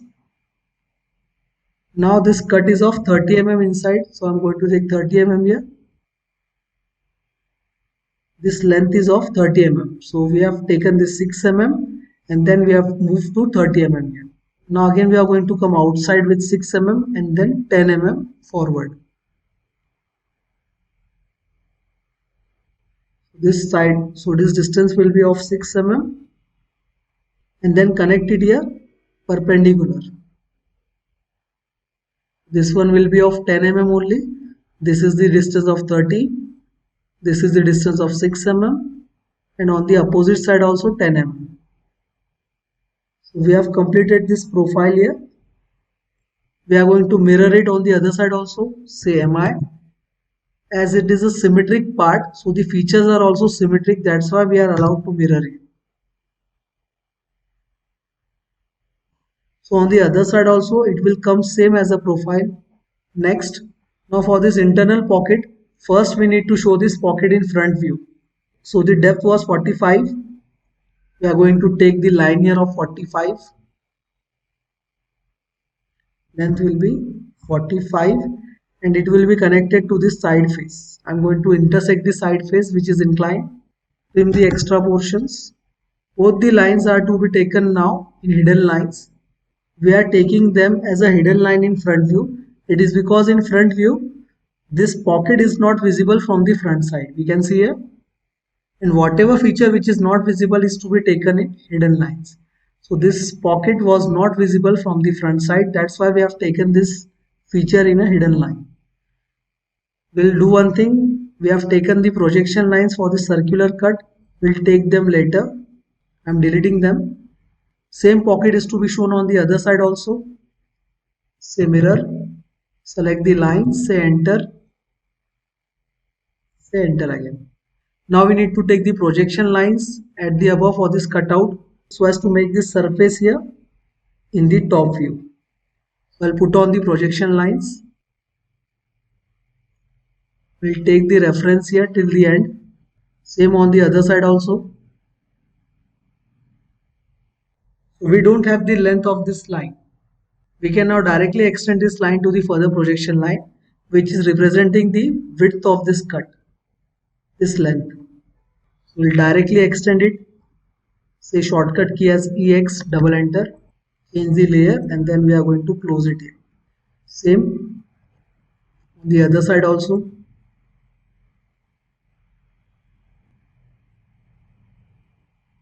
Now we'll push back these projection lines. We just drag them to the upper side because we needed to extend this line. This feature is remaining in the top view, that is this cutout. We'll again take the projection lines. Earlier we have taken the lines but we have deleted them. So I'm going to take this projection line here till this face end. Same way on the other side. Now this cutout, you can see here in this model, this cutout is not visible from top side. That feature will be shown in hidden lines. So we are going to take hidden lines here. These hidden lines are representing the edges of this cut. You can see this cutout in model. These edges, these bottom side edges are shown in the top view by the hidden lines as they are not directly visible from the top side. After completing this, we will take the projection for the side views now. This shoulder first. We'll change the color of the projection line. We'll take it more dark here. Say OK and close. So we have taken this projection line. Another line we are going to take here for the projection is this corner. Also this corner. Then this for the cutout feature. Now as we observe in the side view, this 10 mm edge, this 30 mm edge and this 10 mm edge will continue with the single edge in making right hand side view. It is because the depths are not considered here.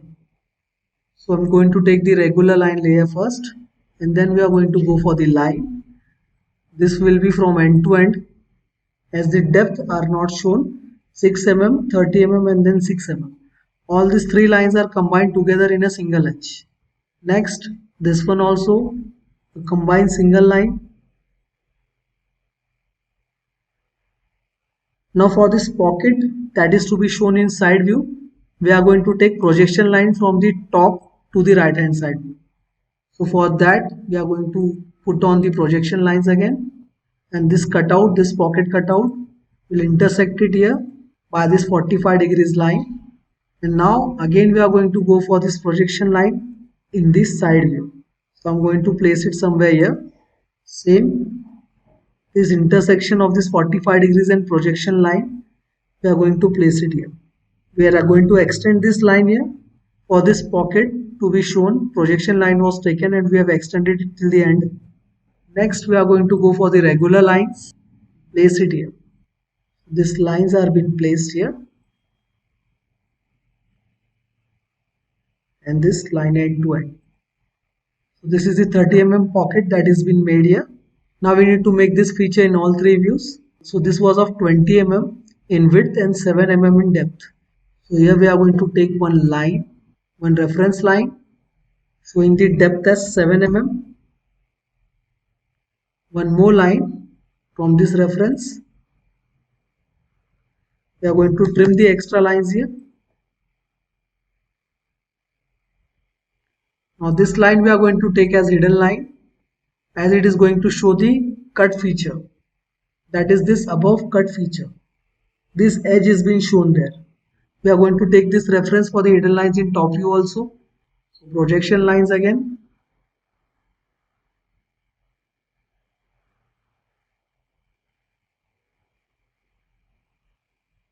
From end to this upper end, we need to make one reference line from this mid of this lines. We are going to take two offset lines now, representing this width of 20 mm.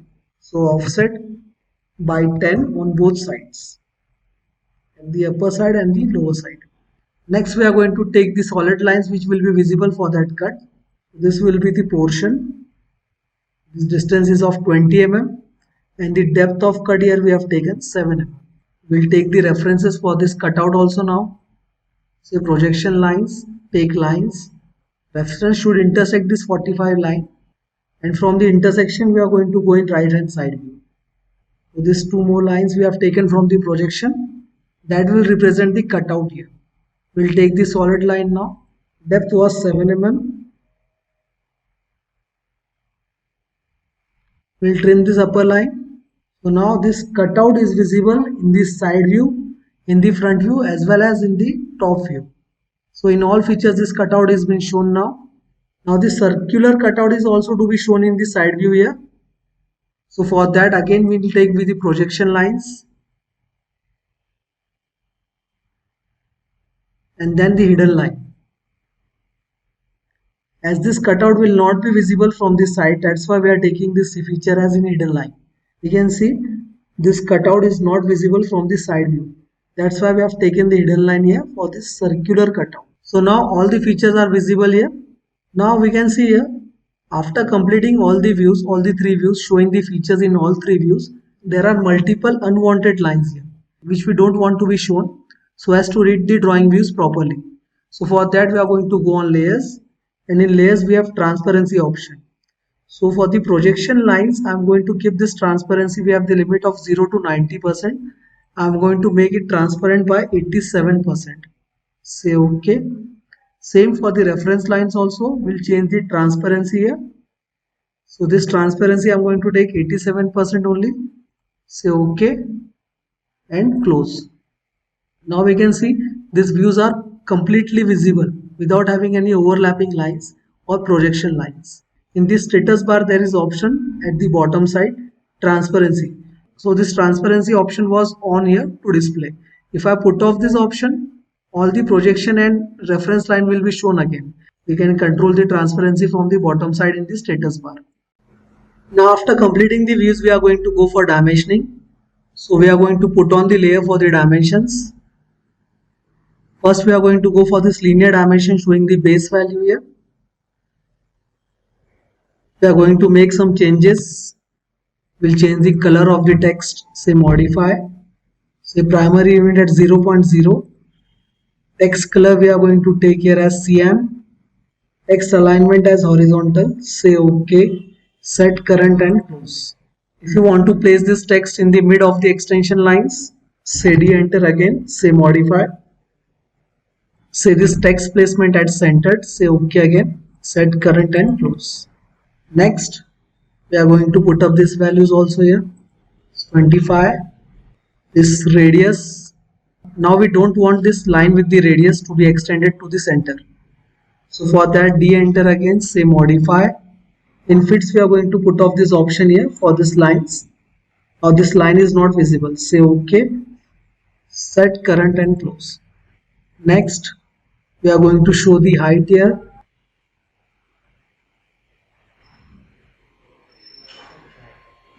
Just keep in mind while taking the dimensions, this extension line should not overlap the main object lines. So we'll drag and place them at corners here. One more horizontal dimension showing this depth. Then this radius. Now whatever dimensions we are taking, that should not be repeated in other views. That thing we have to keep in mind here. One more linear dimension. We can place this text by moving it here. Now the top view.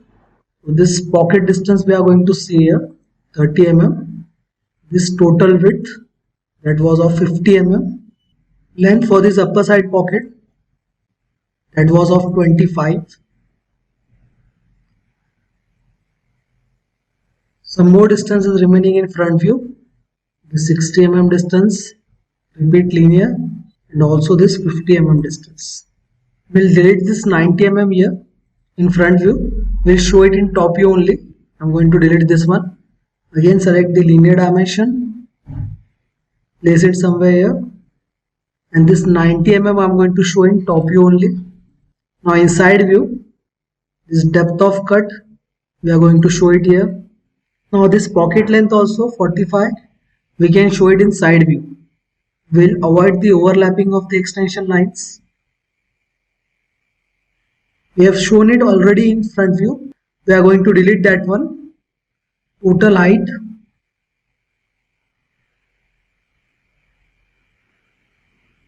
So now we have completed the dimensioning for all the features in the views. So this was orthography, in which we have converted this isometric view into 2D orthographic views so as to understand the front, top and side views. By learning these orthographic views, it will be helpful for reading the drawings. So this was the lecture for today. We'll continue with the last lecture, that will be printing and plotting in the AutoCAD playlist. Till then, follow the playlist to learn more and subscribe the channel 4 Dimensions Infotech. So for today, thank you. So hello everyone. Today we are going to start with day 14. This will be the last day for this AutoCAD series, in which we are going to see how to print and plot the drawings. So to start with, we have this drawing here. At present, below the command bar, we can see here, we are in model interface, lower left side. Now for printing and plotting, I am going to click on this tab, that is layout 1, bottom left side. Click on this option. Now in layout 1, we can see the drawing which we have taken in the model area is being shown in this layout. So now if I click on this border, this blue color border, it is known as viewport.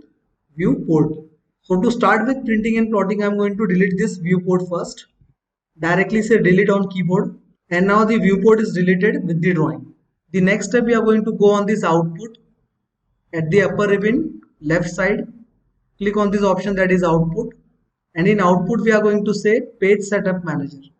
So I'm going to click on this page setup manager here, and in page setup manager we are going to decide what are the things or features we required in the printout. So for that we are going to say new setup. I'm going to name the setup here. I'll say 4 Dimensions Infotech.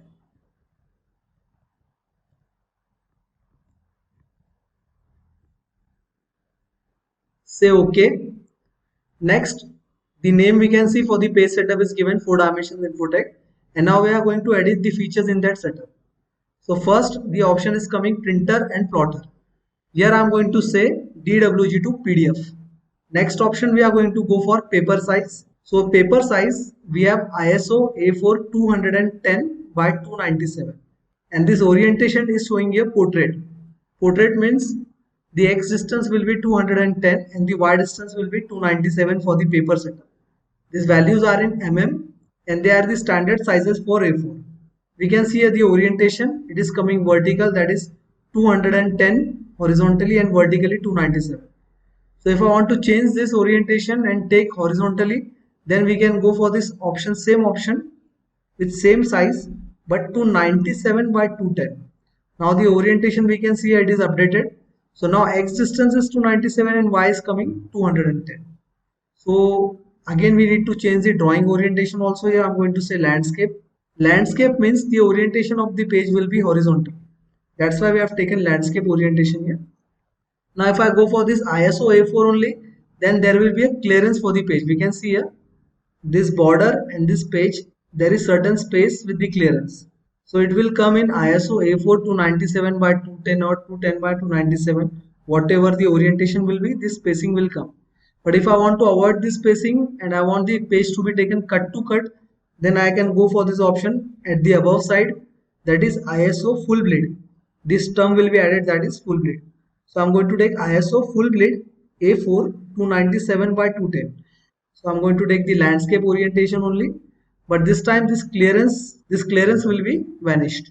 Next we are going to say what to plot. So in this plot area we are going to say layout only, as we are going through layout only for printing and plotting. That's why this option is kept layout.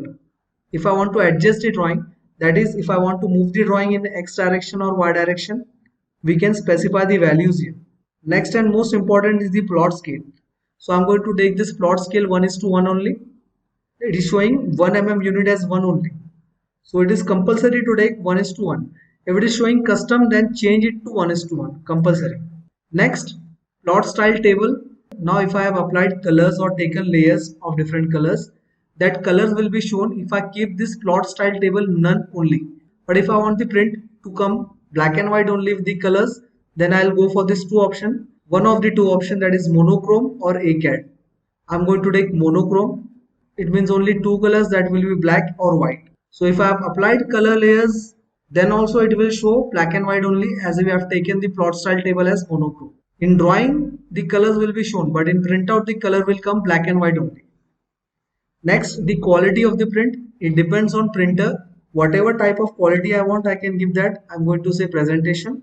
Now if I have taken reference line and if I have applied transparency on that reference lines in the layers, then we should put on this option, that is plot transparency. If I don't put on this option, all the reference line will be shown in dark colors and the actual object we want will not be presentable that time. So put on this option, that is plot transparency also, so that all the unwanted lines will be transparent or faint in color.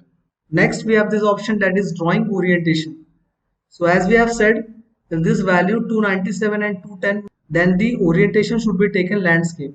And if this value, if I change to 210 by 297, then the orientation is coming for the page as vertical. Portrait should be taken for vertical. So these are the things we need to specify while page setup. After completing the page setup for 4 dimensions infotech, I'll say OK here. And I'm going to say this 4 dimensions infotech. I'm going to click on this option and say set current as a page setup manager. Now if I want to edit this again, I'm again going to go on page setup manager, select the 4 dimensions infotech option, say modify, and I can again modify this orientation or whatever feature I want to modify. Go for this option, that is 297 by 210 only, as the drawing we have taken is in the orientation form, that is landscape only. Say OK, say yes, say set current and close. Now the page setup is coming horizontal, that is 297 by 210. After completing the page setup, we are going to go for this option, that is layout. So in layout, we are going to go on this option, that is rectangular viewport. Now in first, you must remember that we have deleted the viewport there. First step was deleting the viewport. So now we need to create the viewport. After completing the page setup in output, we are going to go on layout and we are going to again create a new viewport in a rectangular shape. That's why I'm going on layout and selecting this rectangular option. That is for making viewport. Select this option. Now we'll zoom it here and we are going to take the viewport. I'm going to specify the first corner that should come within this page only. I will zoom it as much as I can so that the page will come cut to cut according to the size of the paper. Then zoom out again and go for the opposite corner. Drop this point here within the page only and not in this gray area. So I'm going to drop it somewhere here. Now we can see all the things that were present in the model drawing here are being shown in the layout with new viewport and page setup. Next, now if I want to edit the views or if I want to move them or if I want to add something there in the sketch, we can do this all things here also. So for that we need to activate the viewport here. So for activating the viewport, you just need to double click in this blank area and we can see here this top plane is now being shown. UCS is also being shown and we can zoom in and zoom out the drawings, as well as we can modify the drawings. Suppose if I want to add some dimensions, if I want to add any table or something here, we can do that things here also. Next, now after all the changes we need to take in this viewport, completing the changes, then again I will adjust my drawing according to the viewport. For that I'm going to say Z enter. I'm going to click on this corner for the page setup and on the other side. And this drawing will again be adjusted according to the layout. Now to exit this drawing and lock the viewport, I need to double click outside. So in this way we can make the changes and adjust the layout according to the page setup again. Next we are going to go for the printout of this page. For that, first we were in output, then we have shifted to layout, made new viewport, adjusted the drawings. So for printing and plotting, again we are going to click on this output option. So in output we need to click on this plot option and say continue to plot a single shape. Now it will show the same page setup, that is 4 dimensions infotech. We have given the name also. That same page setup is being shown here. So whatever things we have modified there at the page setup are being applied to this drawing. We can see here we have said name as 4 dimensions infotech, printing style as DWG to PDF, so as to convert the drawing to PDF. Next, paper size we have taken 297 by 210 with the orientation as landscape. That is standard A4 size in horizontal position. Next, we have said what to plot, that is layout. We have set the plot style table as monochrome, so as the print or PDF will come black and white. We have set the quality as presentation mode only. And if we have layers with transparency, we have put on this option also there, so as to apply the transparency in printout also. Next, we have seen orientation. According to size, we have taken landscape. Lastly, and most important was the scale. We have kept the scale 1:1. So all the things here are being saved. I'll say preview here so as to see the demo what we are going to print. Say escape to come out of this preview, and then lastly say OK. It will ask you to save. So now we can see the file type being saved here as PDF only. It will ask you the root where you want to save the file. So I'm going to say desktop here, and on desktop the name is given here drawing view layout. So whatever name I want to specify, I'll specify the name also. I'll say save. So we are saving it on the desktop. Say save, and the file format is coming after saving as PDF only. It will show the final PDF also here. So this is the PDF we have saved here, and we can directly go for printing here if you are connected with the printer. At the upper right corner we can see this option is shown, that is print. If I want to download this file, I can download this file again here with this arrow. Now in some cases, if we realize that we need to modify the page setup, whatever we have taken we need to modify it again, then go to output again and go to page setup manager, select the saved page setup which we want to edit and say modify. So again we can modify the things here and then say OK. Say yes, say 4 dimensions or whatever layout you have taken, as set current page setup and say close. So in this way we can go for the printing and plotting option. We have one more way here. Now if you are not concerned with the scale value to be taken as 1:1, we can directly say Control P. Now instead of going to layout, making page setup, making new viewport and then going for printing and plotting, we can directly go for printing and plotting if the scale is not concerned. For that we need to say shortcut key as Control P, and we will remain in model area only. We don't need to go on this layout option. Just stay in model area. Say Control P as a shortcut. It will ask you to continue with the single plot. Go for that. Again go for the page setup. Whatever the output you require, I'm going to say DWG to PDF again. Go for the page setup. This time I'm going to say ISO full grid only, as I want the page to be taken cut to cut according to the borders. I'll say full grid 420 by 297. So here we can see the page setup. It is coming the orientation as horizontal. I'm going to say this drawing orientation also as landscape for the horizontal. It will ask you the plot area. I'm going to change it here. I'm going to say windows.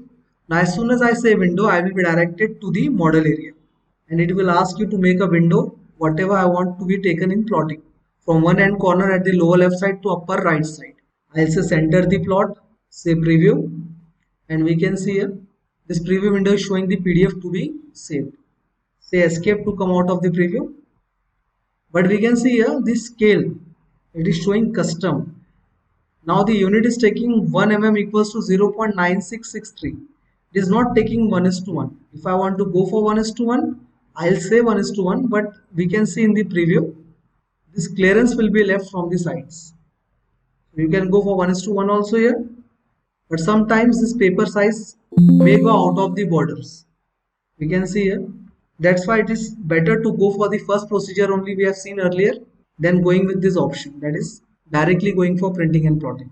Again the plot style we are going to say monochrome, say yes, say plot transparency also, and quality as presentation, drawing orientation as landscape, and say OK. Save it wherever you want to save with any name you want. Save here, and this is the final print and plot, directly going with Control P and selecting the printing plotting options.